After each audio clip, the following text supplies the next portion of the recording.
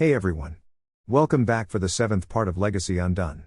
As always, huge thanks to all of my Patreons. Making these videos would be impossible without you guys' support, especially with all the restrictions YouTube places on my type of content. As always, the full story is already out over there for you guys, along with about 30 other different stories you can enjoy. Also, feel free to send me any messages over there if you have any questions or even if you just want to chat. Link to all of that will be in the description. Anyways, everyone, enjoy the video.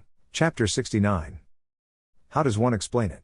How could you possibly say, even think of telling others that you've been given credit, that your whole social status, everything you've built and gained over the last few years, is based on an act that you never actually accomplished? Her name is Kurotsuchi, granddaughter and daughter of previous Tsuchikage, wielder of Konoha's red blade, and killer Tai no Kuni's murderous daimyo. That's the story they told. That's the story everyone believes. A lie. Necessary for everyone. But none knew any better. Koto's last words to her, his warning of traitors, claims to innocence. With his murder right in front of her eyes, it gave those words, those warnings, all new weight that had stayed with her for all the long years since. Someone had wanted their villages at war. Someone wanted this senseless, pointless bloodshed. But how to tell them that?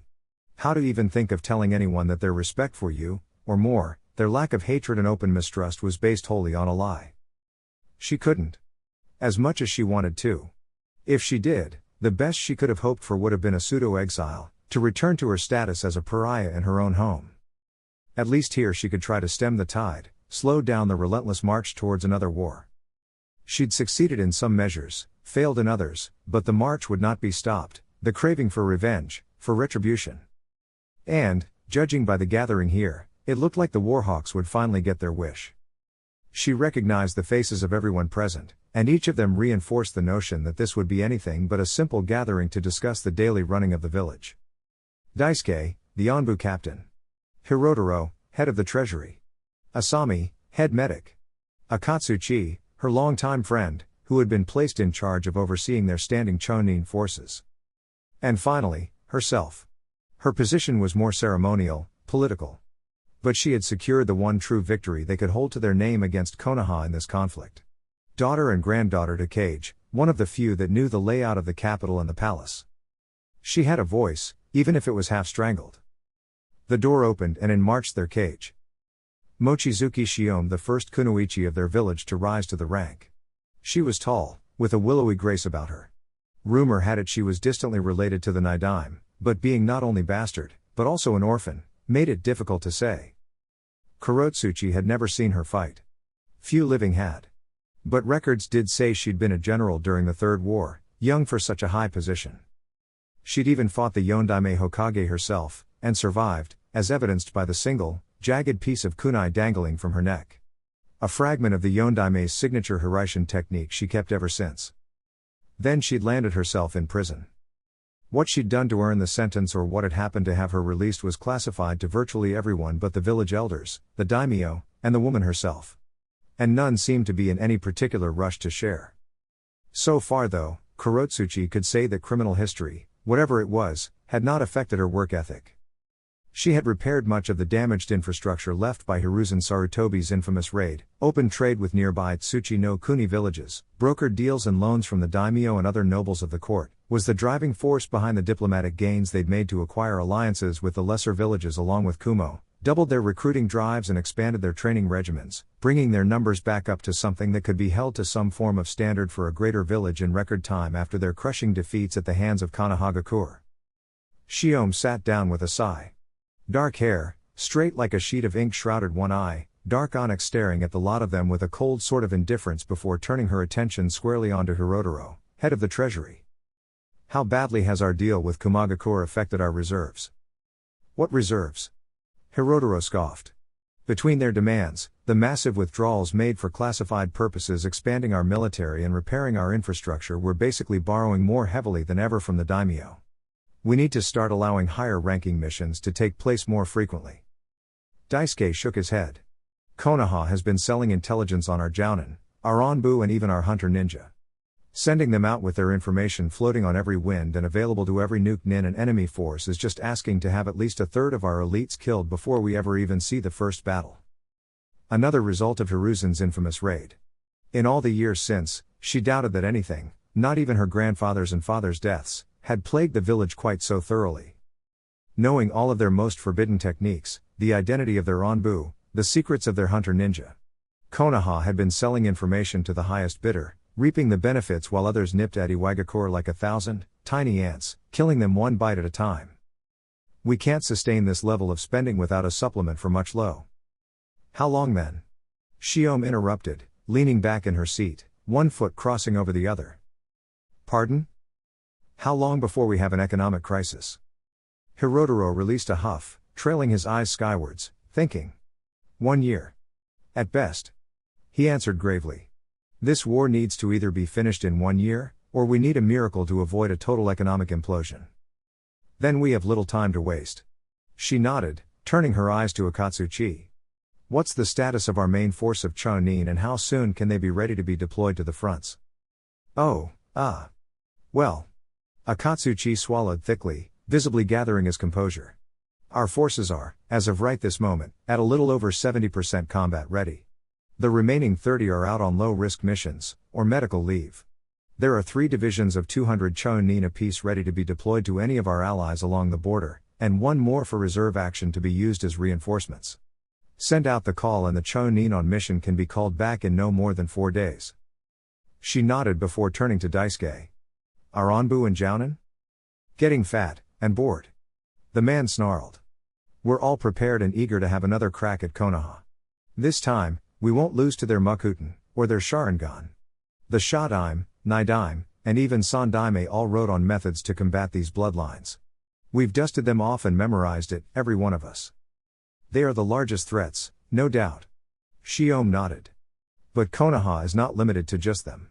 The Blood Wolf, the Death Dealer, the Green Beast, Tsunade, Orochimaru, and Uzumaki have each taken apprentices, with Uzumaki's apprentice being one of Konoha's Jinchuriki. Each are powerful in their own right, so do not allow your pursuit of them to blind you to other threats. The captain nodded. Understood, ma'am. Asami, she nodded to the head medic next. We'll be pitting ourselves against Tsunade of the Sannin. Her expertise has allowed Konoha to grind the opposition down by attrition before. Will that be a problem this time? I don't think so, ma'am. Asami was, in Kurotsuchi's opinion, not cut out to be a frontline shinobi, and it showed. Whilst she had a brilliant mind for books, medical or otherwise, she had never gained the attitude or the skill to reach for anything higher than a chonin. In the hospital room, the woman was brilliant, with a steady hand to go with it.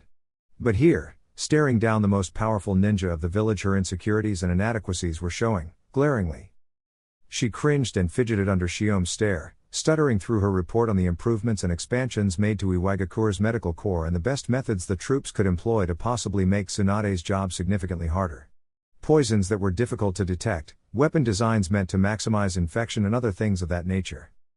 Shiome took it all in with silence, and the occasional respectful nod, before informing Akatsuchi that he should designate a handful of the Chonin to implement these methods. Which then prompted her hapless friend to try, discreetly, to write down some of the suggestions for later, lest he forget. What should be our strategy?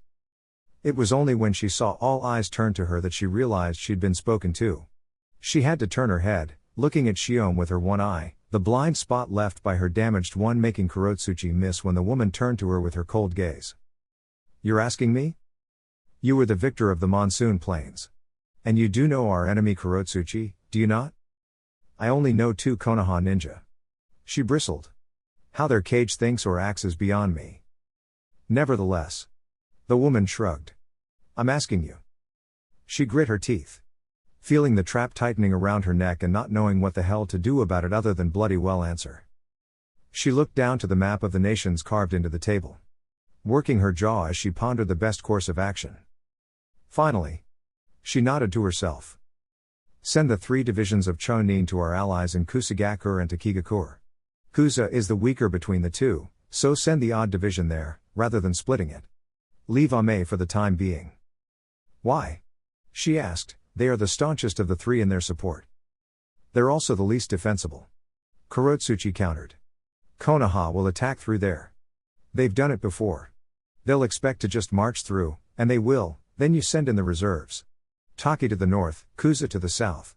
The 2nd Division in Kuza can be used to conduct raids within Hai no Kuni, and the reserves push in from our own borders, surrounding whatever force Konoha sends to Ame on 3 sides. That's assuming they're foolish enough to send everything to Ame and not attack the 3 villages at once. If they do that, their lines will be thin. We would call in the reserves to reinforce Ame, ask the daimyo to send his men, and then contact Kumo to sweep in from the northeast. Suna could do the same to us from the southwest. That's why the 2nd Reserve Division is in the south, in Kuza. She tried not to look smug. Not to mention the Jounin and Onbu will be holding on to here for emergencies. The woman nodded. Decent enough. And if it fails, I'll be the one held responsible, Kurotsuchi mentally sneered. Shiome turned towards the others. I want our every soldier and resource prepared for war in exactly 15 days' time. Understood? Yes, Tsuchikage-sama. They chorused. She remained silent, a fact she regretted as some eyes turned to her, but not enough to speak the words. The god I'm nodded. Very well. You're all dismissed. Kurotsuchi, she stood plucking her hat from the table and placing it over her head, dark eyes looking to her. Come with me. She felt a spike of trepidation lance through her gut, the remnants of her left eye itched with a dull pain that she had to fight the urge to rub it through the cloth covering it. The look Akatsuchi was throwing her way wasn't helping. She stood, the feet of the chair scraping the floor as Shiome marched past her towards a side door. They marched away from the group, leaving through the labyrinthine hallways that led deeper into the mountain behind the cage tower. She tried to smother the apprehension stirring in her chest. XXX. Tell me, Kurotsuchi, do you think me your enemy? Their footsteps were loud. They'd long since abandoned the tiled floors of the tower and had delved deep into the mountain. Emergency lights hung intermittently through the caverns. The dirt was dry beneath their feet, the rock around the walls dark granite. Why are we here? She asked instead. I wouldn't blame you if you did. Your grandfather and I did not get along. Her voice was strange, wistful with an undercurrent of venom. As though she was remembering an ill wish. The granddaughter of Ryautenbin planted her feet and did not take another step. Why, she bit out. Are you dragging me down here? Shiome had walked ahead, 3 paces at least before she looked over her shoulder, noticing Kurotsuchi was no longer following her. It's part of the task I'll assign you with, of course. There are some things even the highest-ranking ninja seldom see. This will be one of those things, she said, an easy smile coming to her face. It made her shiver. Kurotsuchi crossed her arms. You're right. I don't trust you. I do see you as an enemy. Shiome's head tilted, like a snake examining prey. Are you refusing an order from your cage? Are you giving me perhaps an excuse? She grit her teeth. The god I'm snorted. If I wished you dead by murder, I'd hardly have told half my staff, publicly, that I was meeting with you in private. This is a part of your mission. Now come with me and stop testing my patience. Her voice left little room for argument. She didn't bark or snarl or hiss, but there was an undercurrent of danger there the Iwa princess could feel. Like a knife grazing lightly at the back of her neck. She marched on. Years ago. The woman said as Kurotsuchi reached her side, locking step beside her. Your father asked you to hand over all information you had on Uchiha Itachi and Naruto Uzumaki, when it was discovered they used some sort of mass illusion technique to beat back our main force, correct? She nodded. He did. And I did. She'd faced plenty of heat already for supposedly hiding the fact that they had the Sharingan and Makuten bloodlines. Your father planned to form a team with you possibly as a member to hunt the two down, but then the Chunin exams and Amiga Corps presented themselves and altered those plans. She remembered. It would have been a team of his best Onbu, the Onbu he ultimately placed in the ambush that had ended with his, and Koto's, death. I'm planning on putting those plans back on track. You are still the one that knows those two the best. So your presence is needed. You want me to be part of a team? She asked, raising an eyebrow. And for that you had to drag me down here? I believe you'll understand the need for secrecy once you meet them. She smiled. Kumo will be making their own. No one wishes for a return of those cursed bloodlines. The sooner they're destroyed, without heirs, the happier all will be for it. They reached a door. Simple maplewood which she shoved open, and Kurotsuchi found on the other side a well-lit room. It was the people inside said room that made her freeze. You can't be serious, she whispered, horrified. We are. His heavy tread, the sheer size of him. She didn't know how he could have snuck up on her in so confined a space, but he'd managed. Han loomed over the both of them, his entire right arm now of thick, red metal, not unlike his armor. His face, what little could be seen, a litany of scars, and the mask now doubling as a breathing apparatus as his chest rose and fell with a mechanical sound of gears and machinery. "Meet your team, Kurotsuchi-san." She didn't have to look. She could hear the woman smirking. XXX. Far to the south, in the dilapidated corpse that was the city of Amigakure, a blue-haired kunoichi was folding paper cranes. Origami had been a hobby of hers for as long as she could remember. Paper cranes were so ingrained into her fingers she could fold them behind her back and with eyes closed faster than most others could at all. They were said to grant wishes. They never had. No matter how many she folded. But still she folded them, if for no other reason than to keep her hands busy in these moments of laxity, where the plans had been set and the battles couldn't be fought yet. The deep breath, before the plunge. Her fingers ghosted over the pages, listening to the pitter-patter of rain drumming its chime against the metal of the building. She looked at the paper crane. White, folded to perfect angles. Picking it up, she held it in the palm of her hand, staring at it, chin resting against her fist. Am I making the right call? It wasn't the first time she'd asked herself that question. The things she'd done for all these long years, trying to help drag them out of the muck. They weighed on the part of her mind that still considered herself a person, and not the extension of someone's will, fighting for a memory. The little crane gave about as much answers as it did wishes, and she let it drop from her hand to listlessly fall to the floor. Chapter 70. Like any sentient creature, each of the 9 Baijuu had personalities. They could learn, laugh, feel sadness, grief, anger, the whole tapestry of the myriad of emotions one would consider human. But they were not human, they were entities of chakra. Demons, born before the shinobi world came into being, and each and every one of them had a flaw, something within them amplified to its most destructive form. Shukaku's flaw was his bloodlust, something that bled into outright insanity. The need to destroy, to consume, like the desert sands would do anything that stayed in them too long. The Nibi had its laziness. Even towards the very end, when Yugito had been fighting with Hidan and Kakuzu, it hadn't mustered the energy or the will to bring its full power to bear and burn Hidan to cinders, only bringing out its full energy when Yugito was simply too wounded to continue. The Sanbi, cowardice. The Inbi, rage. The Gobi, envy. The Rakubi was manipulative. The Nanabi, vanity. Jiuki, at least before B befriended it, was greed. Constantly tearing into the hole in his previous container's seal to feed his need for destruction, battle, freedom, or anything else that suited its fancy. And finally, Kurama. Kurama's fatal flaw had been his pride. His arrogance. But each of the Baijuu had their virtues too. Jiuki was compassionate. Considerate. More so than any of his siblings. Shukaku, though twisted by his insanity, was protective. And Kurama was loyal. Once you broke past his pride, his anger and arrogance, Kurama was the most trustworthy and long-lasting of friends. Naruto knew that the flaw was easy to invoke, easy to take at simple face value. But you had to dig in deeper with the Baijuu. Show them, after so many years, that the side that wasn't meant for battle could be entrusted with them, their Jinchuriki. To trust them enough that they could be partners. Akane could do that. Every week, at least 3 times, she would visit the Inbi in her seal. Something she could do now after so much practice, practically at will. They struck up conversations, and through her he learned that Son Goku was incredibly curious and also an incredibly quick learner. This was evidenced by his time spent examining, dissecting and ultimately recreating Tsunade's legendary strength from the month or so he spent sealed into Akane while she was still in the womb. He liked challenges to his intelligence, be they riddles, philosophy, books or games like chess.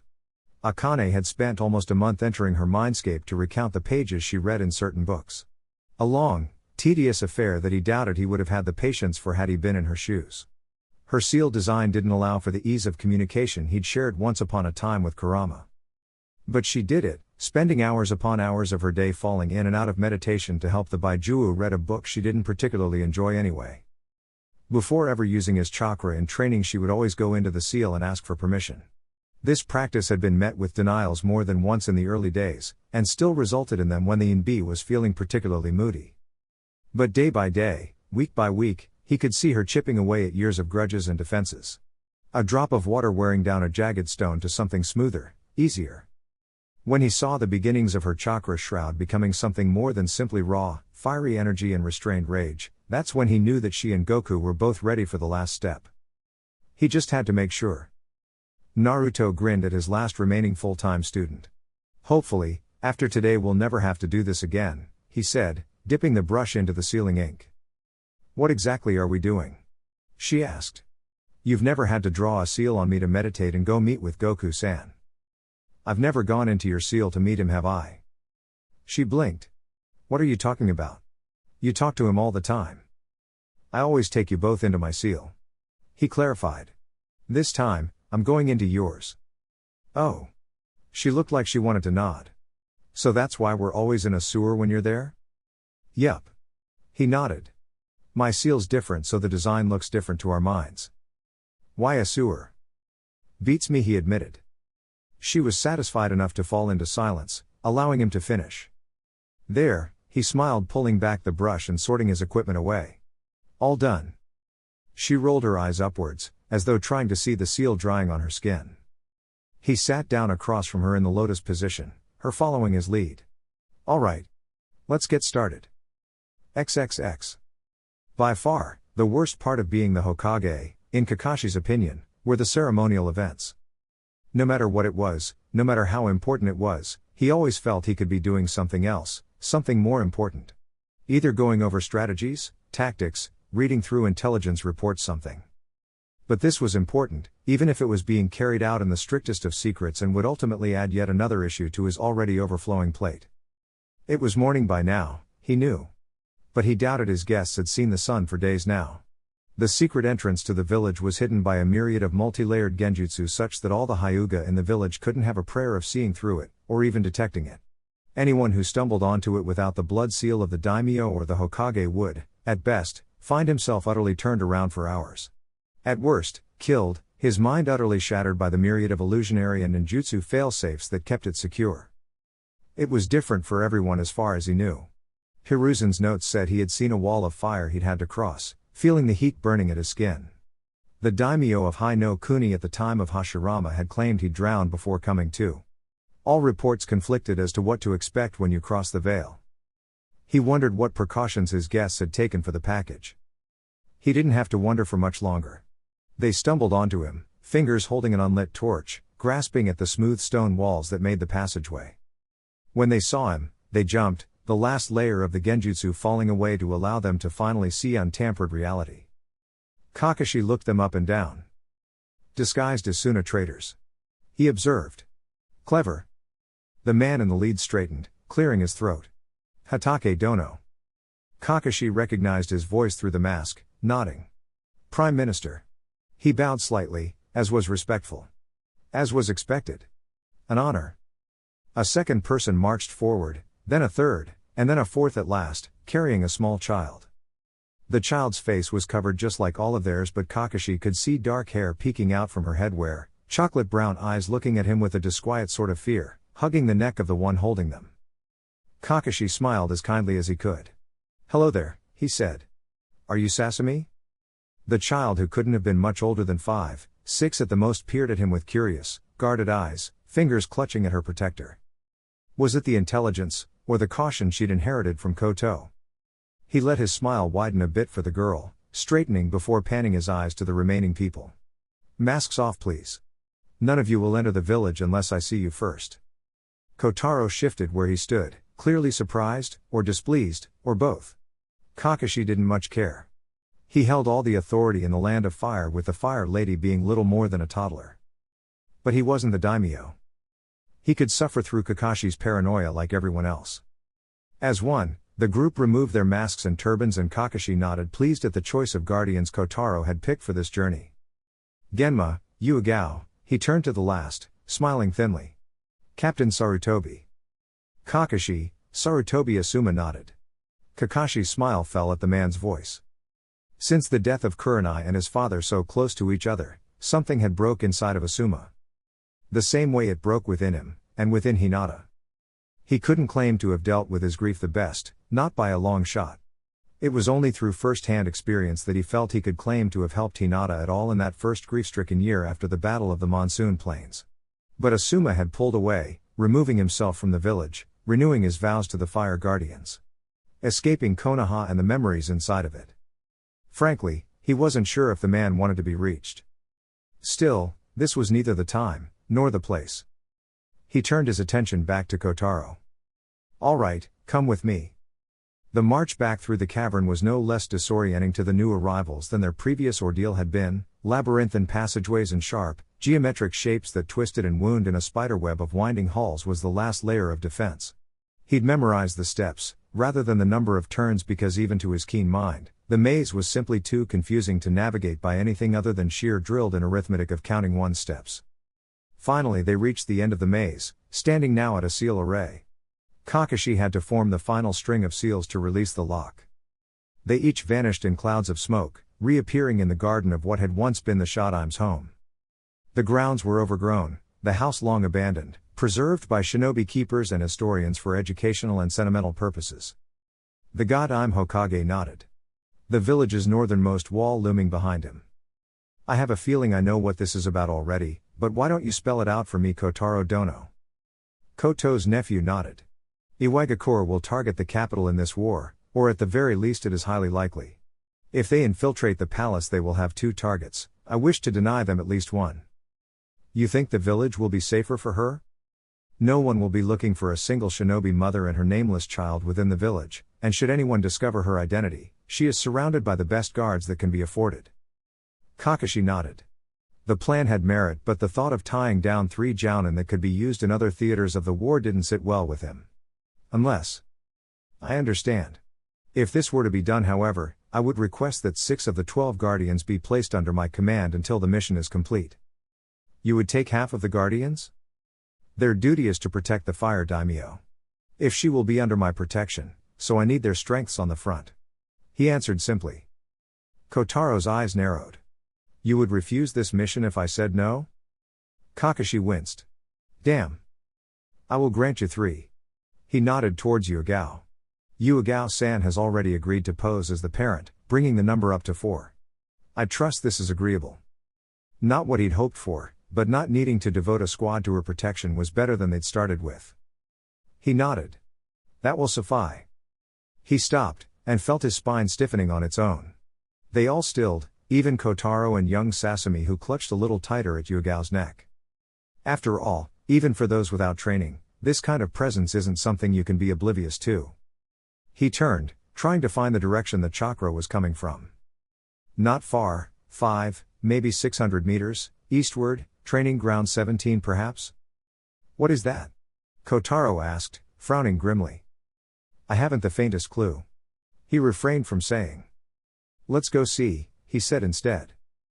XXX. Her seal was a cage framed in a room of dark granite.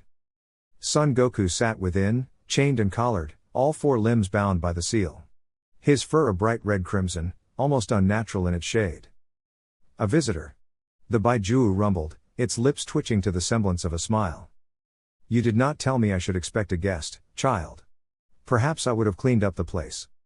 The Inbi grinned at his own joke. Naruto smirked back.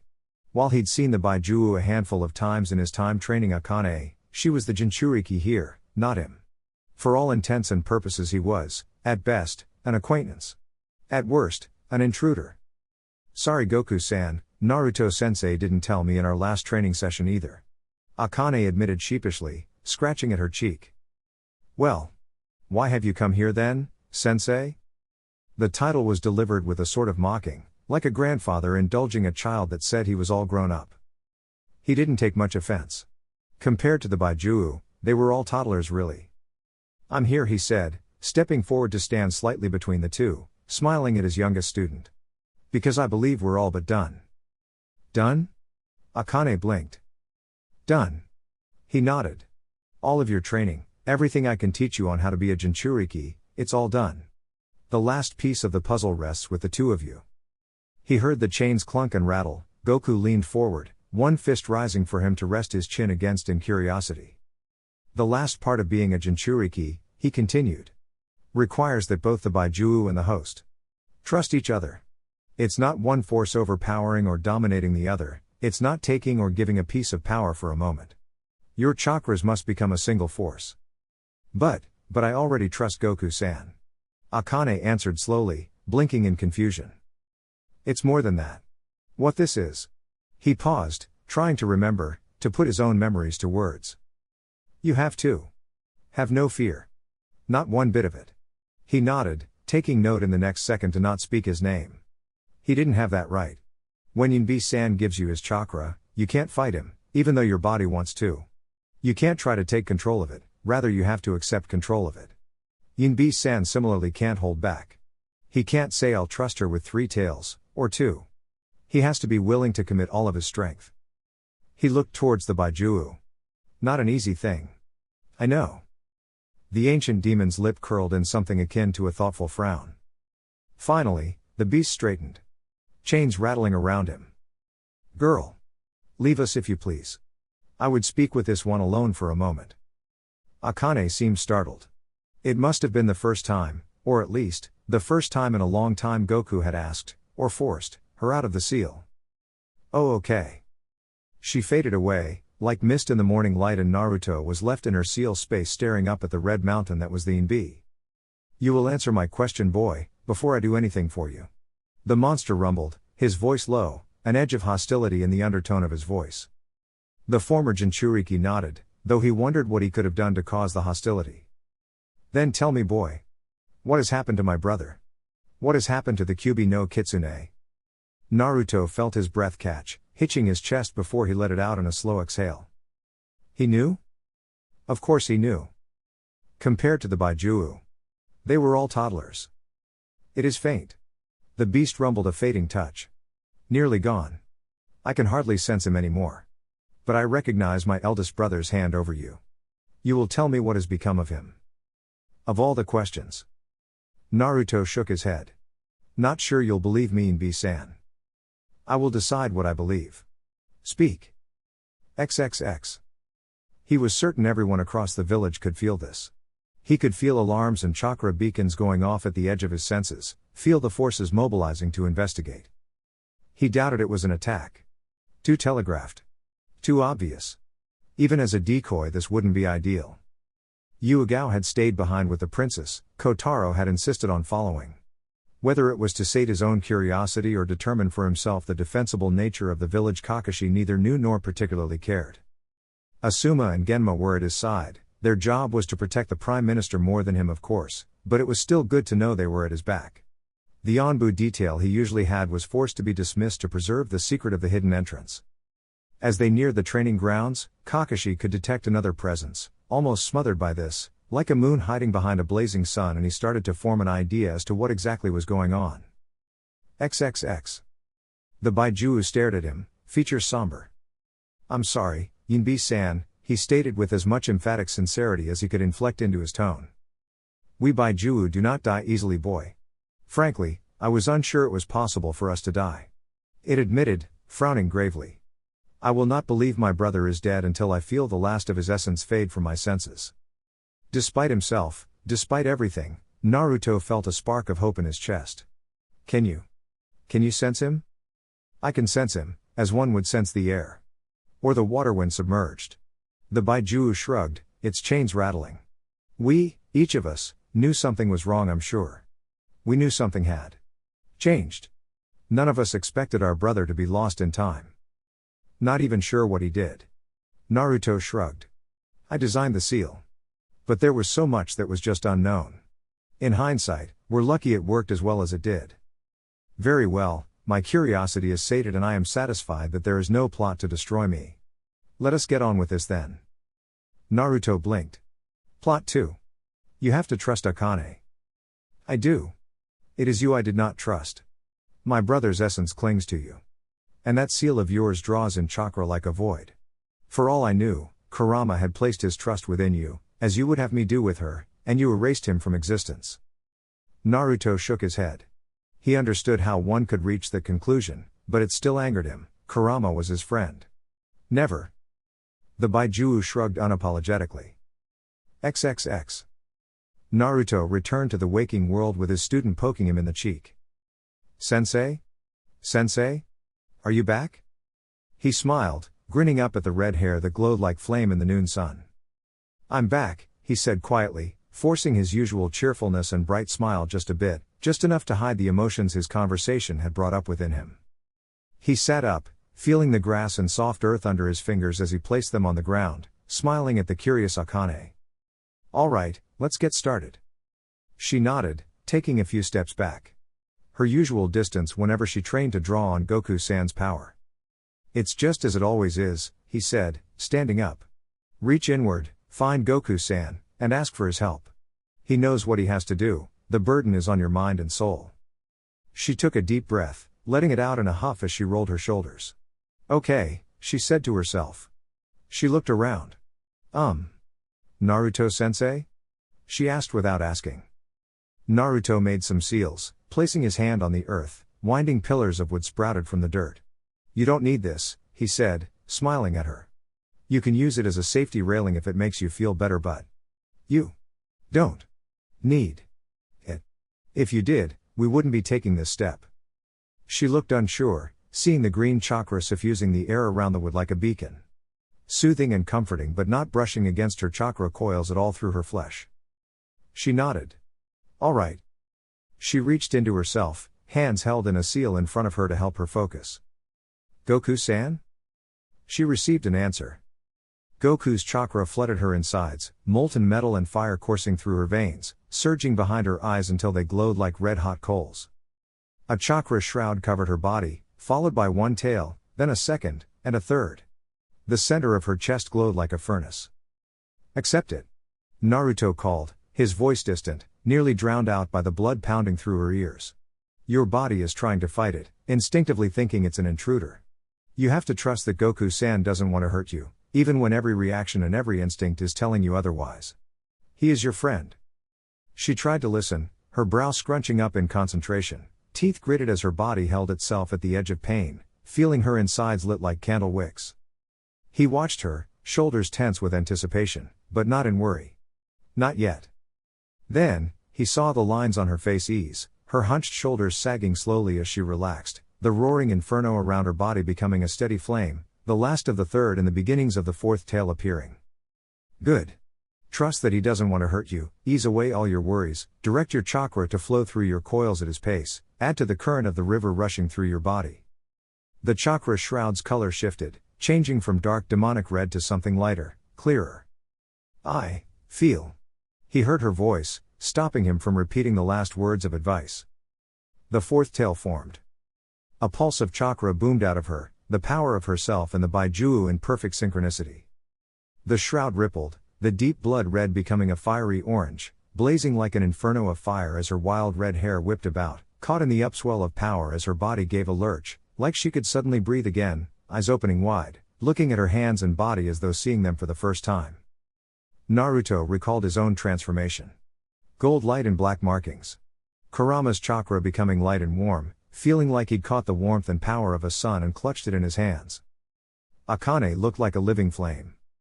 He could see her, and yet not. Her skin was a darker shade, almost sunburnt but not quite so unnatural, her hair a blazing dark orange. The glow of a furnace trapped in her chest spreading to her limbs in faint, barely noticeable lines before they bloomed to other points of light along her wrists, knees and ankles, the light cutting through her clothes.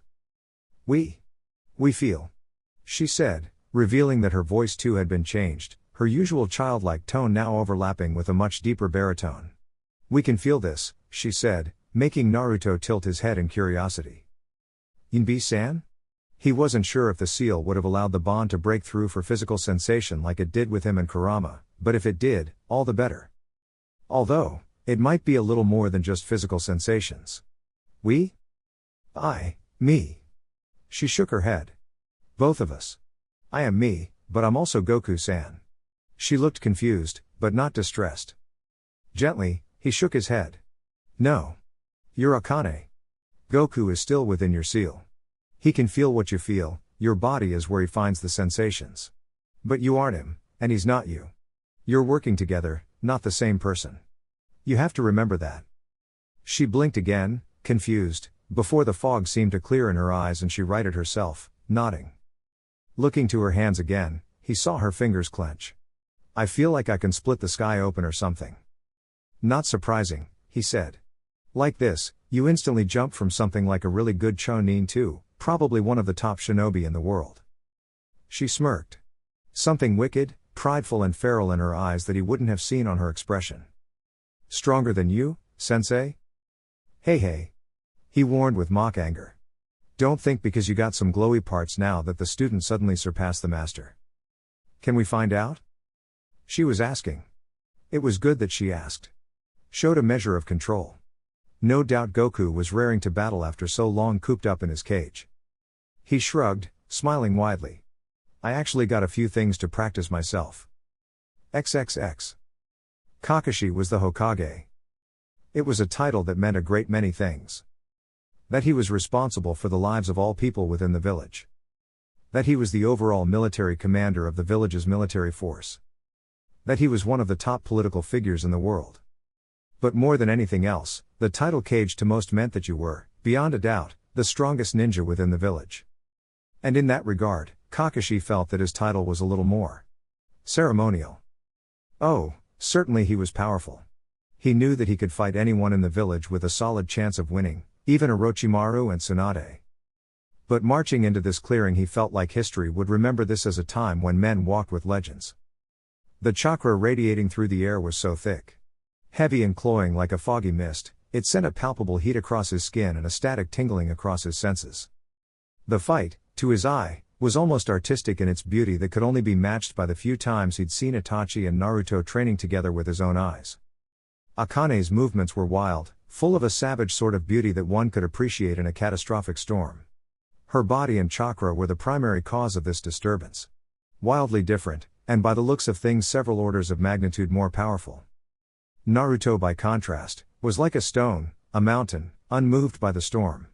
The gentle eddies of his Makuten and the chakra that let him tap into what Kakashi had long ago learned to be sage mode was a calm lake next to the raging firestorm that, while seemingly playing in this sparring match, was leveling blows that could split boulders in two. What is that? The Prime Minister's voice held no small amount of awe in its tone, and judging by the looks and body language of the Guardians, they were in a similar state. Others were coming too, he could feel it. A small army of Chonin and Jounin, drawn like moths to a flame. That, Kakashi deigned to answer, is our Jinchuriki, Minister. Chapter 71. Why wasn't I consulted before this? Kakashi shrugged. Frankly, I figured you'd approve. This is one of the best ways to keep her out of the front line. Which, if I recall correctly, you've been trying to do for months now. Tsunade scowled. Getting involved in the High no Kuni court is hardly much safer. She's not getting involved in the court, Kakashi sighed, aggravated. Honestly, this village was too goddamn small for so many S-class personalities. Each one of them, from Tsunade to Orochimaru to Itachi, seemed to think they knew better. The only one who showed any kind of deference to him was Naruto. And he suspected that was due to past experiences with his Kakashi. The village needs a strong protector in case of attack. The daimyo needs to be protected, incognito within our walls. Keeping Akane here accomplishes both these things easily. How many of the Fire Guardians is my daughter worth in the trade? Tsunade growled. As many as I've decided she was worth. He finally snapped, glaring at her as he leaned forward on his desk. Let's be clear here, Tsunade. I think I'm a nice guy. Fairly easygoing to boot. But I am your Hokage. And my informing you as to how I plan to utilize members of my ninja force, which includes your offspring, as a courtesy. I respect you, even like you. But I'm not asking for permission. I am not consulting you. I am telling you. Am I making myself perfectly clear? As he finished, he glared at the head medic, receiving a glare in return. He saw the muscle in her jaw tense like she was gritting her teeth. Again, he had to acknowledge the fact that Akane was a linchpin that could completely fracture the relationship between himself and his S-class force, but the reality was he was getting fairly sick and tired of walking on eggshells around the last two Sannin in almost every respect regarding her. She was the Jinchuriki of the village. If he could free up a defensive force and keep her within the village walls to protect it, that was just good resource management. And if Tsunade didn't like it because she didn't want her daughter involved in High no Kuni politics, she was a big girl, she could suck it up. There were far worse things. So you called me here too, what? Give me a dressing down. As I said. He answered slowly. I'm informing you of what my plans are as a courtesy. He offered her a shrug. We can keep being courteous after this, or we can be professional. Your call. Before anything more could be said between the two, a Chunin messenger slammed open his door, instantly putting Kakashi on edge. The man looked winded, sweating, holding a scroll in his hand and looking at him like he was bringing word that the sky was falling over them. Kakashi stood, holding out his hand, wordlessly commanding the Chunin to hand him the message. His eye passed over the report, tightening minutely as the only sign of his reaction. "You're dismissed," he said, turning his back to the Chunin. He heard the man bow, turn and march out the door. "What's wrong?" He handed her the scroll. "It won't exactly be classified for long. It seems we're officially at war." XXX. "Come on Hanabi-chan, cheer up. It's not that bad."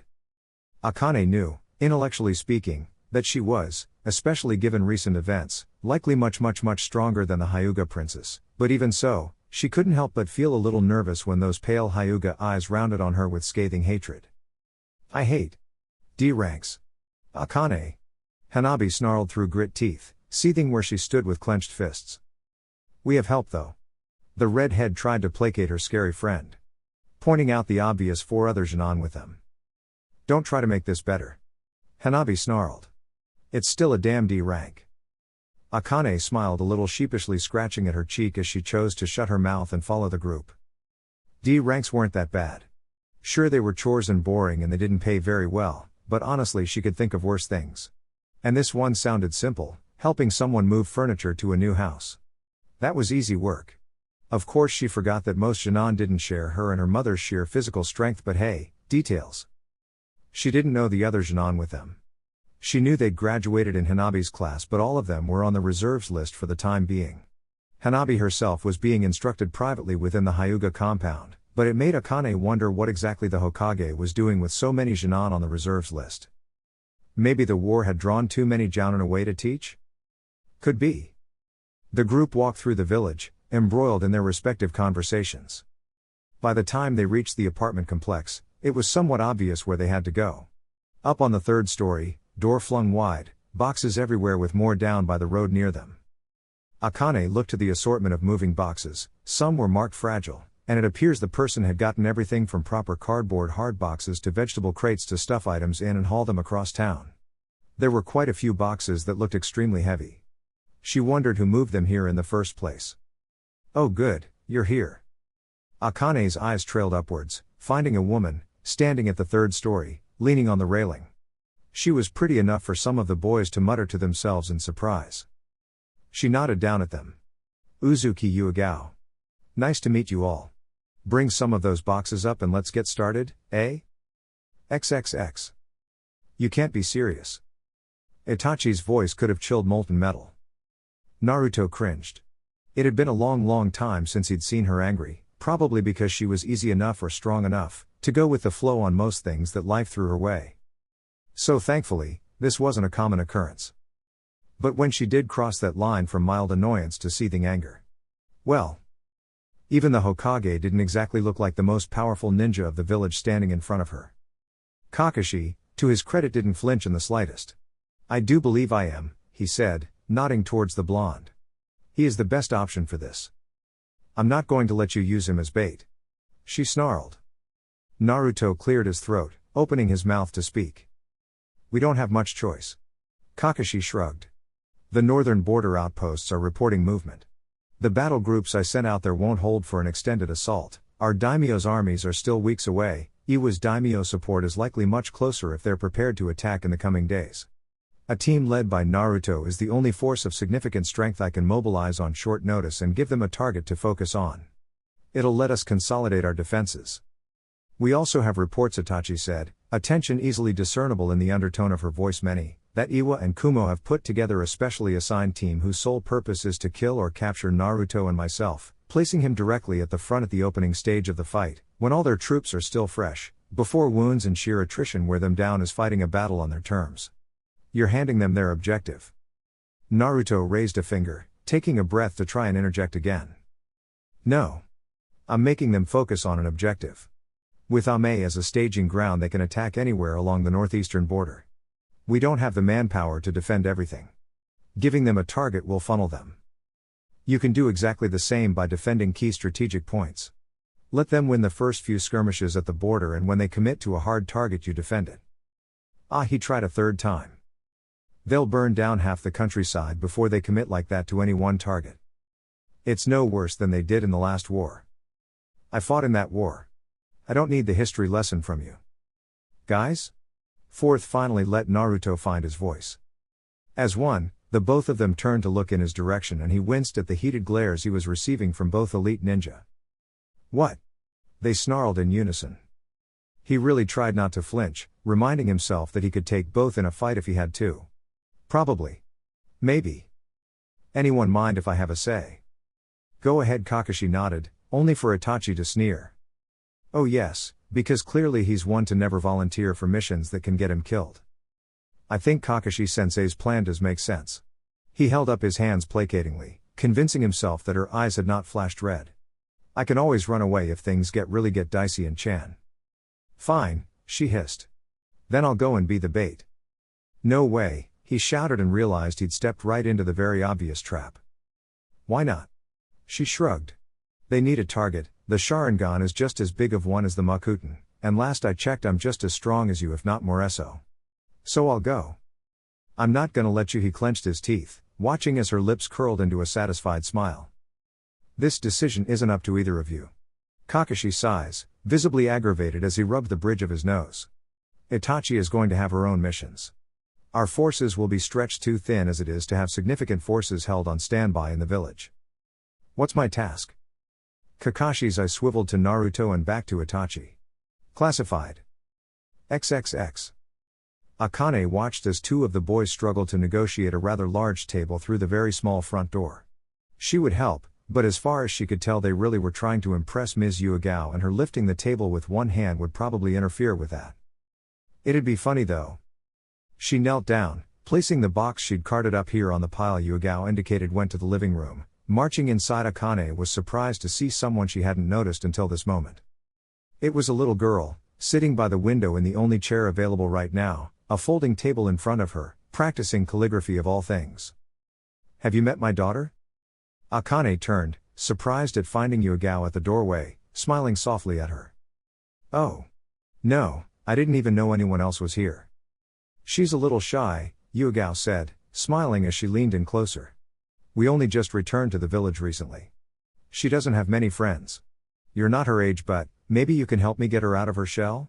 She whispered, quiet enough for just them to hear. Akane blinked, looking to the woman then back to the girl. I suppose. She answered hesitantly. What's her name? Uzuki Sasami. XXX.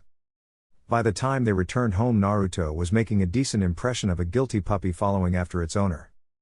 He shuts the door of the apartment behind him before he asks the question. Are you mad at me?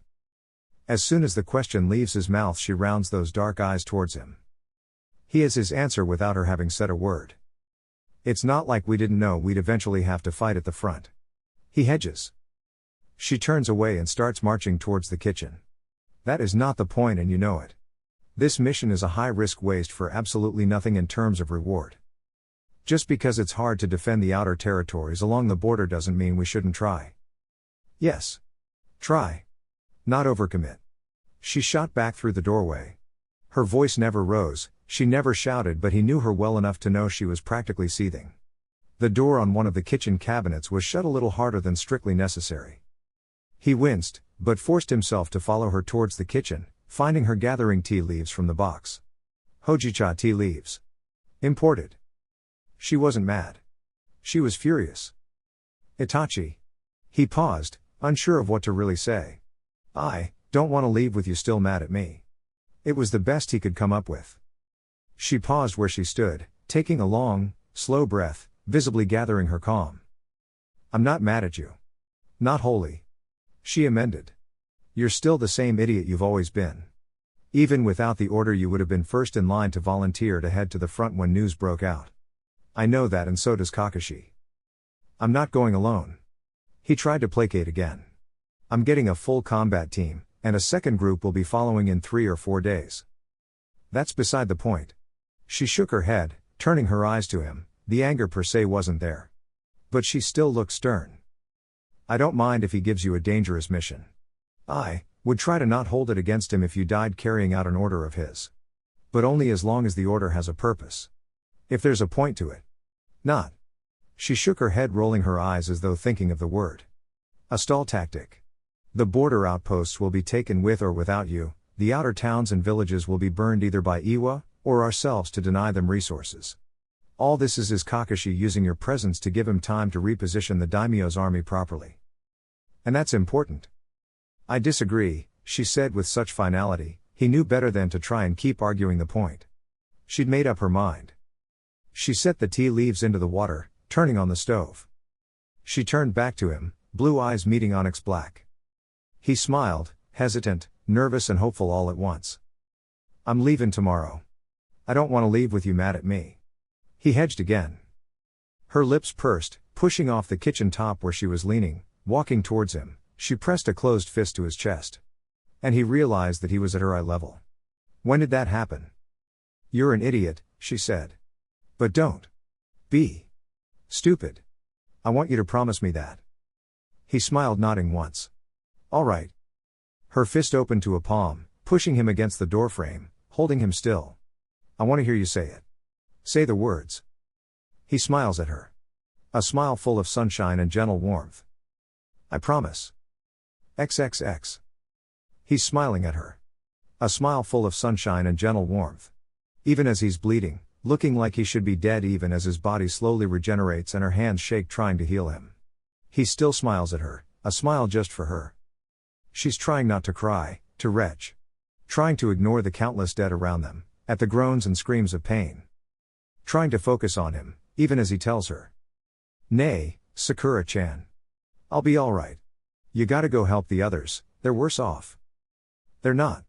His limbs look like little more than mulched meat. Even with Kurama this was dangerous. She's about to tell him so. To scold him. She can feel the anger, the sadness and the guilt twisting in her guts, forcing the muscles in her face to contort and tighten. She's about to scream at him. This idiot. This guy that keeps throwing himself at this and. Then he just smiles at her like everything's alright. She snaps awake, sitting upright in her own bed. Cold sweat making her shiver, her whole body shaking as she brings a hand to her head. A dream again. Another one. The first time she'd shrugged it off. It was easy then. She didn't know medical ninjutsu. Never studied it, or had an interest. Tsunade had mentioned she likely had talent given her fine control. But she was Orochimaru's student. She had survived and endured through his training, grueling and unforgiving as it was. She took pride in that. Sasuke was their medic. Sasuke was the one that found genuine interest in learning the healing arts. The one that felt fulfilled when he patched people up or did some massively complicated surgery. Not her. Everything else was wrong too. Her hair too short. Her build, more upper body and arm strength than she had. Focus on punches. The equipment she carried not enough razor wire. No poison caltrops. The way she molded chakra every time she moved or threw a punch. Nothing in these dreams were her. She couldn't do any of it. And yet. The first time had been easy. The following dozen were getting progressively harder. She stood from her bed, feeling herself weak in the knees, stumbling towards a glass of water she'd learned to keep by the table in her room, fingers shaking worse than she could remember as she grasped it and took hold of the aspirin to stave off the colossal headache she knew would be coming in a few seconds. She gulped it down, barely even breathing, green eyes staring at absolutely nothing even as they were held wide open. She slammed the glass down with a deafening crack, gulping down air even as she felt she couldn't get any into her lungs.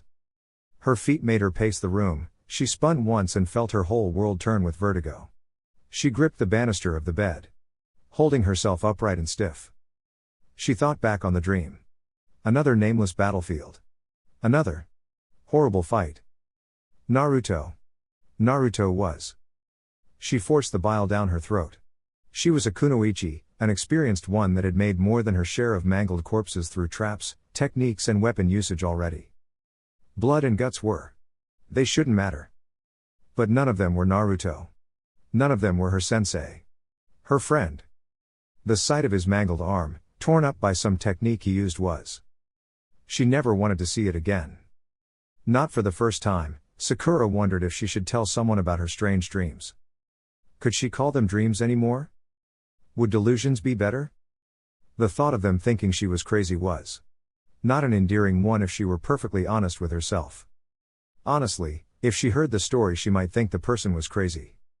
Sakura sat down, feeling the headache starting to kick in, fingers curling at her hair, another image flooding her mind of Hokage-sama ruffling her hair as a child.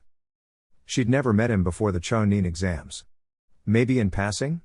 Certainly not enough for him to be looking at her as a child with such fondness. She had to talk to someone. Naruto. Like it or not, he was always involved in the dream in some way. Maybe he had some answers? At the very least he could hear her out. Make her feel better like he always did. Tomorrow. She'd talk with him tomorrow. Chapter 72. The keys to the apartment rattled in her fingers, the lock closing with a resounding clack, as Itachi locked the door. The stairwell was narrow, almost claustrophobic, with barely enough room for her to walk straight given the width of the halls, even with her slender build. Her steps fell quietly on the floorboards, actually focusing on making some noise on the creaky floorboards as opposed to her habitual stealth so as not to startle anyone. It had happened more than once with her neighbors. Descending the stairs, she was surprised when she reached the front door of the apartment complex. Itachi found herself blinking at the sight. Haruno-san? Sakura squealed, jumping almost a foot in the air from where she was, trying to close and shake off an umbrella she was holding outside the doorway.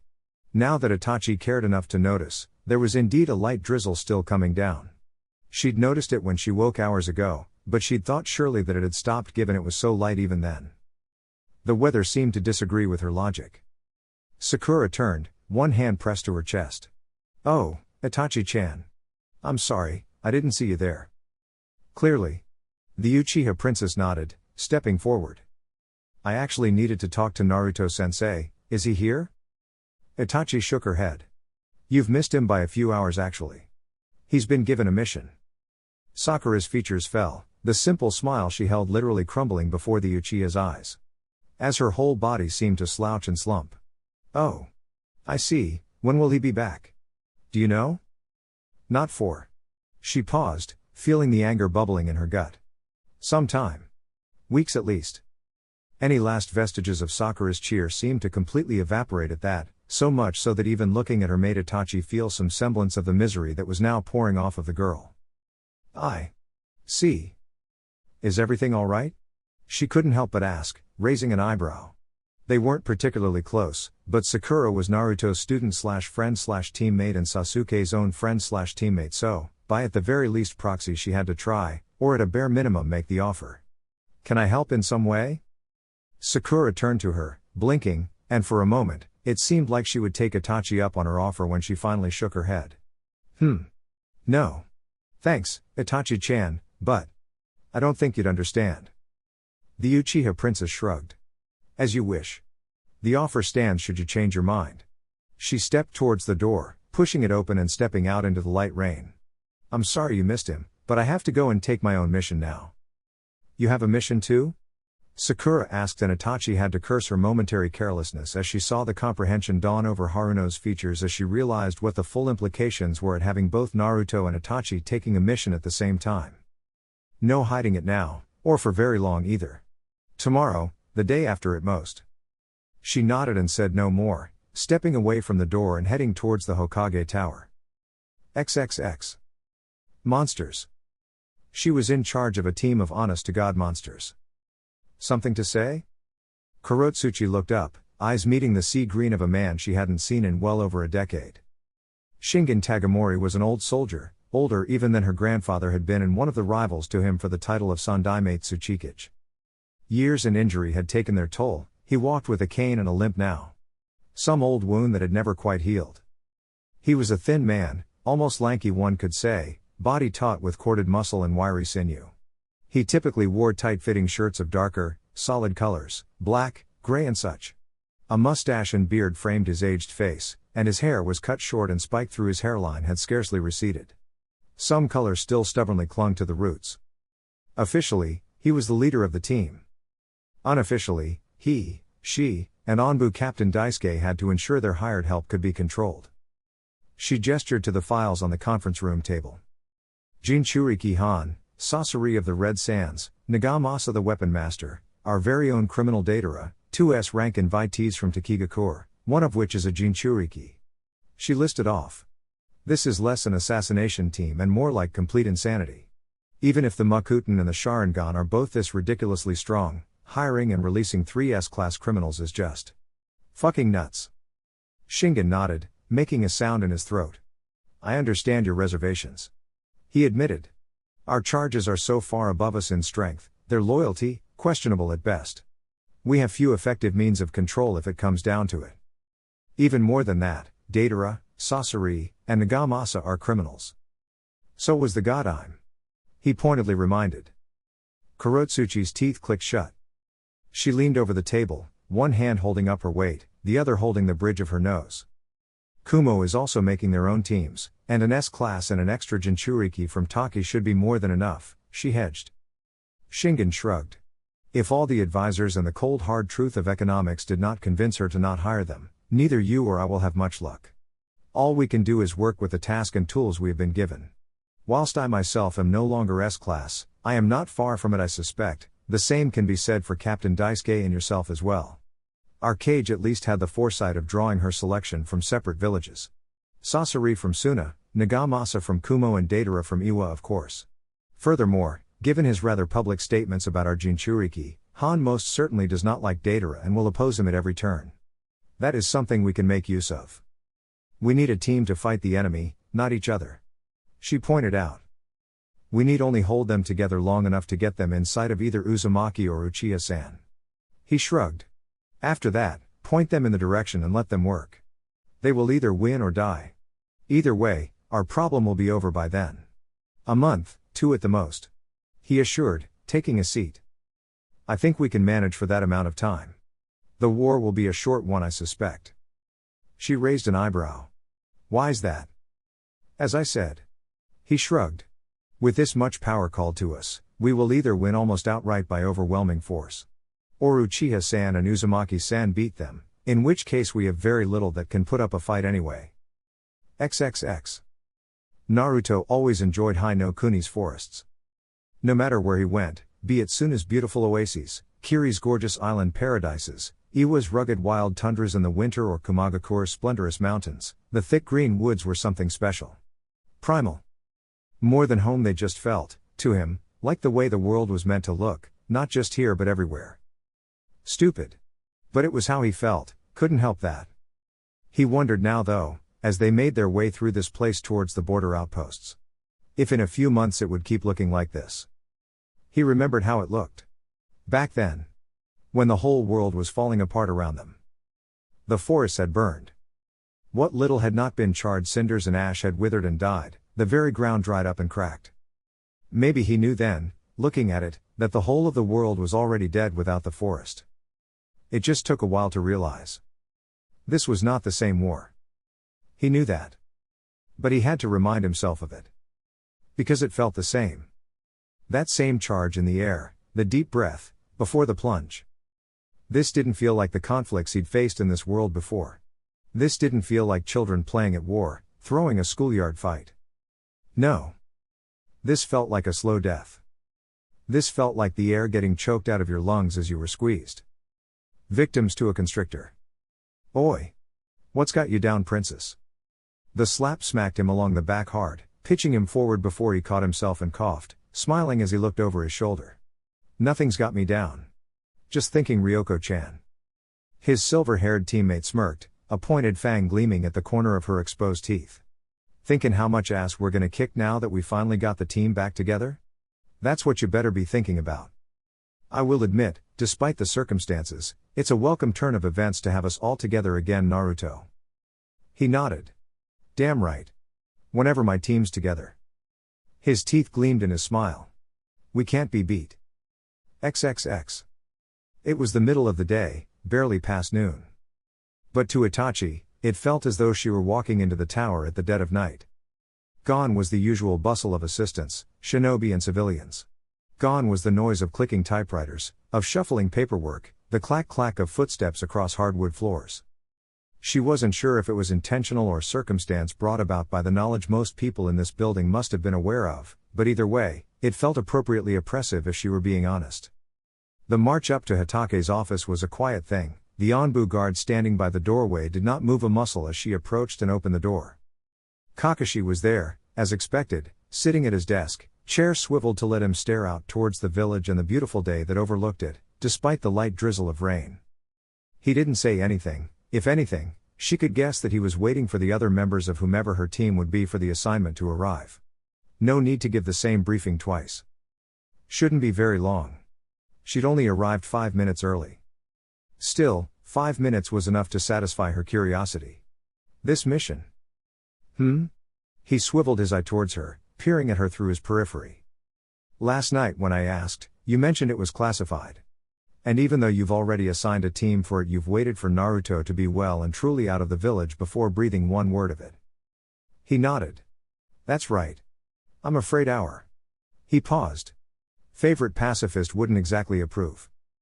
Because I will be in danger? Or because the mission crosses that much of a line? Yes. He nodded, smiling. The smile fell away, and he turned his eye back to the village. What I'm going to ask of you might be one of the most important missions of the war. It will be extremely dangerous, and when you hear the full details even you might not feel entirely comfortable with it. But if you carry out the assignment successfully, it will be a devastating blow, both in terms of the impact to enemy manpower, morale, and logistical stability. It's why I've chosen the people I did for the team. There was a flicker in her senses, a sunshine just outside the door, and she had her answer as to whom her teammates were instantly. I see. She breathed. This is quite a significant investment you're placing on this one mission. It's that important. The door to his office opened, admitting none other than Orochimaru and Tsunade of the Sannin. It's good that you're all here, the Hokage said, turning away from the village and back to his desk, lacing his hands in front of his masked mouth as he leaned forward. Now. Let's begin. Chapter 73. The forests of Konoha were balmy in the summer. Humid. Sanosuke had never been out in this kind of weather this deep into the forest, definitely not for this long. He glanced around the camp. No fires lit. Too much risk of the enemy spotting the smoke. Couldn't try it, not this far out of the safe zone. They were all down to bone meal dry rations and what water they could get safely. He hated this. The tension, the restless nights, the constant need to be on the lookout, jumping at shadows and rustling leaves. No one to talk to most of the time. No one could talk most of the time. This was a 2-week assignment and he felt like it had been going on for 2 months. He wrung his hands together, a nervous tic he seemed to have picked up in just the last few days. Chunin didn't wring their hands like this, did they? Oi, kid. A fast kick to his boot jerked him out of his thoughts, the thump of hardened leather clomping together going off like an explosive tag to his distracted mind as he all but leapt out of his skin. Sanosuke looked up, finding Jounin Captain Hidetada standing over him. Scrambling as quickly as he could to his feet, he stammered a hasty, "Sir." "Easy there, kid." The Jounin Captain held up his hands, and Sanosuke could hear the smirk on his face beneath the mask. "It's not an inspection. You holding up okay?" "Aye." His throat felt dry and the urge to wring his hands together was almost too strong to resist. "I'm fine, sir." Hidetada's head tilted, looking him up and down. "How old are ya, kid?" The indignation, at this point, was almost a reflex. "Old enough." A chuckle was his answer, almost a scoff. "Not nearly." His captain shot back. "But I suppose that's wartime for you." A single hand raised up, planting itself on his shoulder. "Look," he said. "We just got one more mission out here, all right? We succeed, send word back home for them to send the next rotation. So in this fight, you stay with me, okay, kid?" "I'm not a kid." Sanosuke answered back. "Consider it an order. If you're not a kid you can follow orders, right?" He opened his mouth and snapped it shut, realizing instantly he'd walked into something of a trap.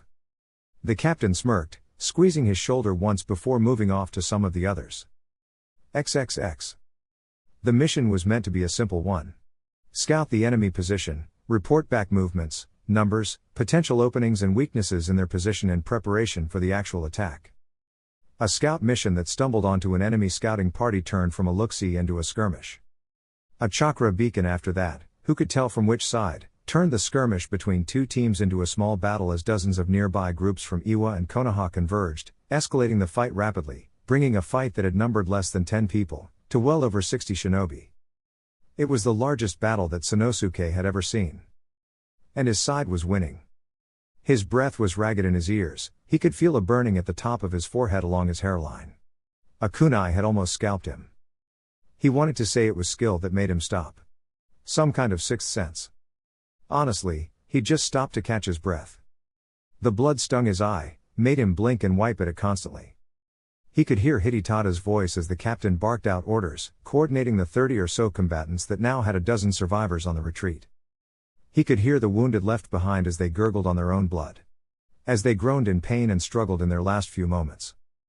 The men around Sanosuke worked quickly.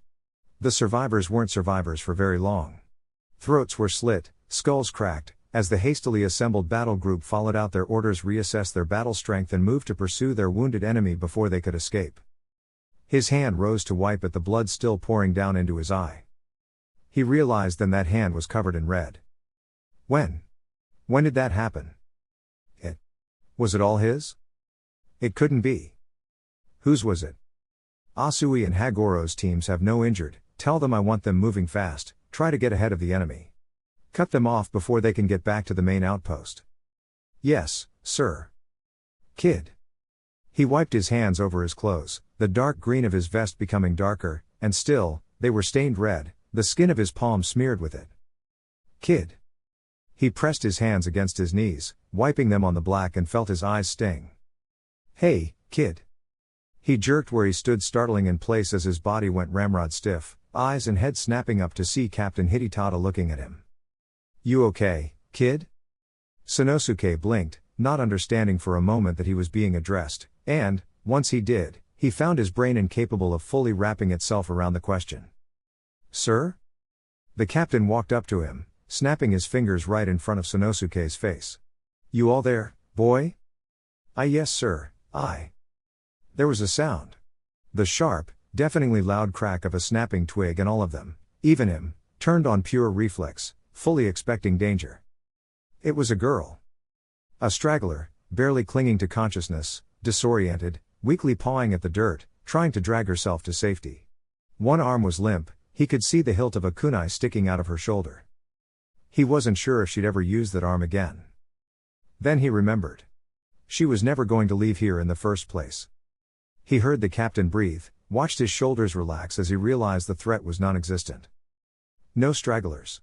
Sanosuke heard the man call and watched as another chonin from another team drew a kunai from his pouch, marching forward with an aggrieved sigh. As if he were about to put down a troublesome dog. Not a person who couldn't have been much older than him now that he looked at her. Something inside Sanosuke's stomach twisted. He didn't know what possessed him to move, but before he knew it he was taking a step forward. He wasn't sure for what. What he would say. Would he even say anything at all? The woman gasped and croaked and writhed on the ground, futilely trying to crawl away. She wasn't even moving in the right direction. Then, whatever he was going to do, whatever he was going to say was rendered irrelevant. The chonin raised his hand, kunai knife in his grip, and brought it straight down. And the girl was gone. He never saw it. Not a blur of motion. Not a hint of movement. He didn't even hear a sound. But instantly, he felt it, the way every single one of the shinobi around him tensed, how the atmosphere of the already dark Konoha forest shifted and turned into something far more oppressive, far more suffocating than it had been before. He had to look to the others, see where they were looking, follow their gaze to find his answer. Found him. His heart jumped in his chest, his throat tightened up. He couldn't breathe. Kneeling on the ground, bleeding woman cradled in one of his arms. Blonde hair, 3 whisker marks. No. No, it couldn't be him. Not out here, it didn't make sense. This was a border outpost. Nothing. This why is he here? You're gonna be alright. Help's here, it's gonna be okay. His voice, his words, something meant to reassure. Was a stark contrast to everything Sanosuke was feeling rush through his mind and body with every uttered syllable. So much for catching them off guard. Another voice drew his attention. There was a silver-haired woman standing to their left, on the branch of a tree, a custom Fuuma shuriken spinning lazily in her grip, smirking with clear condescension down towards them. Sorry we're late for the party. Another voice, another woman, dark-skinned with midnight black hair, stood at ground level smiling at them with a grin that said she knew something they didn't. Sanosuke turned his eyes back to him, watched as he set the girl down, standing to his full height, dressed in a red coat similar to those of the cage, a dangerous gleam in blue eyes that looked sharp enough to cut glass. His knuckles cracked like snapping bones as he bared his grit teeth. "Your fight's with us now, Iwa Nin." Captain Hidetada stood straight and tense, fingers gripping the hilt of his blade tight, and Sanosuke tried not to acknowledge the tremble he could see run through the man as he took a step back. Someone suddenly moved, too fast for Sanosuke to see, but he felt the chakra beacon go off, calling for help. "Calling friends?" The dark-skinned woman chuckled. "Someone, a Chonin, answered her. We've got you three outnumbered 10-1 leaf. I got friends too." Her smile curved her mouth into something wicked. Cruel. And Sanosuke had a moment to recognize movement in the air behind her. "Mine are bigger." The movement turned to a shimmer and the young Chonin's unease became a genuine horror as he saw a massive reptile seemingly bloom into existence, twice the size of a horse, hissing and snarling. Blood-red eyes looking at them with a savage, predatory hunger. "Sick'em boys." The ground at their feet exploded, spiders, larger than men, clawed out of the soft dirt, pouncing onto their prey, pulling them into the ground with barely enough time to scream. Just as the monstrous lizard summon jumped into the thick of them, screeching with a reptilian hiss. It all descended into pandemonium. Their allies rushed in from above as the woman with the Fuma shuriken met the new arrivals with a laugh and a howling wind swirling around her hand tearing at the forest canopy above. On the ground the summon clawed, bit and bludgeoned its way through anything in front of it. Men screamed, limbs went flying still gripping their weapons and bodies were crushed underfoot as the beast tore into anything that drew too close to its mouth, uncaring to the rain of jutsu and weapons falling onto it. Suddenly, they weren't winning this fight anymore. Sanosuke stood in place, frozen, eyes wide, brain trying desperately to catch up to how quickly the situation had fallen apart around them. He could hear the blood rushing through his ears, feel it pounding at his temples, his fingertips tingled, his mouth was dry, all the while his heart pounded under his ribs like it was trying to burst free from his chest. Then, Uzumaki started walking forward. He saw Toryu, one of his squadmates, attack him first, rushing forward, sword in hand, thrusting straight towards his heart. A twitch of his fingers and Sanosuke saw Toryu's hand, sword and all, suddenly fly off his extended limb. A gout of bright red bursting from his wrist as the Chonin screamed clutching at the stump. He probably didn't even notice the elbow that struck him across the temple, silencing him completely. A dome of earth encased the Konoha Nin, pure slate-gray stone imprisoning him for a moment before a lance made from the dome itself shot out rushing up towards the trees and skewering what Sanosuke could only assume was the caster, the earth wall crumbling as the man dropped from the trees above like a dead fish. Two more men moved to attack, both fell to the ignored lizard summon, its long, thin, razor-sharp tail whipping out, beheading one and nearly bisecting another. The beast was covered in scrapes and wounds, weapons sticking out of its thick, tough scales. The fresh blood that coated the beast made it glimmer like rubies. A rain of kunai descended from the tree line and Uzumaki unfurled a scroll from his jacket, releasing a deluge of rushing water. Sanosuke could almost feel the surge of chakra taking hold of the mass, twisting and controlling it. The water swirled around him like a maelstrom, catching blades in the rapid currents before he sent it towards his attackers, catching them in the rush and killing them with their own weapons still trapped within. Then, Captain Hidetada was in front of him, weapon drawn, facing their enemy. "Run, kid." He struggled to even register the order, feet rooted to the ground. Hidetada lunged forward, slashing with his short sword only for his wrist to be caught, twisted. The older man grunted, struggling against the Uzumaki, punching with his free hand only for that to be caught too, the fingers of his clenched fist being swiftly pried open and pulled the wrong way, until his arm and wrist were held straight. With a seemingly impossible amount of flexibility for someone of his size, the Konoha Nin twisted where he stood, little more than an arm's distance from the captain and kicked him with a flawless back kick, foot rising to perform a standing split and crack against the captain's jawline, sending him straight to the ground. With a casual toss, the sword was thrown away.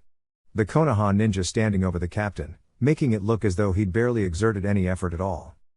A kunai sliced Sanosuke's cheek, the searing burn of pain as his flesh was gouged open brought him back to reality as he gulped down a startled breath of air, reeling as his hand rose up clutching at his bleeding face. "I said run." The captain shouted scrabbling away from the monstrous leaf nin. He felt those eyes on him, and Sanosuke looked up from his captain to find the piercing blue looking at him.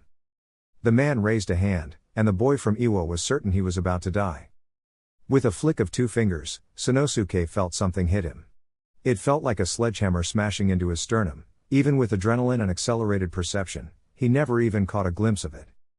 He flew back, feet abandoning the ground entirely before he smacked hard into a tree some distance away. His mind clicked back into place, panicked breaths filling his lungs. He didn't need to be told a third time. He turned his back and ran. Heart in his throat, he ran until his lungs threatened to collapse, the muscles of his legs tore and his bones became leaden rods. He didn't dare stop running long after he couldn't feel his presence pressing down on him like a shroud of dread. When they found him 2 days and a night later, he was nearly dead from sheer exhaustion. It would be even longer before he received confirmation of what he already suspected. He would be the only one to return from the battle. He killed them all, the boy would think. The Storm King had killed them all. XXX. In the twilight of the setting sun, weapons drenched in blood, as the exhaustive search for survivors and injured was tallied up, Ryoko fingered one of the blades of her custom Fuuma shuriken, eyeing the assembled collection of fresh prisoners. The Iwa Nin were a damn sad sight compared to a scant few hours ago, that was certain. They shivered and trembled, huddled together like a tenebrous pack of dying mongrels. Don't have enough food to keep 'em, I say we kill 'em all. She leered. Buratomi, Kyofu's present summon, circled like he was contemplating his next meal, the massive beast releasing a hiss from somewhere in his throat that seemed to vibrate the air, its long, slender tail lazily whipping behind it. She smirked at the cluster of Iwa Nin, feeling particularly cruel. He likes his meals cooked before he eats them. The youngest looked at her with palpable horror. Stop using my summon as a prop to scare them. Kyofu droned behind her. He doesn't mind. She argued back, irritated that the aura of intimidation she'd been utilizing was now diminished. She looked back to Kyofu. She'd returned to her conversation with the Chonin scout commander, utterly ignoring her. She didn't need to hear them to know what they were talking about. Troop strength, their defenses' integrity, patrol route and times, reports on enemy movements and numbers for the last few days. Kyofu always had had an eye and an ear for numbers and logistics. Came with being a summoner. Lots of things to keep track of with the animal clans. Rituals, rites, rivalries, families. Ryoko was more of a people person. Judging by the state of the leaf shinobi here, she could tell they were green. Very green. Competent enough in a textbook sort of way. They knew their job, but anything outside of their comfort zone, like a battle on this scale, they didn't know how to improvise for effectively. She'd never been involved in a war herself, battles certainly, but not war, and definitely not right at the front lines like a giant warning sign. She, too, was out of her comfort zone if she were perfectly honest with herself. Only difference between her and these greenhorns out here was Orochimaru-sensei. He'd never forgive them, or himself, if they were so stupid as to let themselves be killed out on the field. It'd be embarrassing. That's enough, Ryoko, we're not killing them. She straightened, looking to Naruto. Then how are we feeding them? You left too damn many alive. We'll deal with it. His voice was terse, irritated. He always was when she said things like that. Can still kill them. She prodded, knowing the answer. That's Orochimaru talking. And he'd be right. She let out a sound, somewhere between a groan and a scoff, crossing her arms as she propped herself against a nearby tree. Still watching the subjugated enemy ninja. Naruto glared at her from where he knelt beside the girl he'd gotten to in time to rescue. Ryoko recognized her. Distantly, anyway. 10 nen or something. One of Mito-san's students. No wonder he'd been so pissed when he jumped in. Her blonde teammate looked to a medic, speaking with him.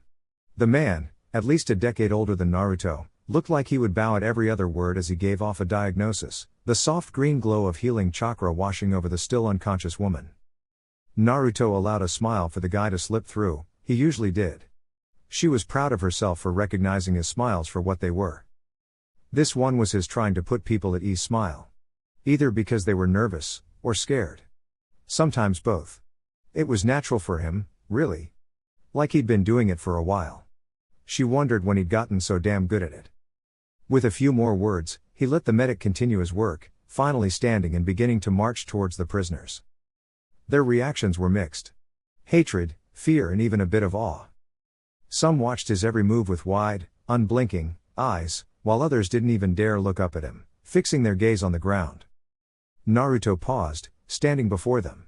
He glanced back towards her and she shrugged, twirling her custom Fu-Ma shuriken in a silent affirmation that the offer to kill them all was still on the table. He ignored the implication, turning to look back at the captured combatants. "I'd rather not hurt any of you," he started, kneeling in front of the group. "If possible I'd." And like that the calm was broken. Someone very stupid and soon to be very, very dead, lunged from the group, bloody kunai in hand. Where he'd stashed the weapon she didn't know, and she didn't care. Her arm cocked back, ready to throw the wind-shrouded shuriken. She'd cut them all to ribbons in a single swing and half the forest behind him. But she was too late. The blade glinted in the light that broke through the canopies and she would swear to her dying day that her stupid, too damn nice teammate should have gotten cut, possibly killed. But then, one moment his hand was resting at his knee, in the next it was grasping the man's fist, clenching it shut so he couldn't use his fingers to throw the blade. The Iwa Chonin struggled, either trying to shove himself the extra few inches or trying to pull back, she couldn't tell. Naruto's grip was true stone, utterly immovable. Then he redirected and shoved the man's kunai into his own chest while it was still clenched in his fist.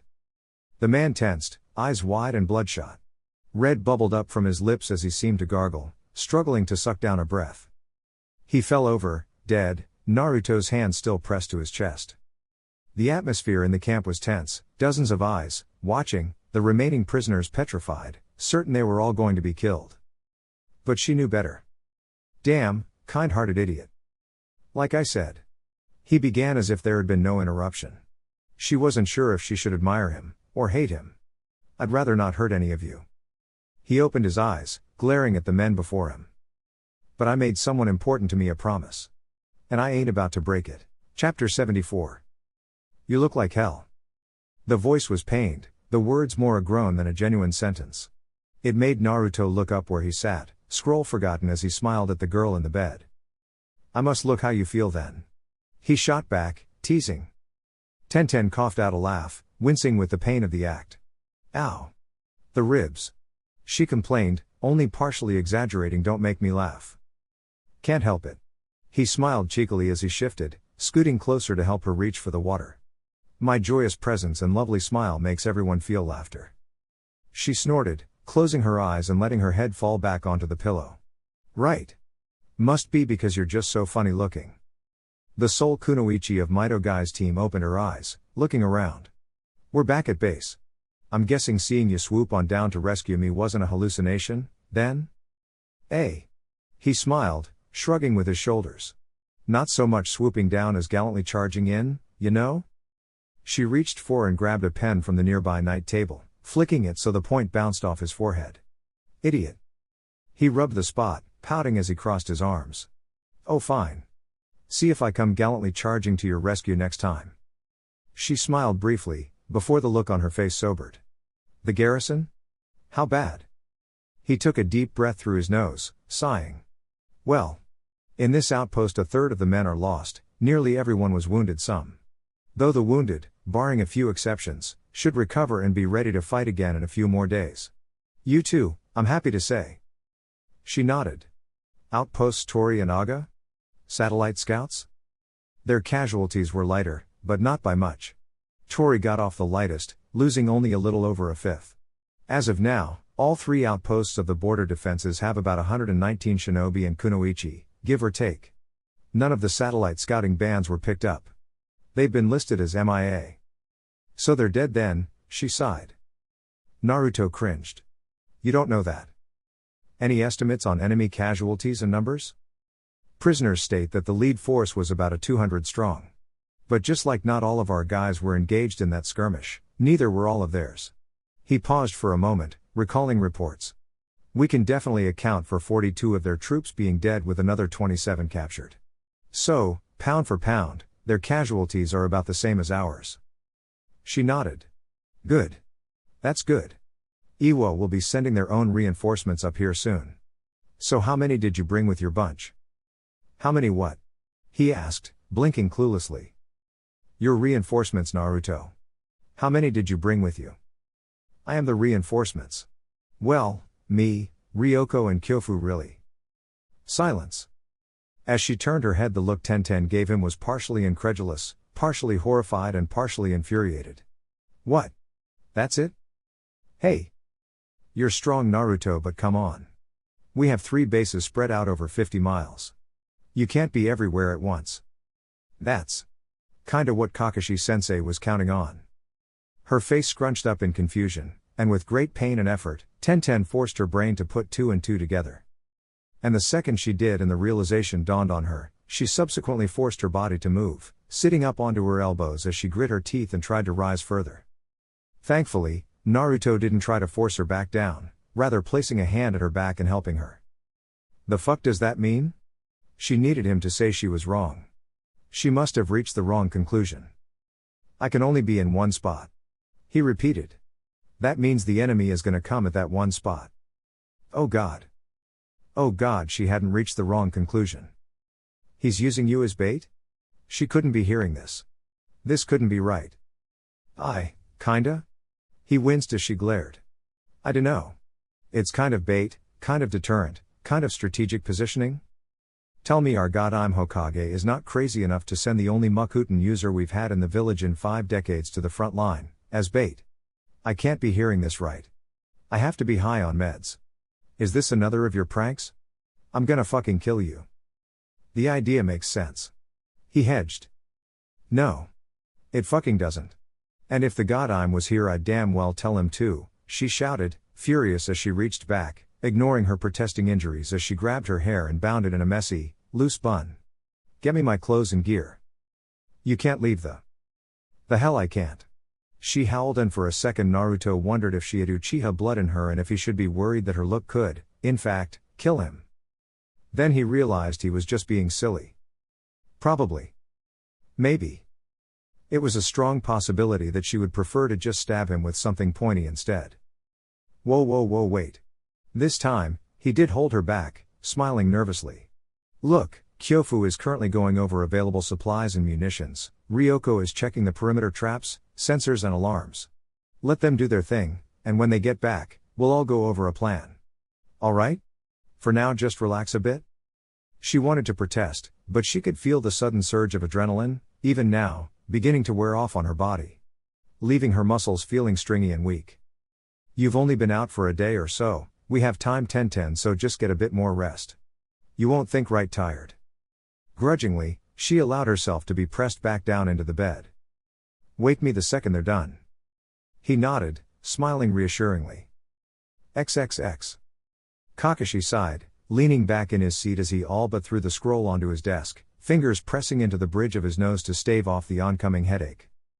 Problems? He opened one eye, looking at Anko, who smiled as she stepped through the balcony door, smiling cheekily at him. Isn't it always? He asked, eyes crinkling in a smile over the mask as he held out his hand. She walked over, gripping it as she walked behind his seat, running her free hand through his mess of silver hair. She did it every time. He could set his clock by it. What's wrong? The Kazekage not so subtly threatened the continuation of the alliance of our villages and the military support we'll receive should my questionable choices in troop positioning cost the village too much early in the war. Since when does the Kazekage care about Konoha shinobi? She asked as he felt her nails gently scrape over his scalp. Since never. The god I'm took a deep, slow breath, feeling his chest and lungs stretch with a pleasant tinge of pain.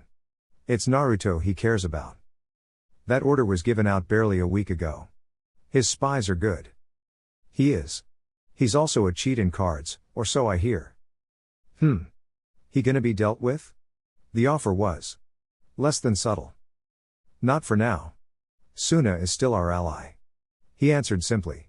Honestly, the only one who seems to like the plan for Naruto to be used like this is Nara and Naruto himself.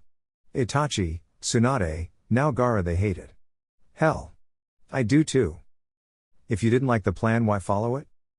Because it made sense. Because there weren't any better options.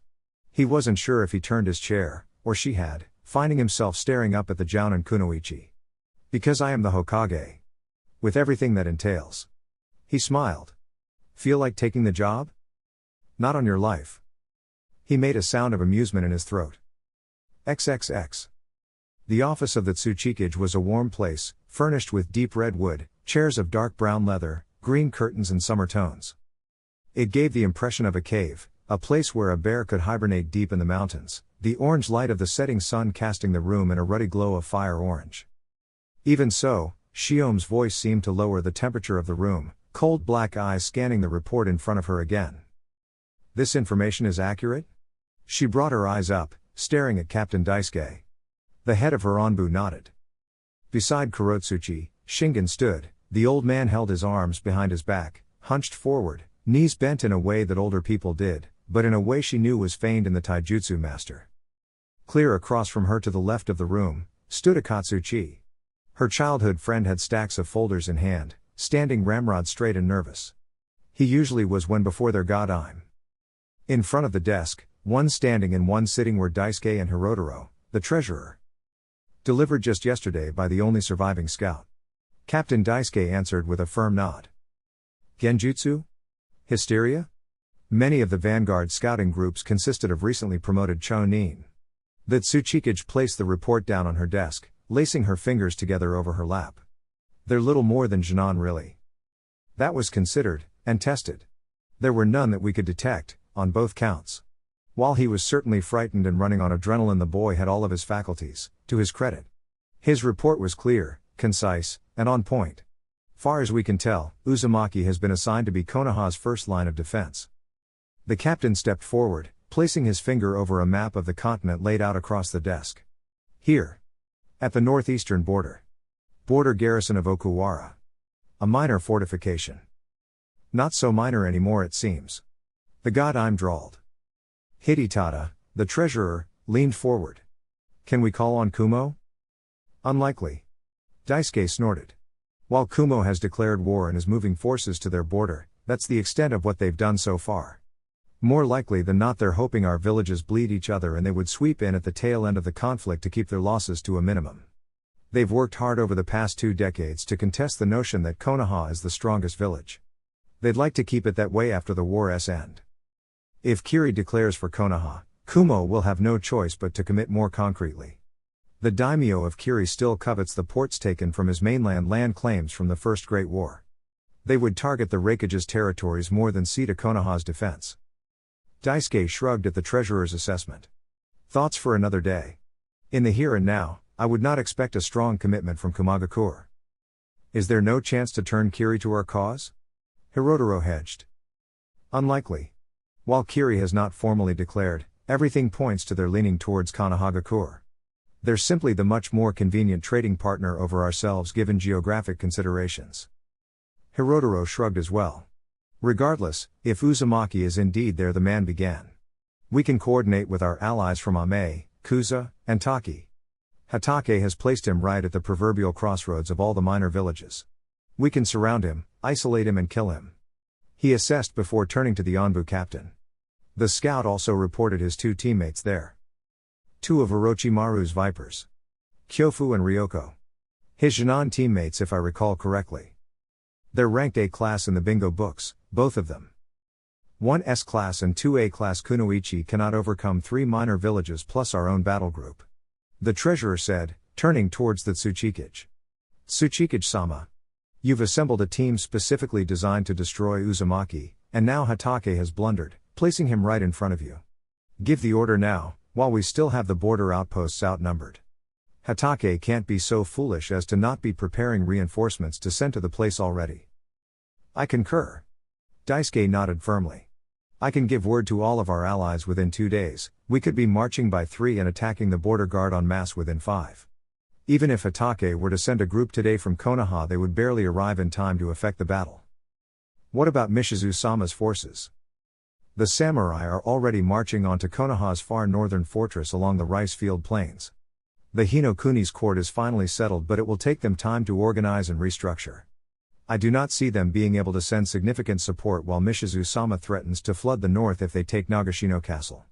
They will focus there. Both men looked to the Tsuchikage, all but salivating at the prospects set before them. Uzumaki Naruto, delivered right into their hands. Kurotsuchi could almost taste their bloodlust.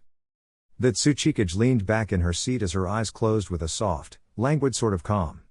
She placed her chin against her fist, leaning to the side as she rocked on the leather chair back and forth, swiveling to the balcony and back again.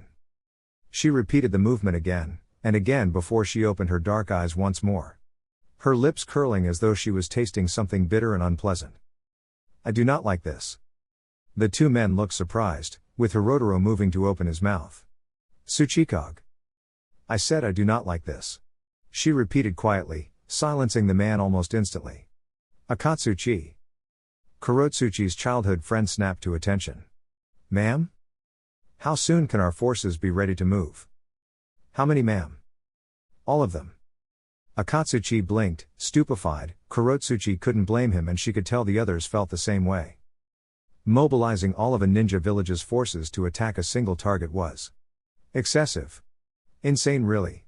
Especially when one considered the team of monsters she'd put together under Kurotsuchi herself, any one of which could probably level those bases on their own. Ah. Well. What target? Akatsuchi asked, and the obvious stall for time was desperate as he rummaged through the papers in hand. The Tsuchikage gestured in the vague direction of the map. Hinokuni.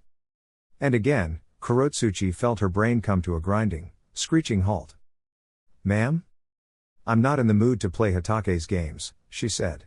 He's placed Uzumaki there to trick us into focusing our forces there, bottlenecking them into a single theater, isolating the damage and being able to grind us down by trickling in reinforcements from the capital and Konohagakure proper. He has every confidence Uzumaki will survive and hold out there. But ma'am, we have. What we have is a team of assassins we've paid good money for. She cut off her Onbu captain, turning to look at Kurotsuchi and Shingen out of the corner of her eye. A team which, whether or not we march on Konoha, should always be ready to face and eliminate both Uzumaki Naruto and Uchiha Itachi. From where I sit, all of the resources to be spent on those two have been spent and assigned. They will receive enough support to outnumber the garrison of the border bases by at least 2 to 1. The rest of our battle groups. Shiome turned back to her desk and Kurotsuchi felt a genjutsu coil over her eyes, obvious and relatively benign. She saw various village symbols of Iwagakure, which she assumed were army units, traverse across the map, bypassing the area where Uzumaki Naruto was reported to be, and flooding into Hinokuni's borderlands. I would see the areas Uzumaki is placing himself to protect be burned to the ground around him. Amigakure, Takigakure and Kusagakure can be invited to share in the spoils. Anything their men can carry off would be theirs to keep. It should keep them content for the time being. But ma'am, a general advance like this, with no hard targets, no established supply routes. All we would do is advance and then need to give up the very grounds we gain once we run out of resources and materiel. Not to mention that even with Amigakure as a staging ground we will be straining supplies to the very breaking point, Hirotaro protested. The war needs to be over quickly, doesn't it? She shot back, a heat in her voice now, which had rarely rose above glacial. You have given me 1 year to finish this, Hirotaro. I'll not waste half of it beating my face against the Makuten and the Sharingan. Konohagakure is a lumbering, fat beast, with a great many more weak points and easier targets to bleed it white than the 2 resurgent bloodlines. Captain Daisuke spoke up now, leaning over the desk. Ma'am, while we may very well see huge successes early on, the deeper our forces venture without established, reliable fallback points, retreat positions and fortifications, a Konoha counterattack will cause grievous losses considering the advantage they would have within their borders and the disorganized nature of our own attack. How could we order a general retreat with everyone so spread out across the entirety of Hinokuni? Battle groups would risk being isolated, cut off and... The Tsuchikage turned to Akatsuchi, staring the plump boy down. How long? The question was simple, Daisuke and Hirotaro's protests falling silent as Akatsuchi seemed to break into cold sweat. 10 days? You have 7. The woman shot back, voice leaving absolutely no room for argument as she finally turned to look at Kurotsuchi and Shingen. I suggest the 2 of you prep your team. In a week's time, you'll be hunting Konoha's Storm King.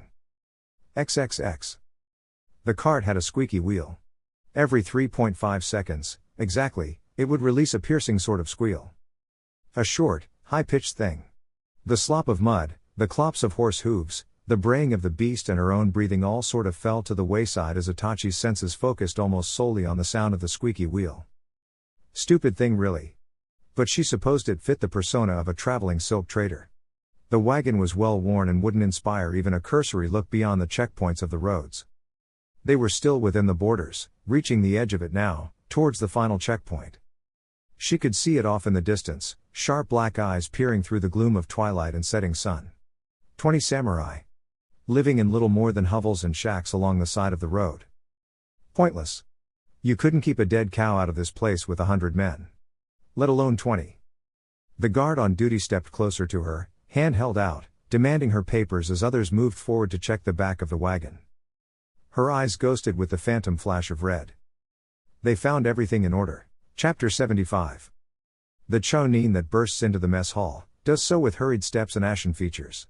Naruto is already regretting his arrival. It has nothing to do with the Chonin himself, of course. He was probably a really nice guy. It doesn't even have anything to do with the way he looks on his way in, or the noise he's making. It has everything to do with the fact that the soup in front of him right now is really good. It just needed a bit more noodles for his liking, but it's the first hot meal he would have had all day, and the first one he felt he could fully sit down and enjoy since he got to this outpost. He really didn't want to be interrupted right now. The last week had been a scramble to set up traps, construct seals, revamp their entire patrol routes, schedules, perimeter defenses, discussing engagement strategies, combat readiness of the wounded, communication code words, security code words, fallback positions, rally points, terrain and geographical information, nearby emergency clean water sources that could be considered safe, other water sources that could potentially be poisoned against the enemy. All of this needed to be overseen, memorized, categorized and understood from top to bottom before ever even thinking about raising a kuna to poke at one of the bad guys. War was more complicated than battles. It's something a lot of people forget. Battles were easy. Fast, simple, destructive things. Over before people really got a grasp of what was happening. War was a waiting game. Waiting between those destructive, quick moments called battles. And whomever spent that wait time preparing more efficiently or more cohesively than the other guy, well, that side had a better shot of winning those big flashy moments. So here he was, with a moment of seemingly being able to sit and wait in relative peace, enjoying a hot soup, and it was this moment, because of course it was, that someone decided to interrupt him with bad news. Because what other kind of news could it be? The Chonin reached the table. 10-10, the outpost commander was sitting across from him, sharpening a knife. Ryoko to his left was eating in Kyofu, all the way in the corner, contenting herself with scratching the head of a lizard summon and watching as the scene unfolded in front of her. The man looked between himself and 10-10, apparently unsure of who the senior officer was. He looked to 10-10, the bun-haired girl rolling her eyes before she sighed. We're not getting any younger, Hagoromo. Ah, why yes ma'am. He held out the scroll towards her. She reached forward grasping it before leaning back in her seat. Too much to hope that there's a Cliff Notes version? She was only half joking, unrolling the scroll, eyes darting across it, reading quickly. Her expression never moved, but Naruto knew her well enough to know the news, as expected, wasn't good at all. He got confirmation of such when she abruptly stood up. All Chonin team leaders plus VIPs in the map room, now. Naruto let his spoon clatter into his half-full plate, resigned to its condemned fate of becoming cold sludge soon enough as he pushed off his seat. Kyofu, Ryoko and others doing the same as the designated parties all scraped their chairs across the ground in the sudden scramble to get up and follow. XXX. Hyuga Hanabi was not, by any stretch of the imagination, a stupid child. She was, for lack of a better term, a genius, both in the academic aspects and the physical aspects of being a shinobi. More than that, she was as close to royalty as the village had, even more so than Kato Akane. Great-great-granddaughter of the Shodaime her friend might have been, but her childhood was far more conventional than all the pomp and ceremony that came with being an heiress to the main branch of the Hyuga family. Her earliest memory was not playing in the park with her parents.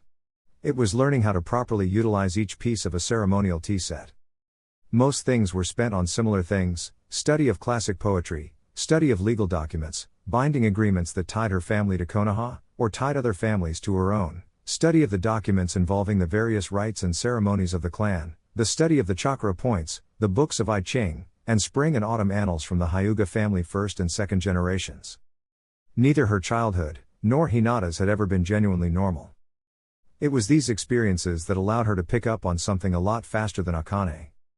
Namely that the young girl, Yuigao-san's daughter, Sasami, wasn't just shy and quiet as they'd been told. The girl held herself differently than a child should.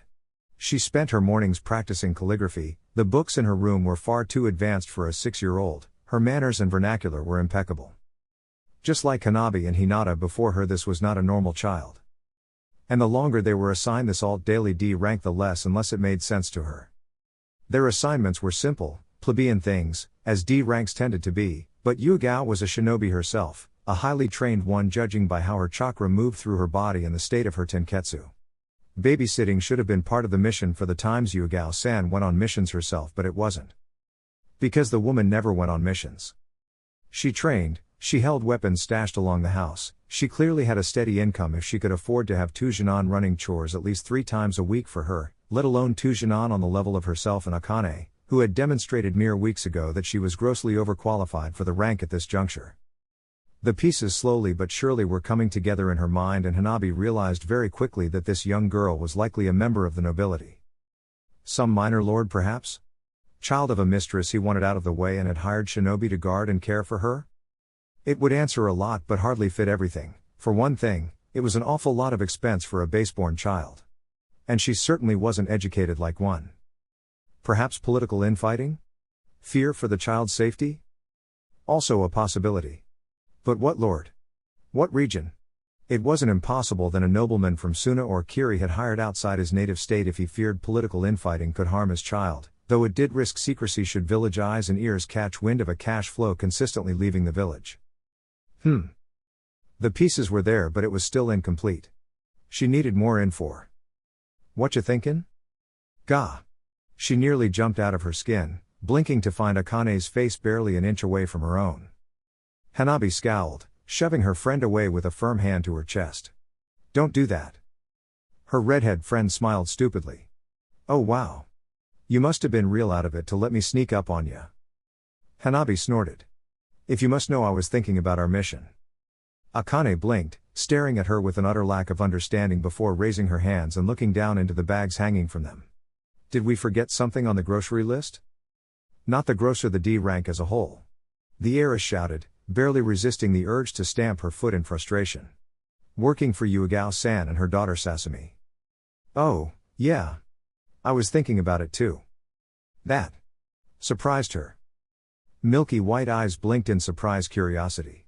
Why, you have? Yup. A resolute nod came from the redhead. I was thinking maybe I should bring a board game or something for Sasami. Which one do you think she'd li-ha? What's wrong? Hanabi's hand smacked loudly over her face. You know what? Let's just go deliver the groceries. Huh? Nabi-chan, what did I say?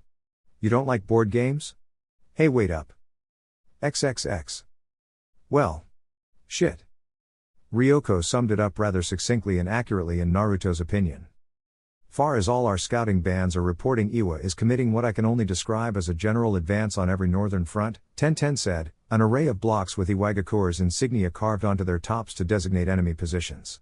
Which at the moment seemed to stretch along nearly the whole northern border in front of their defensive outpost network. Naruto saw her lips purse, seemingly rolling a thought across her mind. Not that we've had any communications that way, but I'm gonna take a guess that says that our borderlands to the east and west are gonna be facing something similar from Amigakure and Kumagakure. We're stretched way too thin to defend against something like this. One of the Chonin captains said. Tenten took a breath and then deadpanned a flat, yup. I'm gonna take a guess Iwa was counting on that. Kyofu pointed out, standing up and marching towards a greater map of the nations. Kuza, Ame and Taki have formed an alliance with Iwa to fight us. If Kuza and Taki commit forces to tie up Suna along Suna's northern border, she's banking on us not having the numbers to defend all of this, especially without support from the daimyo samurai for the time being. A problem Iwa's daimyo doesn't have at the moment, Tenten said, leaning over the table. She pulled up 2 more blocks, placing them well behind the initial, thin line that represented Iwa ninja. Far as we can tell, the samurai are moving slower, of course, but they're pillaging and burning everything past the border as they go. The shinobi are spreading us out, and tying us up while the samurai are taking everything that isn't nailed down. That's one way to solve Iwa's supposed money problems. Someone groused towards the back of the crowd. Or they're just dicks. Someone else answered, eliciting chuckles from the assembled group. Hold on. Another chonin called, one with some Kumo heritage given his skin tone. His head was almost completely shaved, with nothing but the stubble of hairs left on his head. Maybe I'm just stupid, but this is a shit plan. He gestured towards the map. Yeah. They're spread out and we can't get 'em all, but if they're spread out their lines are thin. And we have the biggest fuck off stick to beat them to death with this side of the continent, so let's use it. He gestured to Naruto, then seemingly realized the blonde was not, in fact, an inanimate stick but instead staring right at him. I mean let's use him, I mean let's. Sir? The blonde in question had to chuckle. I think that's my favorite description yet. The shook off his sheepish awkwardness and turned back to Tenten. Let's just charge out and meet them. As long as we stay within a relative distance to the outposts for a fallback, we can literally snap their whole line in half and roll from there. If they don't take these outposts or at the very least contain us, we can cut off their whole retreat and cut up their backline something fierce. The man's assessment caused a ripple of consent, and brought a contemplative look to Tenten's face. You're right.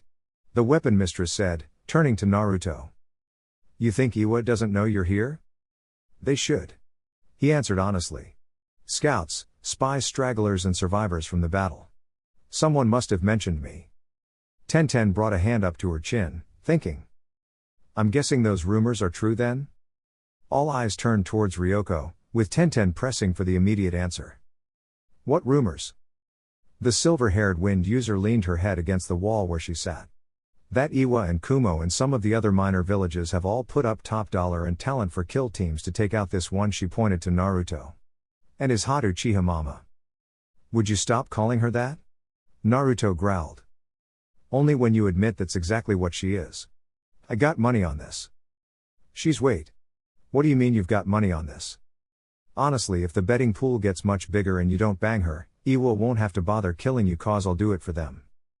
Much to the Makuten user's horror, he heard some murmurs of assent from some of the other Chunin in the room. Guys. Focus, Tenten snapped, and Naruto hated the smug look on Ryoko's face as he turned away, blushing scarlet. Guys, Sol Kunoichi student sighed, rubbing at her forehead before refocusing on the map. If that rumor is true, this plan makes a lot more sense. If they think they've got something that can neutralize the threat you pose, Naruto, then that means they just need a force of sufficient size to tie us down here, leaving the rest of their forces to devastate the countryside, and if they circle around they could even potentially cut us off and surround us. Looks to me like we've got two options. The Chunin that proposed the fuck-off stick plan assessed. Either we abandon the outposts now and abandon the borderlands since we won't be able to defend them anyway. Or we take on the force meant to tie us down head on, win, and then try to run interference on their logistical support structure in their rear lines. We have about a day and a half to decide, Tenten said. If they keep up their current pace. They'll be here in about 3 days. XXX. Oi. Pinky. The pebble that flew to Sakura's temple almost smacked her dead on, if not for her hand rising at the last minute, almost in reflex really, to catch the projectile just before it struck her. She looked down at the thing, blinking at it curiously before her brain seemed to snap into place. Oh. Sorry, Anko. The eldest of Orochimaru's students allowed her lip to curl. Her annoyance was open and clear on her features. Looking at Sakura had just done something highly irritating, or stupid, or both. The fuck is up with you today, girl? She shook her head with a sound of disgust, cutting off whatever Sakura was about to say in her defense. Shit. What's been up with you this week? Sakura winced. Look, it's just I'm fine, alright. Let's start again from the top and I won't get distracted this time. Save it. The purple-haired Jounin scoffed. Normally you can put up a better fight than most of the so-called elites in this place, but today a fucking toddler could kick your ass. I'm gonna go find something else to do since right now we're both just wasting our goddamn time. Find me when you decide to get your head out of your ass and screw it on straight. You don't have to be a bitch about it. The pinkette snaps, angry and frustrated at both herself and her would-be training partner. Name's Anko, nice to fucking meet ya. Came the biting retort, with the woman not even bothering to toss a look over her shoulder as she marched away. Sakura rolled her eyes, a sound growling out of her throat in disgust. Then, as Anko kept walking, her shoulders slumped, frustration bubbling back up to the surface, directed more at herself this time than anyone else. Anko was right, of course. Normally, even though Ryoko, Kyofu and Anko especially were loath to admit it, Sakura could contend with any of them any day of the week, and was starting to pull ahead of each of them, even Anko. But it was hard to fight anywhere near your usual standard when you weren't getting any sleep. Her dreams were getting worse. More frequent, more bizarre and more vivid all at once. She was fairly certain she was indeed losing her mind in some shape or form. She wished, desperately, that she'd gotten a chance to talk with Naruto before he left. Somehow he always had that way of his, where he'd just smile, say something stupid, suggest something even worse, and then make everything better by just doing something that only he could do and only had a vague idea of how to do it in the first place. She sighed, rubbing a hand across her forehead, wondering just what the hell she was going to do with herself. Missions would start soon enough in earnest. And as one of Orochimaru Sensei's students, she was by default one of the village's primary assassination experts, now alongside Anko and, of course, Orochimaru himself. She would be called for high-risk missions where she would need to be on her game. This was going to be about more than a good night's sleep and distractions on the training field. If this kept up much longer, her life would be at serious risk, not to mention her partners on the mission and village security. She had to figure something out soon. XXX. Yuigao-san, we're back. Akane's voice was bright and cheerful as she opened the door with the spare key, negotiating the bags of groceries through as Hanabi stepped in behind her. The Jounin's voice bounced out from somewhere in the back of the apartment. Put it up on the counter, hun. I'll put it away in a second. K. The two girls stepped past the entrance hallway, marching towards the kitchen and hefting the 3 bags onto the countertop. Hey Sasami. The little girl was at the dining room table, apparently practicing her calligraphy, judging by the brush and inkwell beside her and the papers in front of her. What you doing? Akane asked as she set down the bags. Practicing. The child's dark hair was perfectly combed, smooth and silky, held in a low tail, brown eyes never leaving the paper in front of her as her hand held the brush with a firmness that bespoke the hours and hours of practice she already had with the utensil. Akane's lips twisted in displeasure, fists on her hips. Then, a wicked smile burst over her features, marching towards the dining room table, planting both hands over the girl's head and resting her chin atop it. Let's play a game. I have to study. The girl protested, one hand rising up to press against Akane's elbow, annoyed as she tried to lift her weight off her head. You can study later. Which one of you is the toddler again? Hanabi deadpanned from the kitchen, receiving a stuck-out tongue in response. Come on. Tsunade's daughter whined. You gotta get out of this house, kiddo. People need sunlight and the wind in your hair for photosynthesis. That's for plant life. Shush, you no fun, Hyuga. I need to finish my work. The girl beneath her protested, now using both arms to push against her weight. I actually agree with Akane-chan. Yuigao's voice suddenly chimed in, marching out from the main hallway, wiping at her hands with a hand towel. She smiled at the youngest girl. You're the best kid a mom could ask for, but you really do have to make some time to have fun, honey. Sasami's features scrunched up, nose wrinkling. What would I even go do? We can figure something out, Akane laughed, suddenly moving and all but pulling the girl out of the chair, much to her obvious surprise. Come on. Worst comes to worst, we can play hide and seek. What's hide and seek? XXX. A pulse came from the forest late in the night. Distant, yes, but close enough to still fall within range of relative safety. It happened again, a third time. It repeated, a pattern of chakra pulses that even non-sensor nin were able to detect. The garrison went still, each chonin and sentry pausing as they analyzed what they were sensing and translated the pattern. Why announce themselves? Ryoko's voice was soft, eyes trailing upwards to the sky as though the Iwa nin were going to start falling out of the clouds.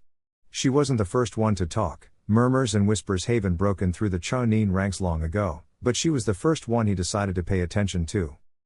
Best thing would be surprise, no? She asked. They want to meet. Naruto answered. The code in the pattern's clear enough. It's too early. Tenten's face said exactly what she thought of the situation. Unless they suddenly tripled their pace, they shouldn't have been here for another 2 days or so. An advance party then. Kyofu answered, marching towards them. The rest of the garrison was moving about the courtyard with a renewed sense of urgency.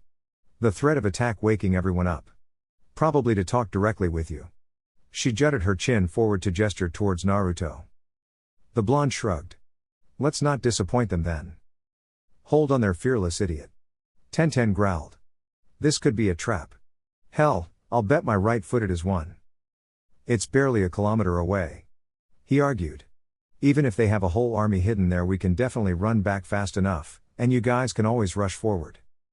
Even at a full sprint, that's a full minute that you'd have to hold out on your own. He ain't going alone. Ryoko reached down and hefted her custom Fuma shuriken onto her shoulder, standing up from where she'd been sitting as Kyofu nodded her assent. Tenten rolled her eyes. I swear, I don't know if it's the water he uses in the ramen, but you're all fucking crazy. Another pulse and the Chunin commander winced and then finally, relented. Give me a few minutes to get the bulk of these guys ready for something stupid, just in case. XXX. The Konoha forests were always dark in the night. Silver moonlight spilled through the canopy as the three Konoha elites loudly made their way through the underbrush, dried leaves and half-dead twigs snapping and crackling under their feet in a deliberate showing of good faith. Finally, they made it to where the chakra pulses were emanating from. Naruto took a slow, deep breath as he stepped into the clearing. Kuro-chan. He smiled a thin smile, devoid of humor, with only a false sense of cheer to add any levity to his voice. Kurotsuchi sat on a stone, leaning forward, elbows on her knees, an unfurled scroll at her feet releasing the pulses. An old man stood behind her, a thick mustache and full head of silver-gray hairs telling of his age. The Iwa princess looked up, pink eyes almost gleaming in the moonlight. Hello Naruto. The blonde's smile grew just a bit. Not Uzumaki? Didn't think we were that close anymore. He poked. Then his smile fell, hand rising to point. That's Koto's sword, by the way.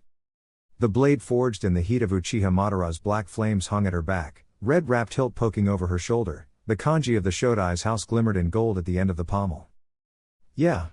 It is. She nodded. Don't suppose you came here to give it back? She shook her head. Nope.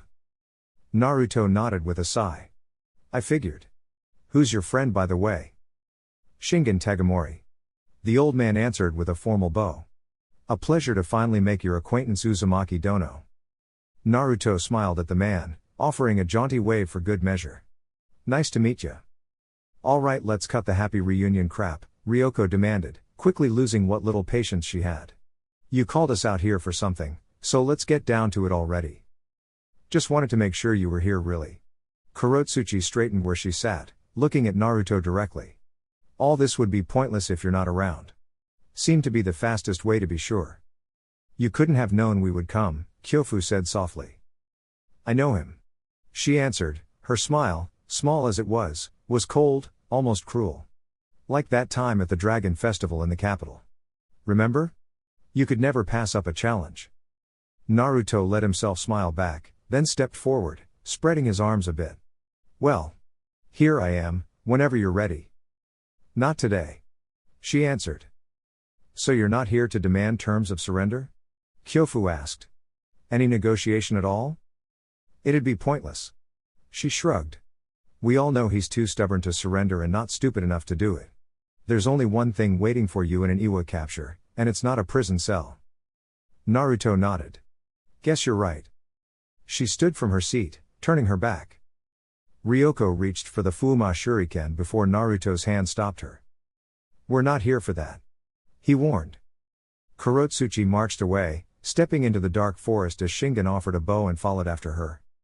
Naruto let go of Ryoko's wrist, turning to march back the way they came. Come on, he said in a hushed whisper. I think she just told me how many are in this supposed kill squad of theirs. XXX. You want sleeping pills? Sasuke drawled, sitting behind his desk, never looking up from the medical files he held in his hand. Yeah. Her nod was a slow thing, the word released in a sigh of discontent. I've been having a lot of trouble sleeping lately. So Any particular reason why? He interrupted, turning a page, eyes still scanning the document. Don't worry about it. Just, give me something so I can get some sleep. The second the words were out of her lips she knew she'd misstepped. Sasuke could be like a dog with a bone when he got it in him, and the look he directed her way out of his periphery told her he just found a particularly interesting one with strips of meat still attached to it. I don't know what kind of medic you think I am, but I'm hardly going to prescribe medication if I don't think it's necessary. And you haven't given me a reason to think it's necessary, Haruno. She frowned, irritated. Would I ask if it wasn't important, Sasuke? He shrugged carelessly, turning back to his file. Stressful job. Anyone can snap under the strain. Self-medication and drug abuse is an easy outlet for some. She caught the twitch of his lips as he tried to hide his smile. She drew a kunai and tossed it at him, ring pommel first, aiming for his head. You're a colossal ass, you know that. He caught the thrown weapon by the hilt, twirling it by the ring. Attacking a fellow Konoha ninja. Your teammate no less. Might have to go on your record. Maybe under psychological issues. He didn't hide his smirk this time and lazily tossed the weapon back. She sighed, aggravated as she snatched the blade out of the air, holstering it again. There was a silence between them. It was tense, seemingly waiting to see who would crack first. Finally, she sighed. I've been having dreams. He turned another page, leaning back in his seat, satisfied with his victory. What kind of dreams? Weird ones. She answered. They're vivid. Crazy. Feels like I'm on a damn acid trip, and I remember them in perfect detail after I wake up. Not like normal dreams. What do you remember? She half scoffed, half laughed. It's some really crazy crap. Like, Jiraiya-sama is still alive in some of them. For some fucking reason he's dressed like a kabuki. Naruto was our teammate, not our sensei. I'm studying under Tsunade. Orochimaru sensei betrayed the village and you're studying under Orochimaru. She stopped, a block of ice dropping into her stomach as she stared at Sasuke, trying to process what exactly he'd just said. The Uchiha shut the file with a scratch of paper sliding against paper, staring straight ahead, avoiding looking her way as he took a deep, slow breath. Maybe you'd like to compare notes, Sakura. Chapter 76. Hatake Kakashi languidly turned the page of the report in front of him, ignoring the anxiety of the assembled collection of officers and field commanders in the room as his single eye scrolled over every detail. The Chonin messenger had rushed, for nearly a full day and night to reach the village quickly enough, almost killing himself through sheer exhaustion and doing absolutely no favors to his leg muscles. He'd be in recovery for at least a week. Regardless, the news he'd delivered had spread through upper command like wildfire, even through the standing orders to regulate information. It was just too big a development to stay a secret for long. The spy reports he'd received barely an hour before the official messenger arrived had been right on the money. Iwo was marching in a full, blanket attack across the entirety of their northern and western border. Estimates put the border outposts as being able to hold out for 3 days, at best. Some parts of the Iwa assault were thinner than others, so some scattered bands would be able to survive and drive them off, but on the whole, the force employed as a defense of the north was going to fold, and if by some miracle they did hold out, that Tsuchi Daimyo's forces would arrive almost 2 weeks before the nearest collection of still resupplying and rearming conscripts of the Hinokuni standing forces. Quite a mess really. The son of the White Fang cleared his throat and turned another page. Hokage-sama. He held up a single finger. Not done yet. This is serious, Hokage-sama. Danzo suddenly from his corner of the room snapped, rapping his cane on the ground, the scars and lines of his face growing deeper and harsher in his anger and impatience. The other Jounin commanders didn't do anything as unprofessional as nod, or murmur in agreement, but he did see the agreement in their eyes. They were panicking. They wanted answers. Orders. Quick decisive action. They wanted Hiruzen. He suspected, they weren't going to like what he had to say. He reached the last page of final report on how the Suna border seemed to have avoided Konoha's besieged fate. Iwo was concentrating purely on Konoha. Even their allies in Taki and Kusa hadn't harassed the Suna lines, though reports did indicate they were amassing their forces, where that gathering was taking place exactly. Well. He tossed the papers on his desk, and allowed the room to fall into silence as he closed his eyes. He knew what the most optimal order was. He knew how to make Iwo pay for this. There was a reason one secured lines of retreat and supply in any war after all. He was finding, however, that it was one thing to know the right order and quite another to actually give it. And this order would certainly test the people's tolerance of his untested command. Quite a position that Tsuchikage had placed him in. He had to wonder if she did it on purpose. Hokage-sama. Someone, again snapped at his seemingly uncaring attitude. Kakashi ignored him. Hinata-chan. He called. His sole student marched out from around the balcony door, staring into the room. Her onbu gear was in place, save for her mask. She never did like wearing it. With no voice, expressions were something she valued more than most. The girl offered a bow, waiting. You're to assemble a team of your choosing to leave by tomorrow afternoon. Your mission is to retrieve Uzumaki Naruto from the front. I don't care if you have to drag him back kicking and screaming. The Hyuga princess offered a bow and a nod. We're retreating? The order was there, on the tip of his tongue. Burn everything. Burn down the grain silos, poison the well waters, dam the rivers that they could, get to, lay down traps across the dense forests, butcher the livestock and spread the corpses across the countryside to mock a disease and pestilence fester. In short, make their walk to the south a walk through a small sliver of hell. Then attack as they drew close. Nip at them, claw and tear at them piece by piece until they've been bled white just marching down here. That was the way to win. Iwa wanted a fight. They needed a fight. By every metric and every report, anything longer than 9 months would utterly shatter their economy. As it was, he was hearing reports from multiple sources he trusted that they were reneging on debts to the Tsuchi daimyo in terms of grain. They couldn't win this war. They couldn't last long enough to win it. This attack could be called bold, but he had another word for it. Desperate. He'd hoped to delay, to stall, Naruto's presence at the border, if not a deterrent was meant to funnel them onto one location looking to kill him. Delay and stall. Naruto was the bait to buy Itachi, Orochimaru and Tsunade time to destroy this whole alliance arrayed against them. That plan wasn't quite working out, at least on Naruto's end. He knew what the order was, what the right call was. And it was suicide. If Megajiro Koto were alive, perhaps he could have been convinced. Pragmatism was always one of his strengths. But the regent, one who barely secured his hold on power months ago, just done putting down a rebellion, with a toddler for a daimyo, granting the go-ahead for an order that would consist of torching the northern half of the country? No. The daimyo's court would condemn him quickly, and his head would roll not long after unless he fled. The people under him, his ninja, those still lamenting the loss of Sarutobi? He would not be missed over much, he suspected. Certainly not enough to go to war against the daimyo for him. No. He knew the right call, he just wasn't the one that could make that call. No, Captain. We're repositioning. He drawled, finally deigning to answer as the wheels of his mind turned to think of a more feasible plan, albeit a less optimal one. Perhaps he couldn't win as cleanly as he liked. But he most certainly was going to win. XXX. I'm gonna fucking kill you. If the veracity of our little night visions is anything to go by, I highly doubt you'll enjoy the life of a missing nin. A year. Sakura shrilled. This has been going on in your head for a year. The raven-haired Uchiha shrugged, wiping his mouth with a napkin. Similar to you, I discarded them as dreams, after a while, potential insanity. Then I started keeping a minor record. He gestured to the leather-clad book sitting between the two. Why didn't you tell anyone? No reason to. He shrugged. Either I was going insane, which I didn't want anyone knowing, or I wasn't and something else was going on.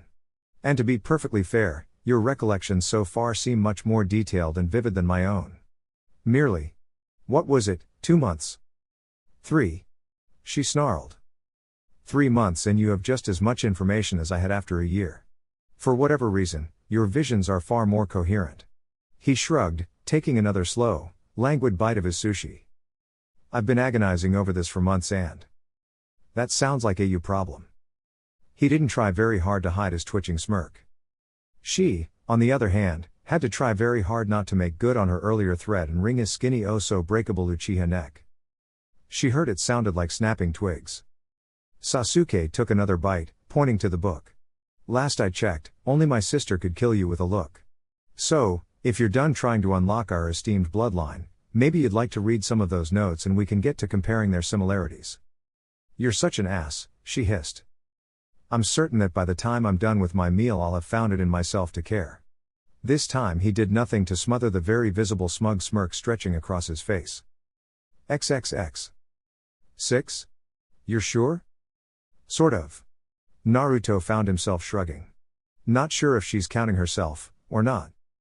And you got this out of? She mentioned the Dragon Festival. Said I was too stubborn to pass up a challenge. Don't make me pull teeth here, Naruto, Tenten snapped. Why is that important? How does that point to there being 6 people? I don't have time for dramatic pauses. The blonde held up his hands with a sheepish grin. Sorry. Thing is, I didn't do anything at the Dragon Festival. I just went to the festival and had some fun. It was Kurotsuchi that did something. It was a surprise she'd arranged for Koto. She got 4 of the fire guardians, and 2 palace chefs to help her hide the surprise party. So, 2 plus 4 equals 6, not including Kurotsuchi. She could be trying to throw you off too. Ryoko pointed out. Why would she? Naruto asked with a shrug. Seems to me she could have just kept her mouth shut and we'd have gone in blind anyway. Just because you can grow wood, doesn't mean you have to replace your brain with it. The kunoichi flicked a toothpick at him, the little sliver bouncing off his jacket. Think about it, she says 6, we count 6 when we fight, let our guard down, don't stay aware, and suddenly bam, assassination specialist comes out of someone's ass and stabs something important with a poisoned knife.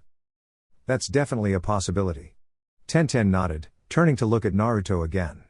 She may have been your friend once, but this is the same Iwa nin that killed Megajiro-sama and took his blade as a trophy. She's not someone you can trust anymore. Naruto opened his mouth, ready to protest. Despite everything that had happened, everything that had gone wrong, his instinct was to always keep faith in his friends. Then, he could remember the sight of Onyx's black eyes staring into his own, and a firm voice demanding a promise from him. Don't be stupid. His mouth closed and the room fell into silence. Look. He finally trust her or not, this is still more intelligence than we had 2 hours ago, and if it's true, it's useful. There can't be many people Iwa would be able to collect to come after me or the people that come with me when I head out. Tenten nodded. Yeah, good point. She turned, looking over her shoulder to one of the Chonin lieutenants. Homura. Bring me one of our bingo books. Let's take a look at the S-class roster and see what we can scrounge up. Minutes later, they were looking at the profile of somewhere around 20 different S-class shinobi, their pictures artfully collected and pinned to the walls. Alright, Kyofu said, pacing.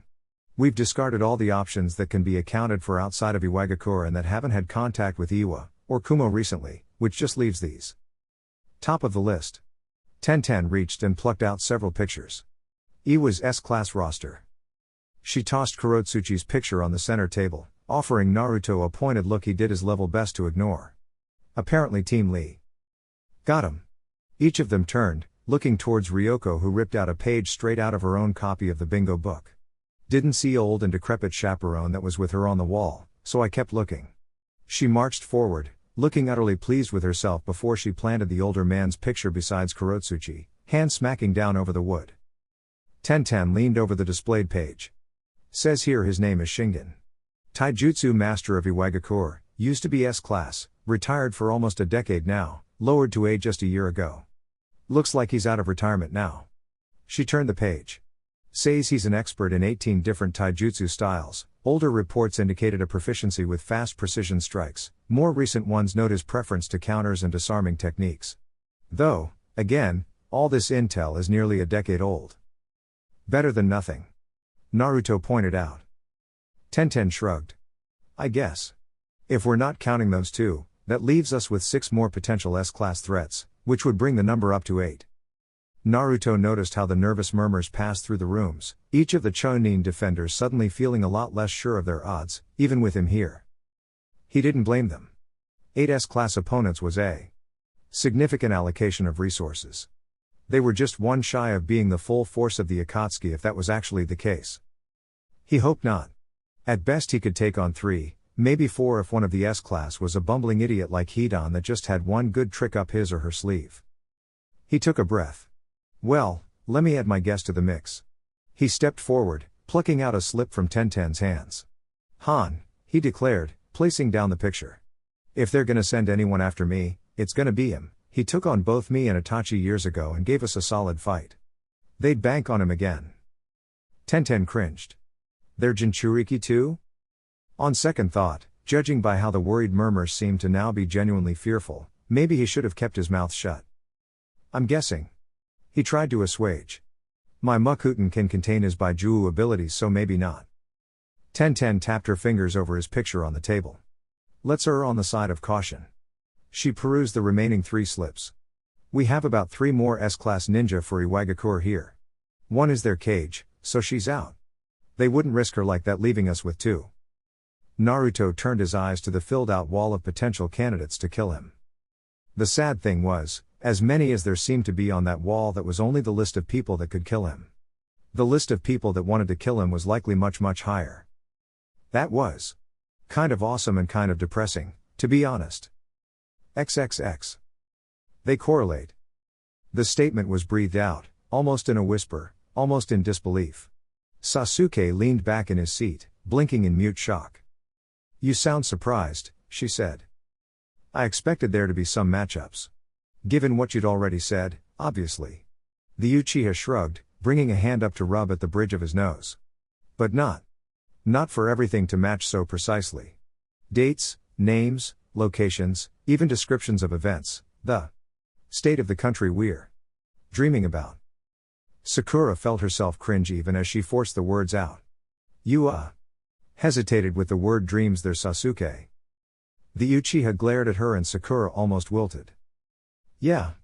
She was getting the feeling that these weren't just dreams too. Crazy as that sounded even to her own addled brain. She took a breath, sighing. Judging by how you look, I take it this puts some holes in theories you had? She ventured somewhat hesitantly. You can say that. He nodded. Originally, I'd been hoping that, for lack of a better term, my condition was rubbing off on you. A side effect to our recent practice in perfecting my medical jutsu that perpetually healed the damage to your body. The one Ryoko said was too chakra intensive for most medics? She asked, why would that be a factor? It was a long shot, I'll admit, but it was the best I had.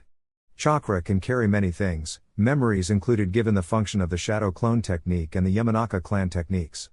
It wasn't a completely impossible scenario. He shrugged. Sakura found the need to protest the assumption, debunked as it was. But I had more details in my dreams than you did. Yes. He nodded. That was when you first punched a hole in my theory. But I figured it could be explained away as your subconscious filling the blanks, as it were, fabrications. And how are you so sure it's not? Because you've recalled things I've forgotten about, earlier dreams that I had long ago before I decided to take notes, and the recollection, the transfer, if that's what it even is, was, as I said, too perfect. The dates all match up exactly, even if I did remember as many things as you did, even Yamanaka techniques can't perfectly transfer memories.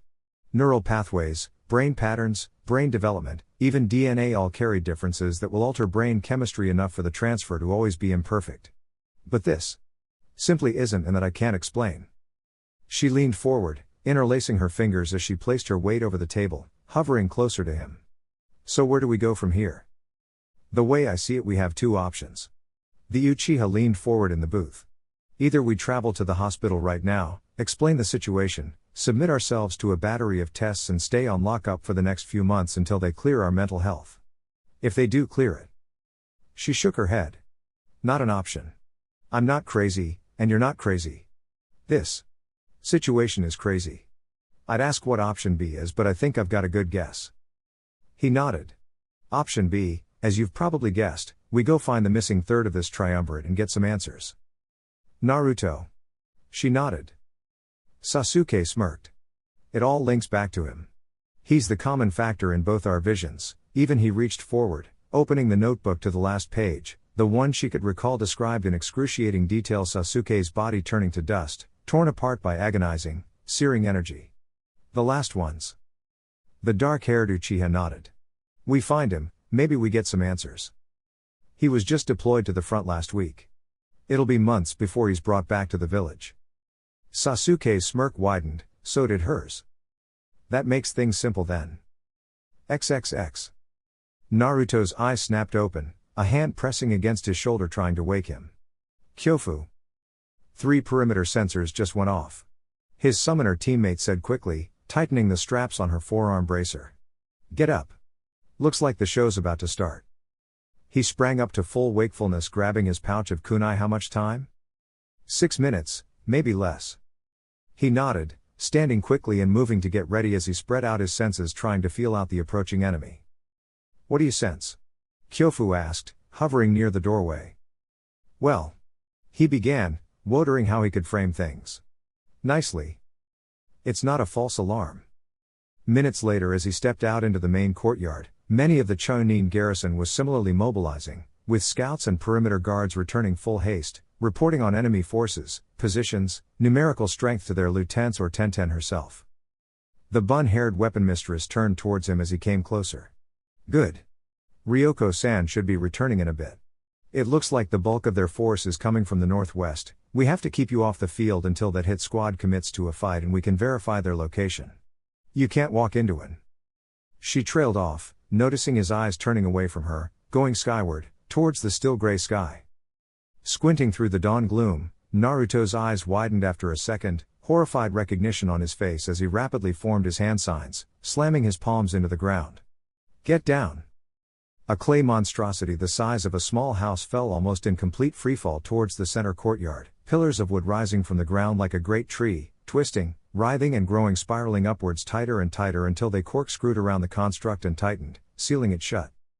The monster exploded, shattering the hasty defense, pure concussive force knocking every single shinobi, Naruto included, flat onto the ground, lifting grown men too close to the blast off their feet and slamming them into walls that felt like they'd shake themselves clear off their foundations. None of them had the luxury of catching their breath. Rushing out of the thick forests, the Iwa ninja scaled the walls with a roar, rising like a tide, and suddenly the defenders were forced to scramble, rushing to beat them back even as their allies recovered from the disorientation. Naruto shook off the cobwebs, ears ringing as he rolled over and got to his feet. He could hear Tenten's voice over the din, shouting out orders, rallying the Chunin command structure even as she tossed shuriken and kunai with pinpoint accuracy, the throwing stars slitting throats and gouging out eyes with unerring speed. Kushios. With a puff of gray smoke, Ryoko added her own efforts to the defense, summoning Burato, the massive red-eyed lizard mount, and 4 of his slightly smaller cousins. The reptiles hissed as they clambered up the walls, tails, claws and teeth ripping men limb from limb. His hand touched the ground. Eyes snapping open in alarm, the blonde forced his legs to move, springing back and up as the unmistakable form of Sasori of the Red Sands burst out of the ground, blades scything through the air searching for him. The puppeteer's eyes turned, searching through the dust, looking towards the surprised Tenten and recognizing her vest as the Chunin commander, instantly rushing in her direction. Ah! The voice made the Sunanin pull back before a wind blade sliced through the air, threatening to bisect him as Ryoko got between Tenten and the S-class missing nin. Guess we found their kill squad, Ryoko laughed, spinning her Fuma shuriken across her hand, wind blades whistling off the razor-sharp edges. How'd they get so damn close? None of our inner perimeter alarms went off. Tenten cursed as Naruto's feet touched solid ground again. The blonde narrowed his eyes. Yeah. It didn't add up, unless... The door to the stable barn opened, a single-leaf Chunin staggering out. A large gash had sliced open his face, leaving it a ruin of blood. The blade had cut deep enough for Naruto to see the gouged bone of his lower jaw, red spilling out of his still closed mouth through the gash. He fell forward, dead before he hit the ground. We would have liked to catch you all in your sleep. A voice rumbled out of the dark. It sounded like rocks scraping together, or a great old bear waking up from a long sleep. The old man that stepped out could have passed for a bear. A great beard of gray to go with a full head of hair. He is tall as Kisame, maybe even broader. Oganai Fukuro, Tenten breathed. The swordmaster. Heard of me? The old man smirked. Stepping fully out of the stable house. Wolf fur framed his massive shoulders, clothes of dark boiled leather armor pieces over loose clothing designed for freedom of movement. You were on our list of possible Iwa mercenaries. She answered. Naruto marched closer, stepping up beside his 2 friends. That makes 3 by my count, he whispered.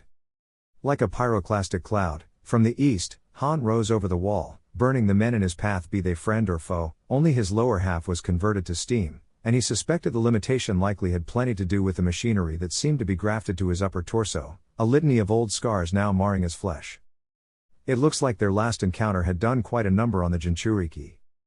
The steam dissipated, fully revealing at long last Kurotsuchi and the old man, Shingen. And that makes 6. The blonde stared across the courtyard, looking to Kurotsuchi as the pink-eyed girl drew the red-hilted blade from her back. You all know your job, she said, voice flat and dispassionate. It wasn't his friend standing across from him right now. She pointed the weapon straight at him. The only way he leaves this outpost is in a box. XXX. Hinata walked down the Konoha roads, the early morning sun beginning to rise over the village. She'd made a mental list of necessary additions to the team. Lee or Guy were both immediate picks. If one wanted a frontline shinobi, there was almost nothing save perhaps the Sannin you'd pick over either of those 2. Shikamaru and Yamanaka were both good options. Nara knew the lay of the land, and Ino's ability to infiltrate enemy groups was nearly unrivaled. They'd certainly need a. There was a tap on her shoulder. Hinata turned and the second best medic and one of Konoha's top assassination experts stood in front of her. Heard you needed teammates for a mission to get someone back. Sasuke smirked. We'd like to volunteer. Sakura smiled, green eyes glinting in the early morning sun. XXX. The rain, as ever, was pouring from the sky. Thick gray clouds blotted out the sun, and the cacophonous din of water striking metal sheets overpowered almost everything else within the village, standing at the lower levels of its serpentine streets and claustrophobic alleys. The foreigners weren't happy, unused to the tight spaces, unused to the feeling of eyes watching them with ill intent, the haunting melancholy of residing in the ruins of what had once been a sprawling city. They could not wait to leave already, she knew. And Konan could not wait for them to be gone. Not all the warbands and clans had agreed to her alliance with Iwa. She'd forced, bargained and cajoled the majority into line, but the longer this situation persisted, the greater the chances her hold over the fractious clans would slip, the greater the chances those who hadn't agreed would find a way to strike at either herself, or the foreigners. Either way it would make her look weak, and her tenuous hold would be all but forfeit. She looked down from her place on high, watching the comings and goings of the people far below. In all the movements and fresh arrivals, neither she, or anyone could have ever noticed 3 extra faces in the crowd of hundreds of strangers. Chapter 77. Bring him down. Kurotsuchi's shout brought the inner courtyard into a frenzy of activity, and suddenly, Naruto was forced to move with all of his considerable speed to get away as Sasori, Deidara and Han surged forward with murderous intent. Blades sang through the air as they emerged from hidden compartments and weapon launchers along Sasori's body. Clay insects covered the air in a deafening cacophony of firecracker noise and blinding smoke as Naruto saw Han lunging straight for him, a giant red battering ram with strength that could rival Tsunade. The giant cocked back his fist and the blonde was forced to cross his arms in a hasty guard, taking the full force of the blow that sent him sailing back down to the ground to crash through the fortress walls and into the forest beyond. Naru! Ryoko's shout, as well as her headlong rush to help, was cut short as the older shinobi, Shingen, appeared in front of her, nearly cracking his foot along the crown of her head in a flawless high kick. She dodged, but the stiff brush of air across her head told her the Iwa Nin, for all his age, was still packing quite a bit of power behind those blows. Your fight is with me, Ryoko-san. The older man drawled, leaping back to avoid the blades of her custom Fuma shuriken as she swiped at him. Out of the corner of her eye she saw Fukuro rush headlong towards Tenten and the 4 Chonin shinobi she still had beside her, hand hovering over the hilt of his still-sheathed blade in a telegraph slash. As he neared, his free arm was the one that lashed out, tossing out black firework powder from his sleeve long before he or the men were in reach of each other. With a snap of his fingers, a spark, explosions rang out across the air, heat and a flash of fire. The 2 men in front of the old man screamed, and Ryoko managed to catch the burns covering their faces and eyes as they tried to raise their weapons, still recognizing they were in danger. That's when the old man drew his sword. 2 swings, and the bodies dropped, heads rolling on the floor as the stumps of their necks spurted blood over the packed dirt. Orochimaru's most taciturn and short-tempered student grit her teeth, tightening her hold over her weapon as she saw the Iwa princess, Kurotsuchi, wait at her spot, seemingly unmoved to join the battle. She'd take what little mercy that was. Because right now it looked like they needed all the help they could get. XXX. Naruto let out a hissed curse of pain as his back smashed through the fortress wall, body tumbling out into the forest beyond before he arrested his movement with his feet crashing into a tree that groaned, bent, cracked and finally gave with a thunderous crash. Before he could do much more than get his feet firmly under him, Han was there, the armor-clad Jinchuriki rushing in with another titanic blow, that even with all of Naruto's own strength left him feeling as though the bones in his arms were about to break. The blonde stumbled from his perch, feet squelching onto the soft dirt before he stopped himself again. And Han attacked again. Only this time he was ready, ducking under a fist that could pulverize stone. Naruto countered with a swift elbow uppercut that cracked along the underside of the Iwa Nin's masked jaw, following the strike with a spin kick that sent the ninja into a stumbling spin, falling onto one knee.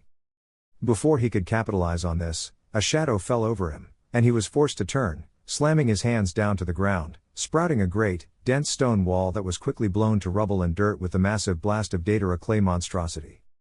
There was a lurch under him and a searing pain along his leg. The blonde punched straight down, shattering the clawed puppet limb holding onto his calf and sending a wind blade drilling down into the soft dirt. He didn't hear the shout of pain, but he sensed it nevertheless as the puppet limb went suddenly limp. He wasn't dead, but he was injured. Movement behind him, and Naruto jumped straight into the sky to avoid a backhand that would have shattered his skull. Han had gotten back on his feet. The wind rushed through his ears, but he still heard the laugh above him. "You ain't going nowhere."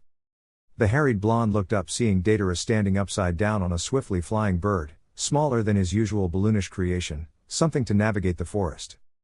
The mad bomber tossed a mass of clay towards him, each one the size of a fist, and each one flying in his direction, blanketing the area. This was gonna hurt. Naruto's attention snapped back down, as the crack of a tree branch alerted him to the onrushing force that was Han, barreling straight towards him from below. The pack on his back billowed with a hissing steam cloud, and with two fists thrust forward, the Iwa Jinchuriki released a searing cloud right towards him. Thinking fast, the blonde reached out, his pools of chakra spreading through the air and the moisture, freely using two of the three elements to wrest control of the steam cloud, and forcing it to part around him and keep rushing towards the bombs. The heat, near instantly warped and melted the clay, the bulk of Datara swarming attack exploding well before it could reach the blonde and punching an opening clean through the encirclement as the Naruto shrouded himself in a whirling dervish of wind to keep himself safe from the steam. "You fucking moron. I had him." Datara howled in rage. Han didn't answer. Naruto's feet found the bark of a tree along the upper canopy, breathing heavily as the adrenaline set his heart racing. He could feel his body trying to purge the poison from Sasori's blades. He hoped it wouldn't drain him too much, but the cut had been bad. He couldn't afford to get cut any more by the puppeteer, lest all his strength and chakra go to battling toxins. Still, they didn't seem to be used to fighting together as a team. Small mercies. He could sense Sasori nearby. The legendary puppeteer was well hidden, even from his senses, and both Han and Datara were about to renew their attack. "Don't fight on their terms. Fight on yours." Blue eyes snapped up, away from Han. Datara. The S-class nin preferred mid to long range fights. But his overconfidence was his weakness. He'd come in close, sure that his attack would work. The second the blonde's eyes found his, Naruto could see it, the moment he realized his mistake. His bird instantly flapped its wings, turning to escape. Not today. Datara had made this thing to be fast, to keep momentum and keep anyone from catching him in the air. But it was in the forest now. Mukuten. His hand slammed into the bark of the tree, and his chakra moved through the forest, bringing it to life. Fresh, new limbs sprouted from the bark, twisting like thick, gnarled roots, interlocking themselves high above and around, trapping the Iwa nin, who scrambled to form more explosives to blast through the obstacle. Han rushed forward, seeing Naruto's plan and what it would mean, but the blonde had no intention of letting him interfere. He leapt, lunging straight towards the trapped Datara as one hand thrust down towards Han. Phew-uten.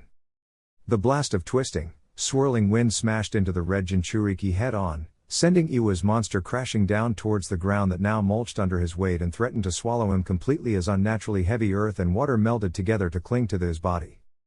It wouldn't hold him for long, but it would hold long enough. His feet crashed into the clay creation, the sheer force of his landing making the construct lurch and nearly fall outright before Datara righted it and then proceeded to jump right off. Naruto saw his smirk and didn't waste another second before jumping off himself.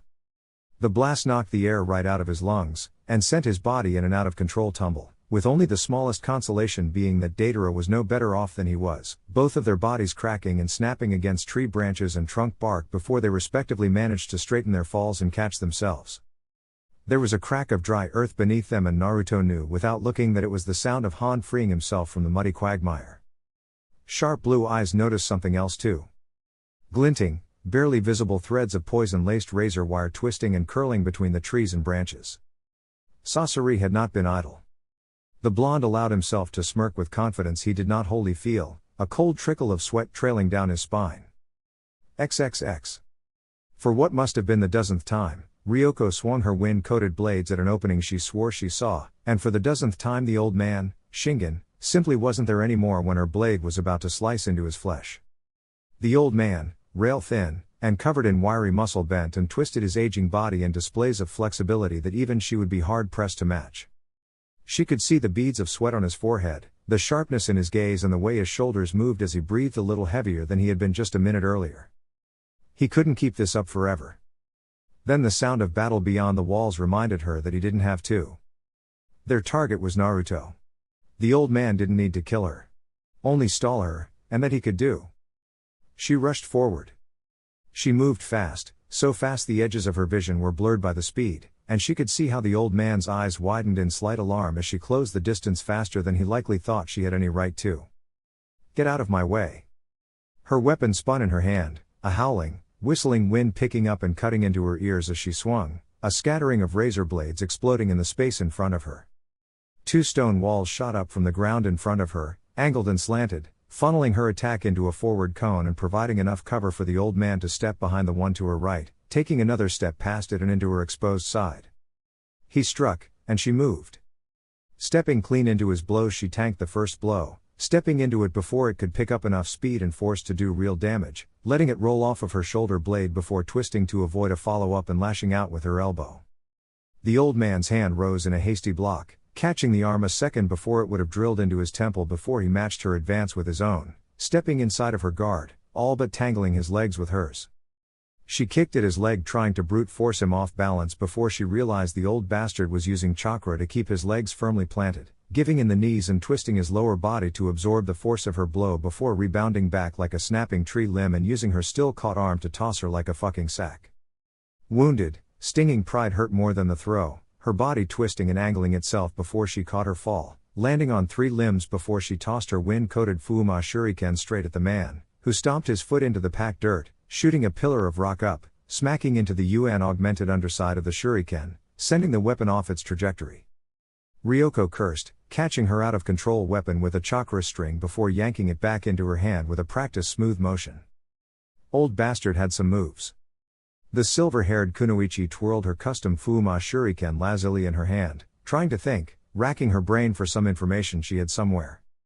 Then she looked at the old man, really looked at him, and the barest hints of a taijutsu stance he was half holding but not yet fully committed to, as if he was trying to keep it from being obvious.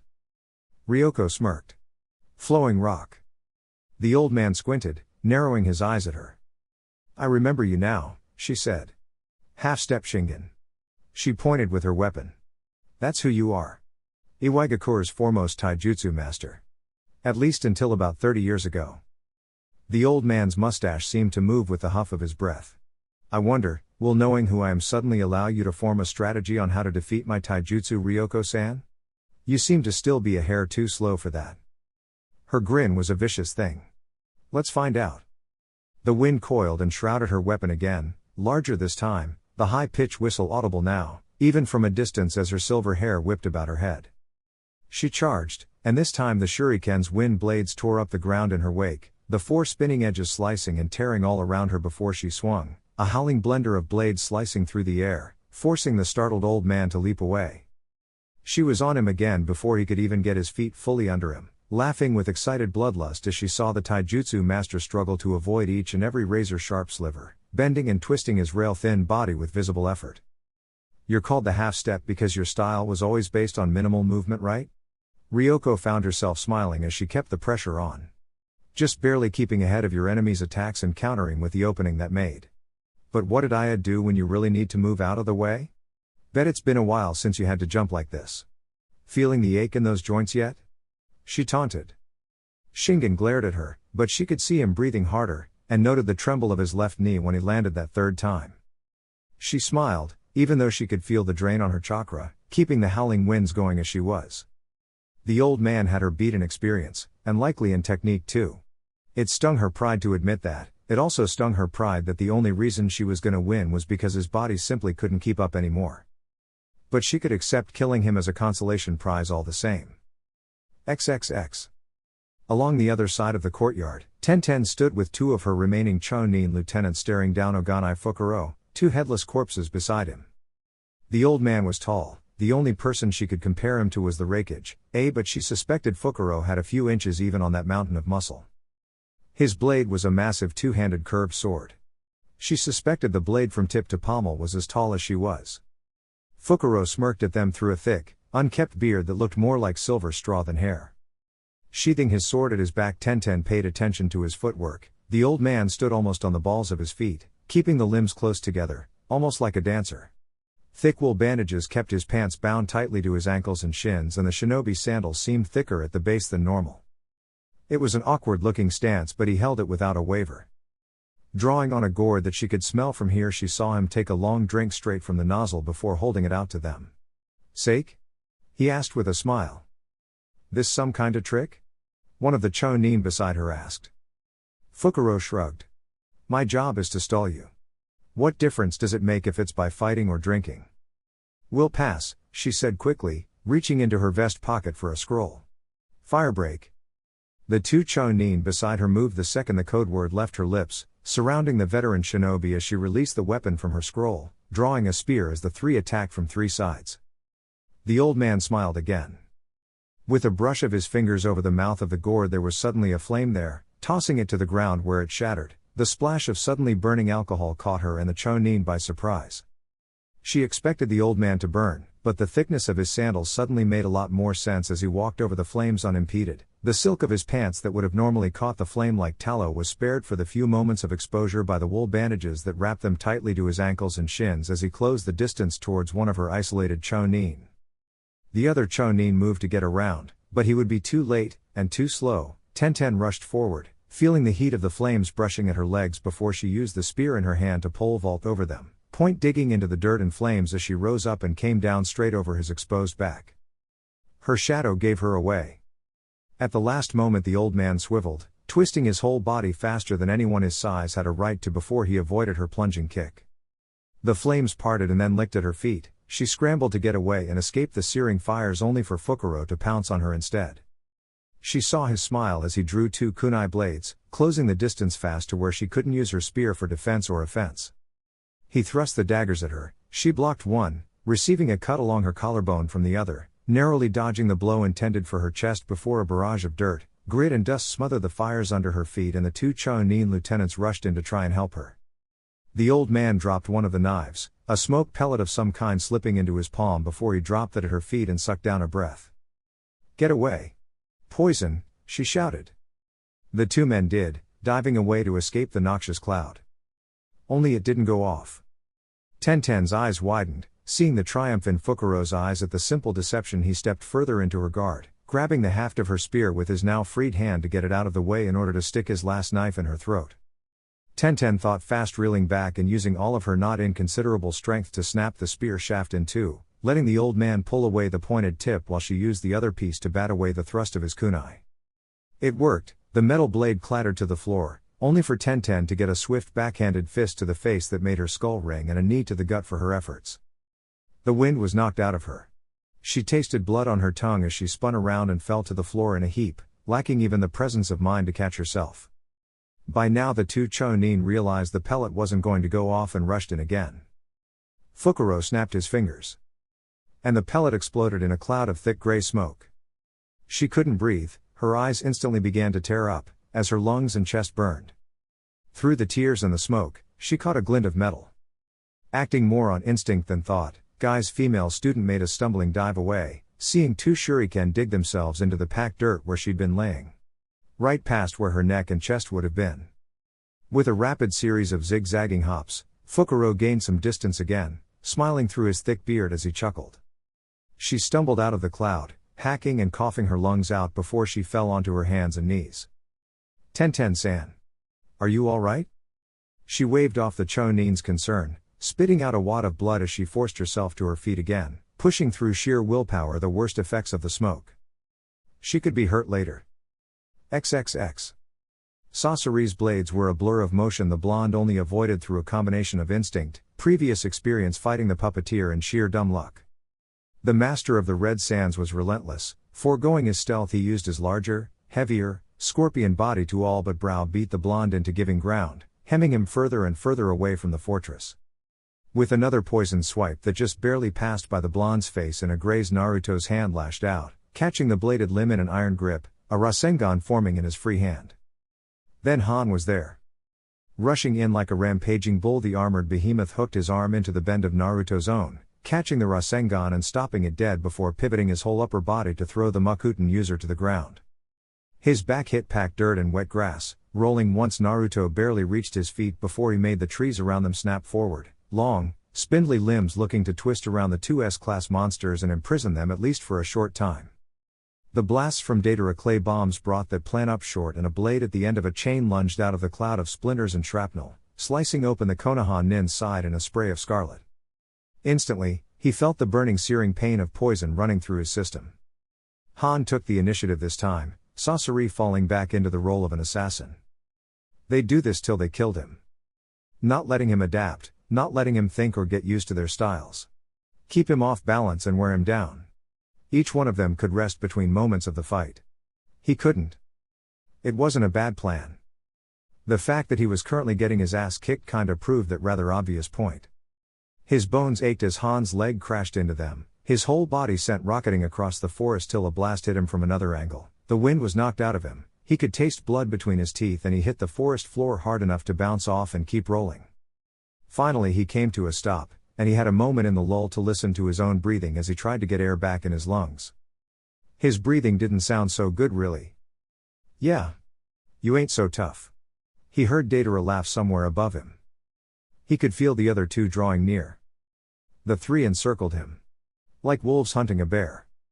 Naruto could spy the battle at the outpost walls just beyond the tree line, spying Kyofu and her lizard summons tearing through the enemy shinobi in a rush of snapping teeth, slashing claws and bone-crushing tail swipes. She was doing her best. But she was gonna lose. Already he could spy the injuries mounting on her summoned beasts. Even Burato, her personal summon, had a horrid-looking gash slicing across the bridge of his nose and another cutting down across the right side of its mouth, and even more crisscrossing its softer underbelly. And still more Iwa Nin poured out of the forest, rushed to kill the defending Konoha forces, if not by superior skill then through sheer weight of numbers. They needed to get out of here.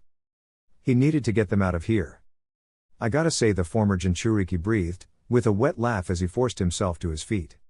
I'm kinda flattered. Tsuchikage-chan really went all out for little old me. None of the three would-be hunters answered him, still hiding within the forest, waiting for their opening, making sure he had no tricks up his sleeve. The plan was good too. He complimented. Split me up from everybody else, 3 heavy hitters with mid, long and close range.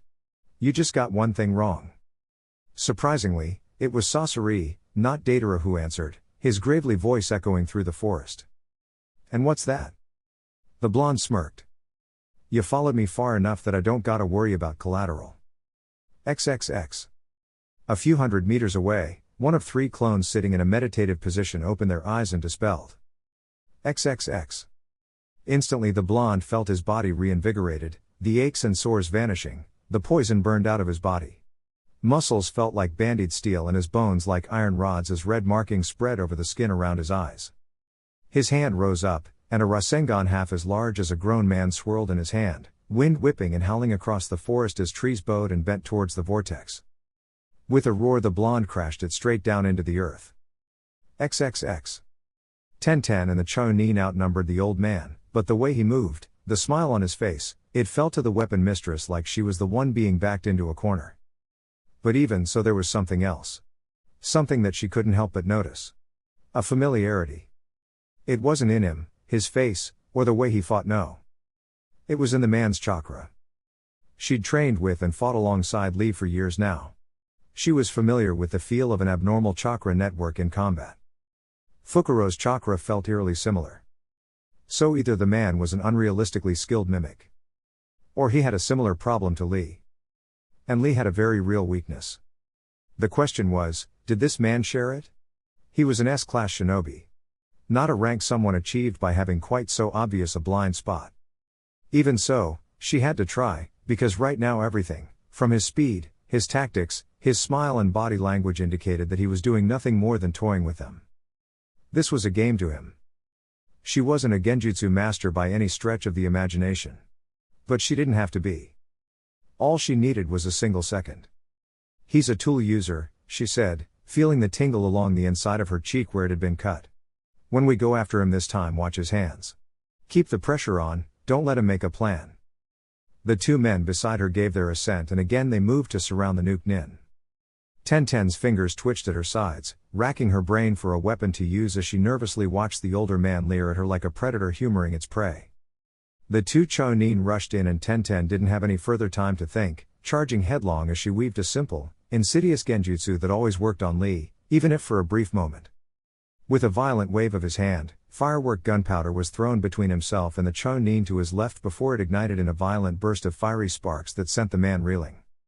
In a smooth, fast motion Fukuro drew his sword, and Tenten could feel the burst of the man's crippled chakra system, watching as a gout of flame from the fireworks caught on the tip of his sword as he swung, leaving a trail of tangible fire across the path of his blade as he swung at the man to his left. Now! Her chakra invaded his system through the man's own use, slipping seamlessly into his coils, and just like Lee, the coils felt withered, shriveled and near atrophied.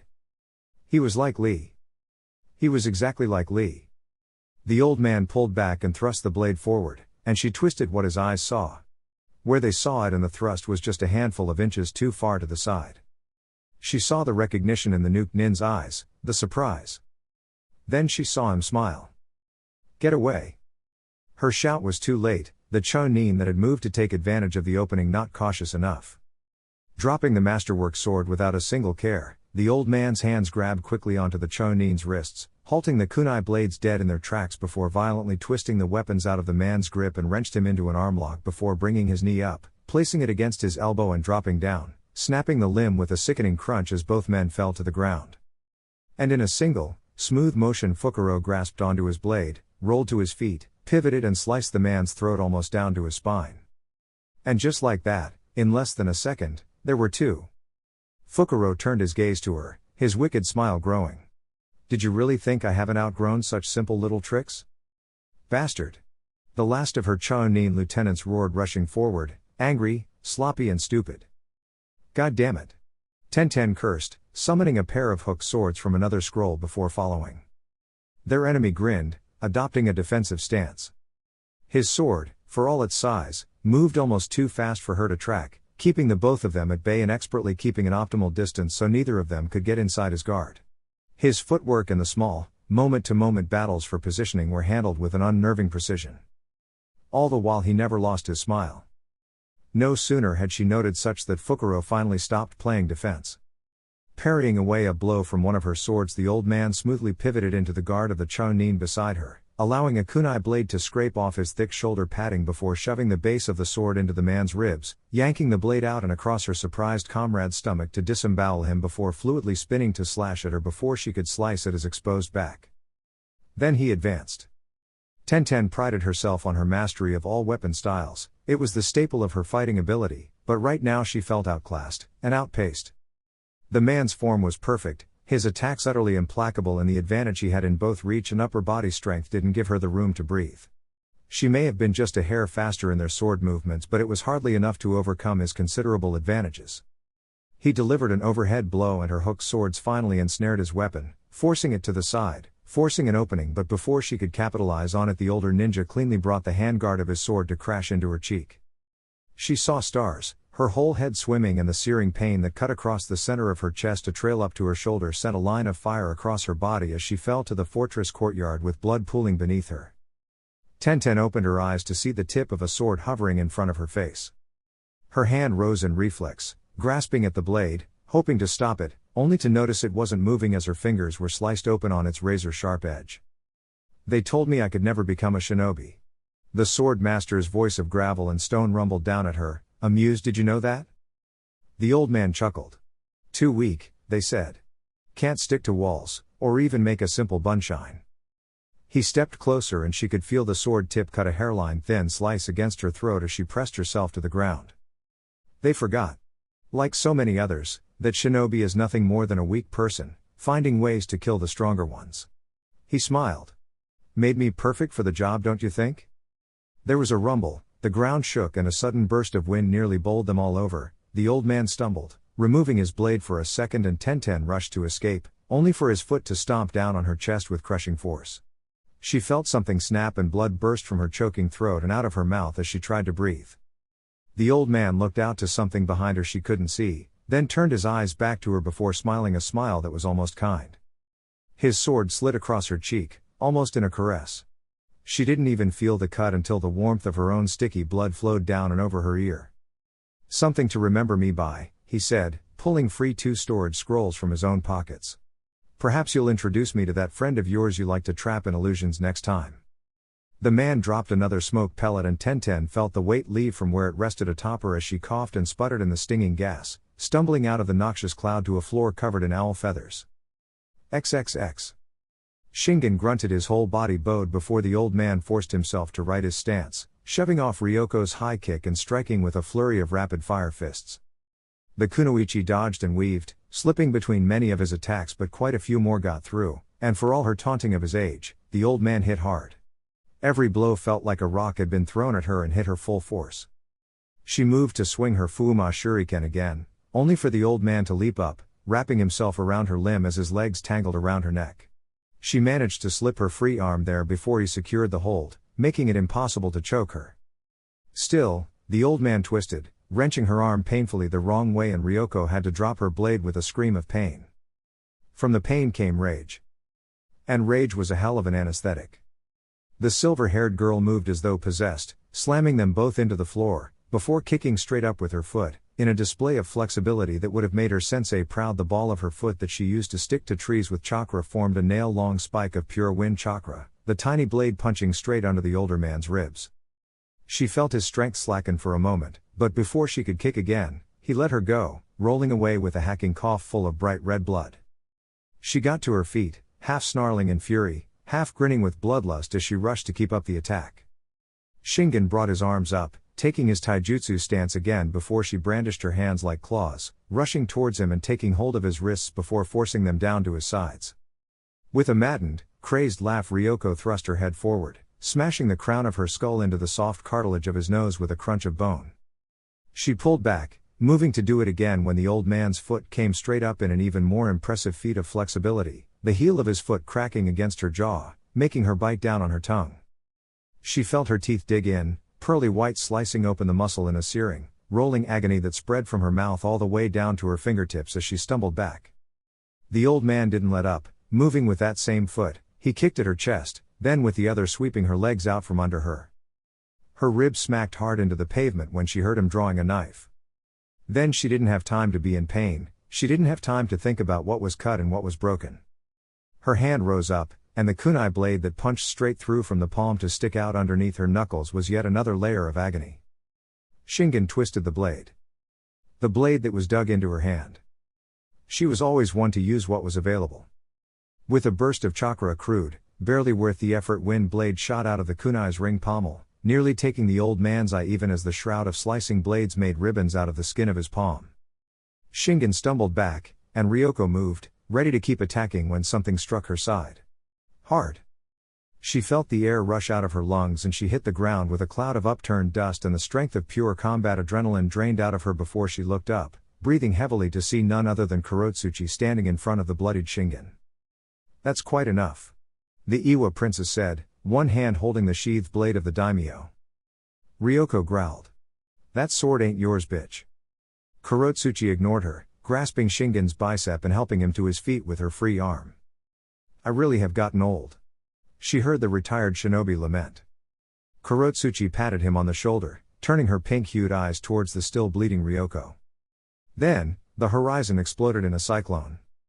The rush of air could be likened to a hurricane. Trees snapped and the entire fortress seemed to rock itself clear off its foundations as Kurotsuchi and Shingen stumbled, struggling to keep their feet as the full force of the wind nearly bowled them over. Orochimaru's student had a moment to recognize her situation before she rushed in a mad dash for her weapon. 2 steps away, a sword suddenly burst out of her stomach. The pain was more cold than anything else, and almost immediately she felt the strength leach out of her legs as they shook and struggled to hold up her weight. Kurotsuchi's hand grasped at her shoulder before violently shoving Ryoko off the blade to fall to the courtyard, gray clothes and silver hair in a bloody ruin. Her hands trembled, digging into the dirt as she tried to drag herself towards her own weapon. Why was it still so far away? "Let's go." She heard that Tsuchi Princess bark out somewhere behind her. Uzumaki won't go down without a fight. The last thing Ryoko saw as her vision began to fade were the 2 Iwa nin rushing off towards the explosion. XXX. The blast and the typhoon force winds had completely flattened the forest around him. Naruto watched as Han and Sasori pulled themselves free of the debris, both men shrugging off the weight of the trees, still in enough of a daze to give the blonde enough time to finish his next series of seals. No, you don't. Either by flight, or sheer luck, Datara did not share in his teammates' disorientation, the Iwa criminal diving down on his constructed monster. The blonde shifted his feet, boots touching the bare forest floor as his chakra shifted and flowed downward into the soil. Pillars of wood sprouted up, their tips becoming pointed as they twisted and wound themselves in a shield above him while also spreading to try and gore the Iwa nin. He heard the man curse, a rapid series of explosions and cracking would hearkening his frustrated retreat as Naruto finished his seals and planted both hands over the ground. Kushios no Jutsu.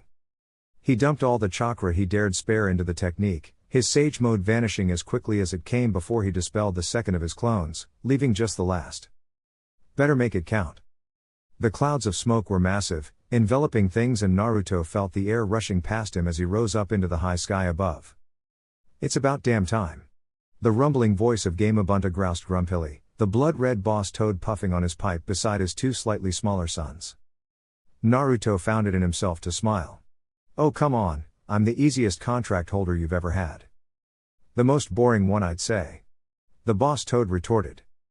The clouds finally cleared, allowing the world to see the 5 massive toads called to the world as Naruto felt 2 small bodies land on his shoulders. All right my boy. Ma Toad said. We're ready. Pa Toad finished. He could feel their excitement, that telltale thrum of energy that ran through their bodies and injected itself into their voices. He nodded. I have sage mode covered for now. I need you two to take angles. Keep Datara off me. Day who? The guy with the potty mouth. Naruto pointed, completely unrepentant of the righteously indignant Ma Toad that was about to fall all over the Iwa nin like a green sack of bricks. Then he noticed the steam cloud growing below and forces diverting themselves from their push on the fortress to attack him and his toads. Let's go. He jumped off Gamabunta's head as a monster of steam rose from the destroyed forest below. The half-released form of the 5-tailed Baijiu rose up to meet the boss toad, and 2 of his sons and 2 others leapt away to run interference against the oncoming force of Chunin. Naruto hit the ground like a meteor, hearing the piercing screech of Ma and Pa Toad singing somewhere behind him as explosions went off like cheap fireworks. To his surprise he found Han rushing towards him, the steam cloud of the Baijiu still tethered to his steam pack. Looks like the Jinchuriki had learned a new trick since last they fought. Undeterred, the blonde met his charge head-on, now having the full power of Sage Mode to match the Gobi host's monstrous strength blow for blow. They crashed into each other like 2 oncoming trains. The sheer power of their first blow shattered the armor along Han's arm and fist and ripped the gloves on Naruto's hands like rice paper. The sound alone nearly deafened the blonde as he grit his teeth and launched into a taijutsu battle that would have killed nearly anyone else in the nation outright. Han was relentless, eyes burning like pits of rage, his irises glowing like pinpricks of hate. There was a movement behind him, and in a single fluid motion Naruto ducked under Han's blow and thrust both arms out to either side of him. Fuuten, Daytop of the Winds answered his call, channeled through his whole body and bursting out of his hands in an explosive blast that sent Han skidding back, legs carving trenches into the ground as Sasori anchored himself to the ground on his many spindly limbs. With blinding speed the blonde attacked, using the distance between himself and the Jinchuriki to attack his comparatively weaker teammate. He felt Sasori's heart stutter in shock and fear at the sheer speed, a second before his fists crashed into the Suna Nin's diaphragm, shattering the chassis of his puppet suit in a shower of twisted metal and wooden splinters. To his credit, the master of the Red Sands rallied quickly, all remaining weapons of the suit revealing themselves and scything through the air between them to make some distance as Naruto pursued, hearing Han's heavy, ground-shattering footsteps following after him. Then a shadow fell over them from above and Naruto had to immediately break off the charge as an owl with summoner rider raked over the grounds he'd just been standing on. The owl was large, as summons were, and armored in ornate metals that glowed with carved runes. The one Tenten had called Fukuro the sword master rode on its back, the cocky smile he'd worn earlier gone as he stared him down. There was a sudden, deafening bang, a blinding flash, and Naruto recognized somewhere someone had dropped a flashbang close enough to get him. Luckily, nature didn't need to see or hear. Sensing the ninja as they all capitalized on the perceived opening, Naruto drew 2 kunai, using both to parry a strike from Fukuro's sword, and then smoothly blocking Sasori's shower of thrown weaponry, all of it no doubt poisoned. He was just a hair too slow to fully avoid Han's strike. The Jinchuriki's fist clipped him on the lower jaw, feeling like it was just a tad too weak to fully rip his jaw clean off his skull. Naruto retaliated with a spin kick that caught the Iwa monster full in the jaw, armored mask cracking with the sound of rent metal. The blonde found his footing, kunai flaring with the whistling of wind blades as he blinked focus back into his blurred vision. Swiping at Fukuro, the older man pulled away and Naruto saw him drop something on the ground. Whatever it was, the second he breathed it hit him like a train, his whole sense of direction, Even up and down took a hit, the world spinning, and it was only through the use of a lightning-fast Kawarimi did he escape before another of Han's devastating fists connected. He wasn't going to be able to keep this up. As if to cement that very reality, he sensed two more rapidly approaching bodies, one he recognized well. Turning on his heel, his kunai blade struck Megajiro's sword with a clang of ringing steel, and through slightly better vision the blonde met Kurotsuchi's pink eyes. He sensed the spike in her chakra, and watched as she held it just for a moment, just long enough to give him a bit of warning before she spat a wad of molten hot lava straight out of her throat and towards his face. He twisted to the side, cartwheeling out of the attack and kicking her hard. Warning or not, that could have very easily killed him if he were a second too slow. It would have killed him if she hadn't warned him. The Iwa princess stumbled, losing her footing entirely as she landed on her hands and knees. The other made himself known then, planting himself between the blonde and Kurotsuchi and trying to knock him further back with a very hard kick to the chest. The blow connected, but this guy wasn't Han, and Sage Mode didn't care. Grabbing the Iwa nin by the ankle, he threw the man aside, sending him soaring at least 30 feet before he righted himself and landed with a tumbling roll. The other three rushed in, and Naruto found he barely had time to breathe, let alone think. "Move, boy!" Game Ubuntu's shout was a welcome thing, and immediately the blonde leapt up as the boss toad spewed what he could only describe as a near ocean of water, dumping it straight onto the enemies attacking him. Naruto reached, grasping onto the boss toad's kimono and pulling himself up as he struggled to catch his breath. He could see two of Bunta's sons holding back the Gobi apparition. The two holding pulsing, chakra-encased scrolls in some kind of toad sealing rite. It wouldn't hold though. "We gotta run," he breathed. "Can't win here." The boss toad nodded, not saying a word before he gave a single, mighty leap. Bunta's shadow seemed to devour the light of the sun, rising high into the sky before dropping down directly in front of the fortress walls, crushing. Naruto didn't even know how many Iwa shinobi underfoot. "Give me fire." A spark from Naruto lit the oil Bunta spat out and transformed the forest into an inferno. He turned, looking towards the wall, where Kyofu was still fighting atop her lizard summon. "Kyofu," he shouted down, and by some miracle through the din of battle she heard him, sparing a moment to look up. "Call it. We're leaving." She nodded, and then pointed towards the courtyard. Naruto looked and felt his heart drop into his stomach. Ryoko and Tenten. Both laying on the courtyard grounds, bloodied and beaten. He could see Tenten moving, clearly. But Ryoko. The blonde grit his teeth. Fists clenching tightly. Damn it. Rushing off the boss toad's back as the summon formed a literal, living wall with himself and two of his sons, the Mukuten user rushed in, and with a cloud of smoke, well over 24 clones joined the fight and moved immediately to gather as many injured as they could. Rushing to Ryoko's side, he gathered his teammate in his arms as another of his clones went for Tenten. The call for a retreat sounded off. XXX.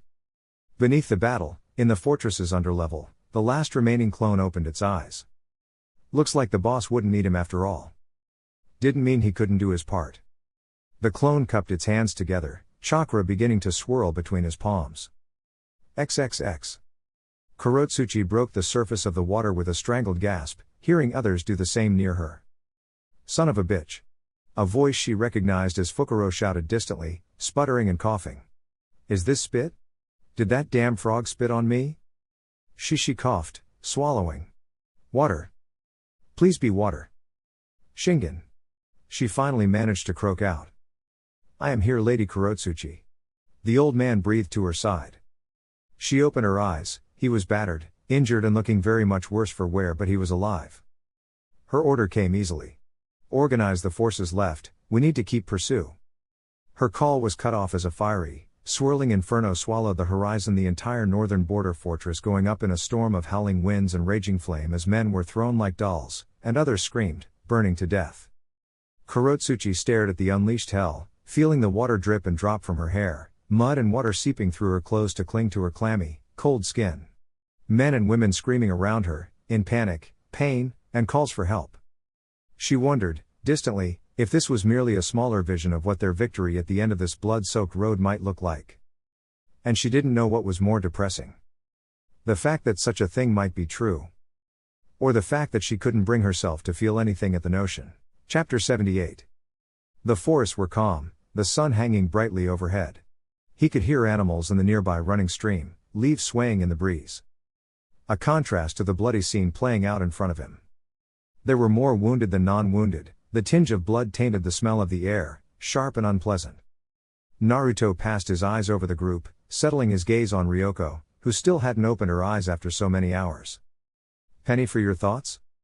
The blonde turned at the voice, looking over his shoulder as Kyofu stepped up beside him. "Hey!" He smiled softly, taking a deep breath before turning his eye back towards the makeshift rest spot for the wounded and exhausted force. "My thoughts are that we're in trouble."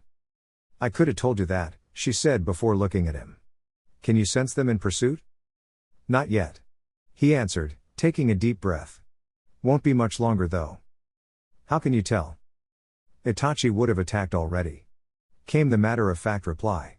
"Don't think Kurotsuchi would be able to stall much longer." "You still think she's trying to help us?" the summoner asked, raising an eyebrow. "She hurt Ryoko." "Us," he emphasized, "is stretching things." They lapsed into a brief silence before he broke it. "At best, she doesn't want me dead. Everyone else is." He trailed off, shrugging. Kyofu didn't answer at that, the older young woman turning her eyes away from him and back towards the crowded clearing. "The wounded are gonna slow us down," she stated. It was a fact, not an implication to something she knew he wouldn't agree to. "I can make clones too." "Exhaust yourself of chakra while we're being pursued by multiple S-class ninja only you and I can take on?" she asked dryly. "Let's not and say we did. Even if you did manage to speed up the retreat, it won't be enough to outrun them, and you know that." He did. Even if he made enough clones to carry each and every person along with their survival necessities, some of the injured were too hurt to move quickly. He took a deep breath. "Like I said, we're in trouble." She let out a sound that wasn't quite a laugh and not quite a snort. "Something else is bothering you though," she said. He turned his head just a bit, looking at her out of the corner of his eye. "We've been teammates for years," she drawled. "Don't think I wouldn't recognize your tells." He coughed out a laugh. "I don't think you'd get it." "Try me." His eldest teammate answered with a shrug. "What did I got to lose?" He didn't answer, lapsing into silence for a moment before. "It was so easy." What was?" "Back there." He jerked his head in a vague direction behind him.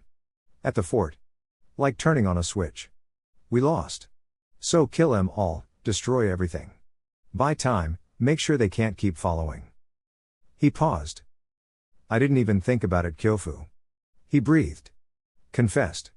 "Not even for a second. It was just there, and it was so brutally easy." "It's war, Naruto. It shouldn't be that easy."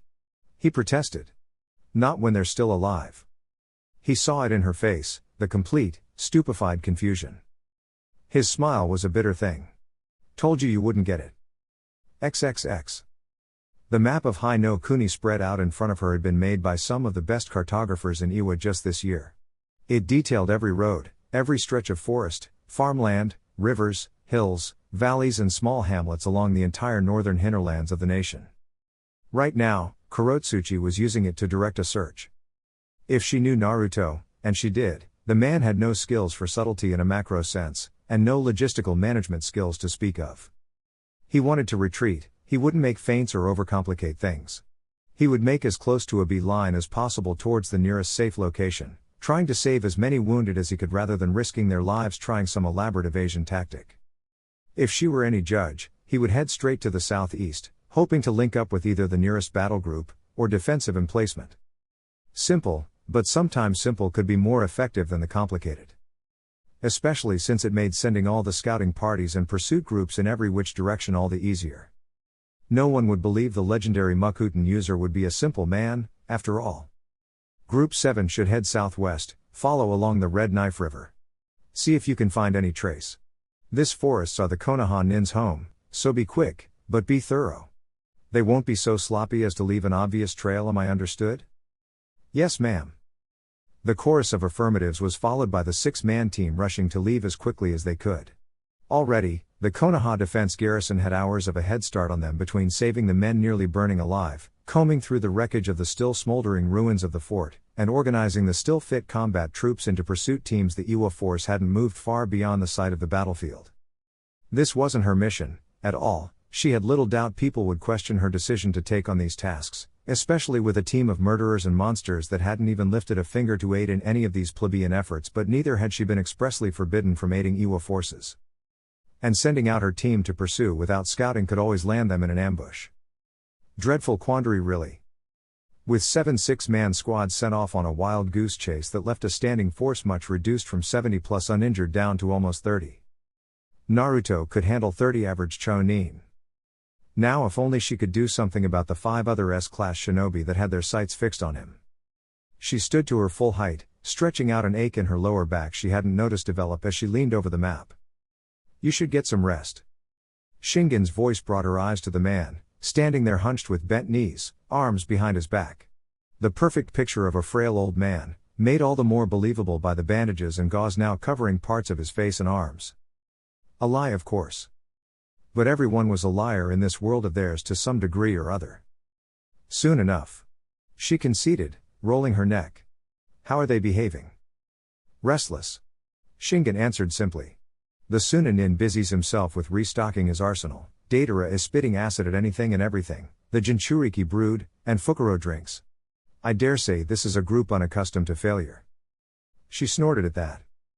An understatement if there ever was one. Make sure they're ready to move in the morning. If the scouting parties come back with good information, I'd rather be ready. And it'll give them something to occupy their hands. Last thing we need are the 5 of them getting restless. He nodded. True enough. For reference, however, how much Chunin support do we have left in this battle group? She tried not to tense, already knowing where his thoughts were going. You want to commandeer the command and bring them along? Injured or not, retreating or not, there is a sizable number of Chunin in his company. Though the Jinchuriki would be more than enough to defeat the paltry force that remains, it would be wiser to consolidate all our strength on Uzumaki. As he clearly demonstrated, anything less than our full effort might not be enough. I haven't even spoken to their commanding officer about something like this. Last I checked he was recovering from having half his face burnt off, she said, deliberately obtuse. She could feel his eyes at her back like slowly heating rods. The brief but notable silence was a statement in and of itself. Don't push any more. Hesitate again, try to evade again and he'll become suspicious. Given how readily they're taking your orders and of course the importance of destroying Konoha's only Makuten user before he can procreate, I doubt many, if indeed any, will protest in being recruited to help carry out this objective. She said nothing. All true Iwa shinobi would leap at the opportunity. Wouldn't they? She forced herself to nod. You're right. I suppose that Tsuchikage's limited trust in me made me lose sight of the resources we have at our disposal. A lie, of course. But everyone lies in this world.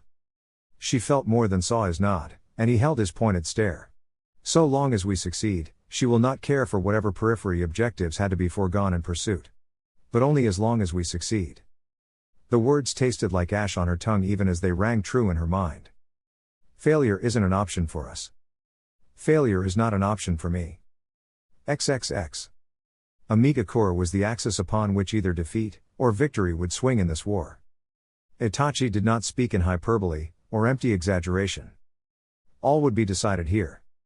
The decaying, hollow city of Amigakure no Sato wasn't merely the most forward staging ground for the invasion of Hai no Kuni, it was, for all intents and purposes, the staging ground from what she could see. The bulk of the coalition forces from all the minor villages were gathered here. Ame, Kusa, Taki, Tori. Iwa was pushing the north, while this fractious alliance born of hatred and fear gathered as much battle strength as they could in order to deliver the killing blow. Even if Suna marched a force to the north, they would still have more than enough to repel them and strike at Konoha's vulnerable western flank. She could see why Kakashi had sent them here, and why he'd been so determined to keep it a secret from Naruto. He would have argued against it, emphatically. She took a breath, leaning back against the scrap metal wall she sat against, listening to the chiming pitter-patters of rain across the metal buildings, dark eyes peering into the streets below where hundreds, thousands of ninja continued their preparations to march. Not long now. Perhaps 3 or 4 days at the most. It was a good thing she, Orochimaru and Tsunade would only need another 2. There was a movement to her left, her eyes swiveled, searching, flashing red for a brief moment before she relaxed and they returned to their normal onyx black. Tsunade walked in. Oro's not back yet? She shook her head, a sound in her throat giving an answer. Tsunade looked behind her, seemingly contemplating going out and searching before sense took over again. He shouldn't be long now. Itachi wasn't sure for whose benefit that was supposed to be. The Sannin healer soon moved, getting to work in preparing a small meal, keeping her hands busy, her mind occupied. She could understand. She worried too. Don't be stupid. Promise me. The rain droned on, ebbing and flowing in its intensity, here and there, but remaining forever constant. How the marsh could sustain buildings of this weight with all this constant rain she didn't know. But there was a harsh, biting sort of beauty to Ame. But tragic too. Like the rusted edge of a once magnificent blade. Or of something crushed before it had a chance to become something greater. Did the tribal clans keep histories? Or did they merely pass on stories, growing more and more exaggerated with each telling? She'd be curious to learn the origins of this place, free of the dogma and propaganda of governments seeking legitimacy or enemies looking to tear them down. And so her mind wandered, aimlessly, perhaps foolishly. Somewhere along the way she began twirling a shuriken on her finger, her ring through the central circle of the star as a nail flicked it around the digit. Finally, after a seeming eternity, Orochimaru returned, throwing off the hood of his heavy cloak with a sigh. He looked at the two of them, yellow eyes peering through the gloom. The sun was on the other side of the building now, casting this place in deep shadow, accented by orange-tinted light. I assume we're all ready to report our findings? Tsunade nodded. Itachi did the same. The two women stood, drawing to the center of the dilapidated apartment room so as not to shout, the three pulling up scraps of whatever metal or ruin they could find to serve as seats before the three of them formed a circle. I'll start us off, Orochimaru sighed, shaking off droplets of water from his hair. The alliance is as fragile as we imagined it to be. The Amiga-core tribes are ready to begin warring amongst themselves at any moment. The only thing keeping them together is a woman, Konan. If she dies, the Amiga-core forces once more devolve into their typical infighting, struggling over the scraps. Kuza and Taki are fiercely distrusting of one another. The only thing keeping the peace between them is that Ame, for now, has the greater force, and both sides wish for trade deals with Tori. So if we eliminate Ame, things collapse. Tsunade surmised. By and large, yes. Orochimaru affirmed. But I'd rather not leave things to chance. Iwa has too much invested here to just let it slip away. They would seek to turn these minor villages against us again, and it won't take much to do that. So I say we kill 3. He reached into his coat, pulling free 3 pictures of their targets. The leader of Takiga Corps relies heavily on the word of his second, Hiroki Ako. He pointed to the first, showing the image of a large, heavily scarred man. A mask covered his lower jaw, and one eye was milky white, the sclera and pupil sliced by a knife. If he dies in this camp, Taki's leader will fly into a blind rage. He will not trust any here again, and will be very reluctant to believe Iwa's promises of protection. He pointed to the next picture. Mencho Araki. A member of Tori's leadership branch and the one in charge of dangling the prospect of a trade deal before Taki and Kuza. We kill him, and suddenly the prospect of trade seems much less viable to both sides. And finally Konan. Itachi finished, eyes staring at the image of a blue-haired woman Naruto had described so often. Orochimaru nodded. By all accounts, the largest threat. The bingo book does not rank her, but the anecdotal evidence suggests she could be S-class, easily. We will have to deal with her and ensure she's eliminated. If she lives, she could single-handedly hold this entire operation together. He looked to her. Itachi felt the question in his gaze. It can be done. She answered the unspoken question. The coalition members have settled on a commander for the first wave of the attack. Once he walks out of the village, I will hold him. How long can you maintain control of a mind? He asked. It's not just giving an order or two. This man's forces cannot reach Konoha's western front intact, if I said it can be done. She interrupted him, staring into his serpentine eyes. Only one of their members will make it to Konoha's lines, and he will arrive screaming. She answered. He nodded, and finally, turned towards Tsunade. The medic closed her eyes, looking down to the floor before she breathed. It's done. They both raised an eyebrow. Done? Orochimaru asked. I did it quick. The Sannin answered. So that I wouldn't double-think it. It's done. All of the major points? He asked. The distribution. She cut him off with a nod. 4 days. That's our window. If we're still here after that. Well. She shrugged. Surprising. But acceptable. They fell into silence for a moment before Orochimaru breathed slowly, leaning forward where he sat. I see. Well. A part of me says to let your work do the job and let it be enough, that it would be enough. But Hokage-sama's orders were explicit. Tsunade nodded. Make sure. Orochimaru hummed in affirmation. Quite. So these assassinations should still take place. Then we can leave. Slowly, Itachi stood. I'll leave you to discuss them in private. It's best if I do not know the details. The two of them offered quiet nods as the Uchiha heiress turned and marched away, back to her spot looking down on the masses below. Just a few more days. And she'd likely be looking at a city of corpses. XXX. It had been a long time since he traveled Konoha's forests at night. Longer than he realized. Or perhaps it was the pantomime memories in his head. What was his and not his that made it seem so much longer? Certainly the half-whispered, hazy images conjured by his subconscious did not portray memories like this. Battle, pain, blood and sacrifice, yes, but not the simple, clear beauty of a forest at night, the moon shining over the waters of a pond. Who was he in those memories? A part of him hoped he was relatively the same as he was now. A larger part knew deep in his gut that he wasn't. In fact, a larger part knew deep in his gut, he might hate the person he was in those foreign recollections. He wondered if Sakura felt the same way, he wondered what thoughts clouded her mind in her quiet moments. Because though he knew very little of himself, he knew enough to recognize that the other Sakura was not the same as his, far from it in fact. There was a rustle behind him, and he turned, looking over his shoulder to see Lee emerging from the tree line into the light of the flickering, small campfire a few dozen feet away. Yosh! Konoha's mini green beast exclaimed with a broad, sparkling grin, carrying 2 bundles of firewood under his arms. Enough to see us through the night. Thanks, Lee. Sakura smiled where she knelt, the scar over her eye twisting the skin into something that looked painful but wasn't. Put M over here. There was a tap on his shoulder, and he realized Hinata had managed to sneak up on him. Even though he wasn't entirely on guard and hers was a familiar presence, it spoke to the quality of her Anbu training. He turned his head away from the camp to look at her. Something wrong? He asked. She raised an eyebrow. One hand rising to make some quick hand signs. You're thinking about something. He shrugged. Just enjoying the view. The mute princess gave him a look that answered for her. He felt his own lip curl into a smirk. I'm not allowed to enjoy nature every now and again? Even if I did buy that, you wouldn't get distracted so much by nature that you lose all track of your surroundings. What are you thinking about? It's a very nice view. He sidestepped. She rolled her eyes. Fine. Be that way, but it's about to get a lot nicer, Mr. Oblivious, if you don't turn your ass around back to camp.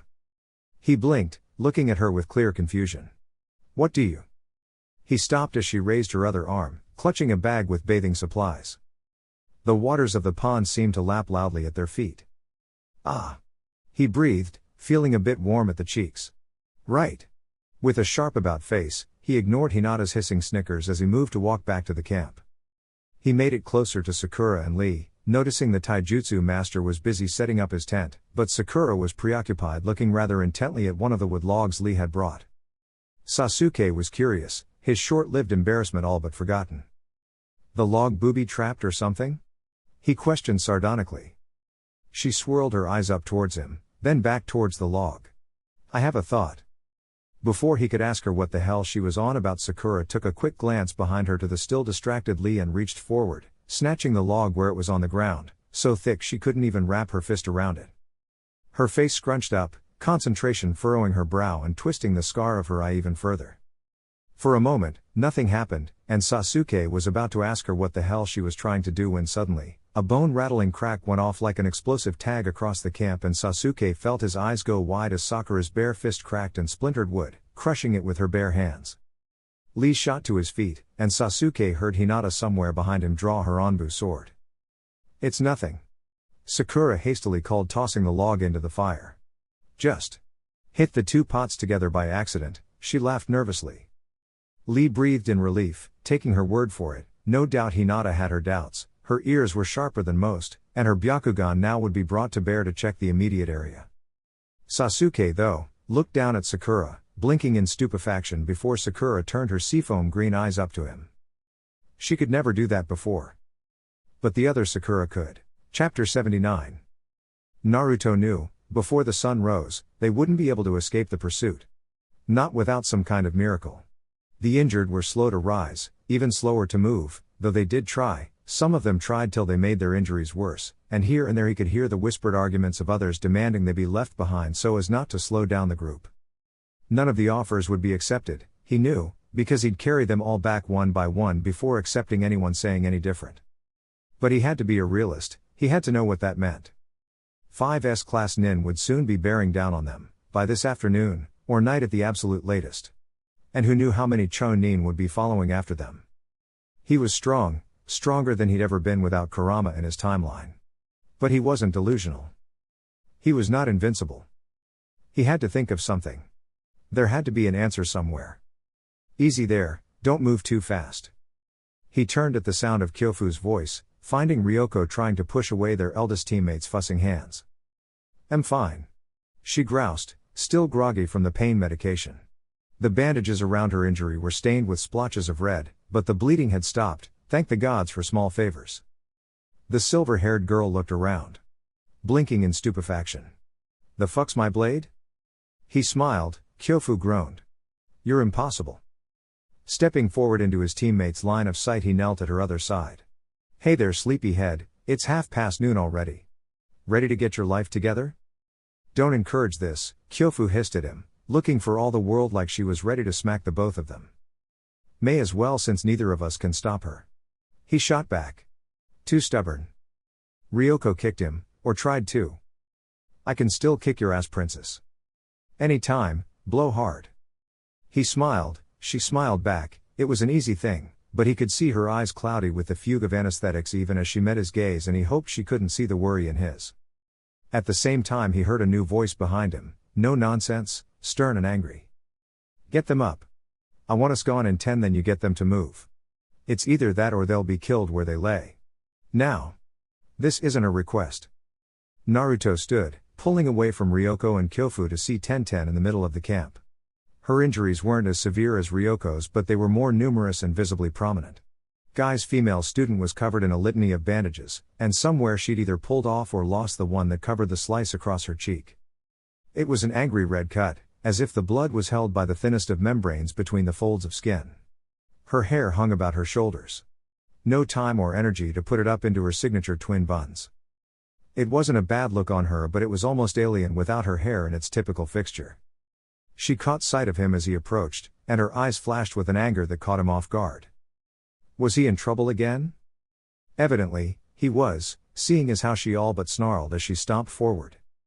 Why, she bit out. "Are you still here?" He blinked. Helping? They're after you. You're the target." She snarled. "You should be 100 miles south of us by now and booking it back home." He shook his head. "Even if I leave, only the S-class ninja might follow me, the rest of the pursuing Chonin will still chase you and butcher you to a ma." "That doesn't matter." Guy's Kunoichi student snarled back, though her voice was low so only they could hear what she said. "You are invaluable. You need to start running, and you need to keep running. Now." He shook his head. "You said it yourself, Kakashi was using me as bait out here, so this kinda is my mission." Kakashi, he got the distinct impression that she was very tempted to call the Hokage something other than his name at the moment. "Was wrong. I'm not leaving you or anyone to die for me. We're expendable." "Not to me." He didn't quite shout, but neither was he quiet, and he could see their conversation beginning to draw eyes. Tenten's gaze darted this way and that way. The men couldn't see this, he knew enough of command and morale to know that. She looked at him again. The anger was still there, but there was a clear undercurrent of concern. Of fear. She knew as well as he did this wasn't a fight he was likely, let alone guaranteed to win. "Leave." She tried one more time, even though she already knew the answer. He shook his head and tried to smile. "Not a chance in hell." She turned away, and the concern was wiped away, hidden under indifferent professionalism before she turned and walked, marching towards the nearest infirm to get him back on his feet. She couldn't waste her time arguing with him, and for that he was relieved. XXX. Kurotsuchi's eyes snapped open where she lay, a crackle of energy, like the heat of a burning brand, screamed across her senses. It was harsh, jarring, and entirely deliberate. A searing lash of chakra across her senses. Her mind, shocked to full wakefulness from the fugue of sleep, still took a moment to orient her as to what was happening. Another jolt, another burning, migraine-inducing pain bloomed across her temples, and she realized what this was, who this was. Her heart dropped, her stomach with it. Oh no. She stood from her cot immediately, scrambling to put on her gear and wash her mouth of the vile taste of sleep before she scrambled out of the command tent that she'd commandeered for herself. The harsh, bright light of the barely there morning sun stung at her eyes, and the blasted-out forest offered no shade and no balance to the stark landscape of scarred terrain and still-lined corpses. The Chonin hadn't stopped working all night, digging through the remains of Konoha's northernmost outpost, searching for the remains of the dead, and even now, they'd only stopped to stand at the ready given the nature of their visitor. Kurotsuchi's pink eyes trailed to the northern end of the camp. Shingen was already there, bowing at the waist before the Tsuchikage, Shiome. Flanked by a cadre of her Onbu guard, the Godime was not dressed in her robes, but rather custom armor that hugged her thin body tightly. Two blades, their length between a dagger and a wakizashi, were crossed at the back of her waist. Pale and dark-haired as she was, the woman seemed more a ghost of the battlefield, than a flesh and blood leader of men. Smoke and the stench of burning corpses made the scene altogether eerie in the pale gray morning light. Kurotsuchi took a breath before marching forward. Others in the camp were rousing now as well, either sensing the woman or sensing the sudden stillness of activity beyond the confines of their tents. As she approached, the Tsuchikage held up her hand, silencing Shingen with the gesture. The old man stepped back, opening the way for her, leaving Kurotsuchi and the Tsuchikage unobstructed. "I see you in command of a camp," the older woman drawled. "But I do not recall giving you orders to manage logistics. We engaged Uzumaki Naruto at these grounds just yesterday," the Iwa princess answered. "He fled. And yet here you are. I've sent out scouts and search parties to chase. Uzumaki is a master of laying traps." She tossed a pointed look to the blasted ruin that loomed to the east like a half-destroyed monolith, hovering along the horizon. As he so clearly demonstrated. The Tsuchikage looked to the fortress outpost, and Kurotsuchi decided to press home the initiative while she still had it. "You gave me orders to eliminate him. I can do that, or I can act suicidal, your choice." Kurotsuchi saw Shiome's lips twist into a cruel smile, and she could guess what her amusement was at those words. She pushed those thoughts out of her mind. "The search teams I've sent out are sweeping the south, east and west," she said, half bluffing, hoping Shingen had not had the time to be specific in where she'd sent the patrols. There were significant gaps in her search net. If Shiome looked, she'd find them, and she wouldn't buy her reasoning as Shingen had. This woman was her enemy, and she was just looking for an excuse. Kurotsuchi was walking the very fine edge of not providing her with one alongside her defiance. Shiome looked at her, as a scientist might observe a rather interesting dissected specimen, an animal still alive and struggling to cling to life. Counting the seconds before it died. It seemed she had a few seconds longer still. "What do you think?" she asked, turning her head. For a moment, Kurotsuchi believed she was addressing Shingen, but as a thin, hooded figure emerged from between the ranks of Onbu, she realized that Tsuchikage was addressing him instead. He wore a mask like other Onbu, but it was strange. Orange and in a spiral. "Uzumaki-san is southeast," he answered in a jovial voice, almost sing-song. Her heart skipped a beat. Shiome turned her cold gaze onto Kurotsuchi again. "Gather your team," she said, "and take all the chonin you still have available to you in this camp. You don't have the luxury of failing again." The warning was clear. With all due respect, the daughter and granddaughter of the previous Iwakage hedged. "Your advisor could be talking out of his ass. How do you know he's even there?" "Oh." The spiral-masked man giggled. I know. His voice dropped a pitch, the last word low and reverberating through his chest, and for the briefest instant, she felt fear. Fear at whatever was hiding behind that mask, at whatever could have a voice like that. Then the moment was gone, so fast she wondered if she could have imagined it all. "Toby knows. Because Toby is a good boy. XXX. This is all that was sent?" Kakashi's tone was as bored as ever, but anyone who knew him would be able to detect that, at the moment, he was anything but. His single eye passed over the scroll, his gaze sharp, searching. The Chonin assistant nodded, affirming. That's all, Hokage-sama. Kakashi decided, in that moment, that it was a rather strange thing. Receiving good news and being utterly and completely aggravated by it. His scouts, spies and recon outposts to the northeast reported that Kumo was quiet. Calm. And that calm was making him anything but. They shouldn't be quiet. They shouldn't be calm. By all reports, Kumo had drawn an exorbitant sum to support Iwa's war effort, but their own anxiety and wish to destroy both Naruto and Itachi was a genuine one. Now that Iwa was advancing so recklessly, heedlessly, in a way that would soon require damn near every available resource, now is when Kumo should be moving, harassing, threatening their flank, opening new theaters to stretch their forces to the breaking point. They wouldn't gamble to see which of their old enemies killed the other first to pick off the remains. That's not what they wanted. That's not what they wanted. Kumo should be moving. But they weren't. Good news. And it was driving him mad. He took a breath, slowing his mind. Forcing himself to think. After a moment, he spoke. Bring me all of the reports from the northeastern border from the last 6 months. He demanded. 6 months, Hokage-sama? The Chonin balked. I didn't stutter. He didn't have the patience for hesitation or second guessing. He might find something. Detect some pattern, some discrepancy. Month by month something can easily slip through the cracks, but when you take on the whole tapestry it might reveal a different sort of picture. There had to be something. Something he wasn't seeing. Something he hadn't caught. I wouldn't let this opportunity slip by. Because Kakashi knew if the tables were turned he would go right for the throat. XXX. Thanks again, girls. Don't do anything I wouldn't do this weekend, Yuagao shouted after Hanabi and Akane, chuckling to herself as she shut the door.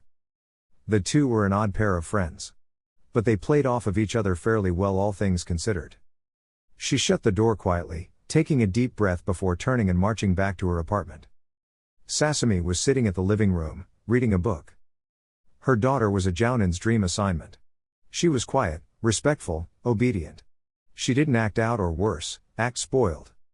But Yuagao was itching to get out of here, to be at the front where her skills could be put to use. To feel a blade in her hand again. Domestic life had its charms certainly, and protecting the heiress to the daimyo's court was an important duty. Even so, she couldn't help but feel idle. Wasted. She took a deep breath, forcing her mind and spirit to calm. No use worrying about it. She had a duty and it would not change just because she was complaining about it. What do you want to eat, kiddo?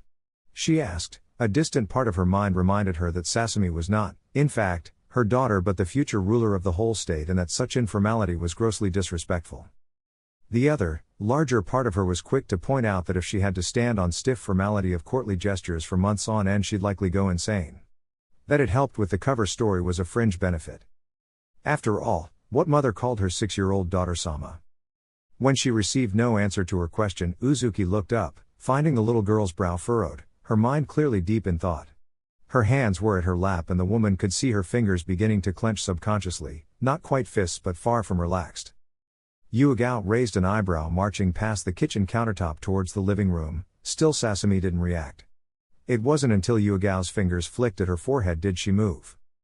Blinking rapidly as though completely startled at both Yuagao's presence and her proximity, the young monarch stared up stupidly towards her from where she sat. Something up?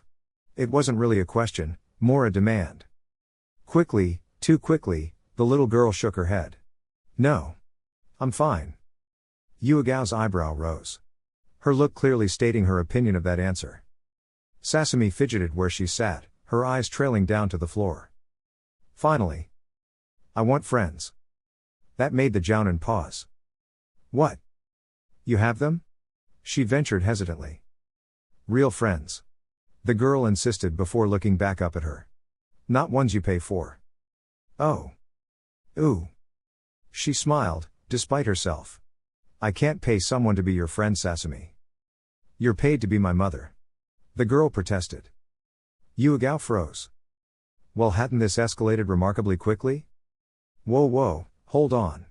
She mentally and verbally backpedaled. Clearly she'd wandered into something of a minefield without ever realizing one had even been under construction. No one put up a sign.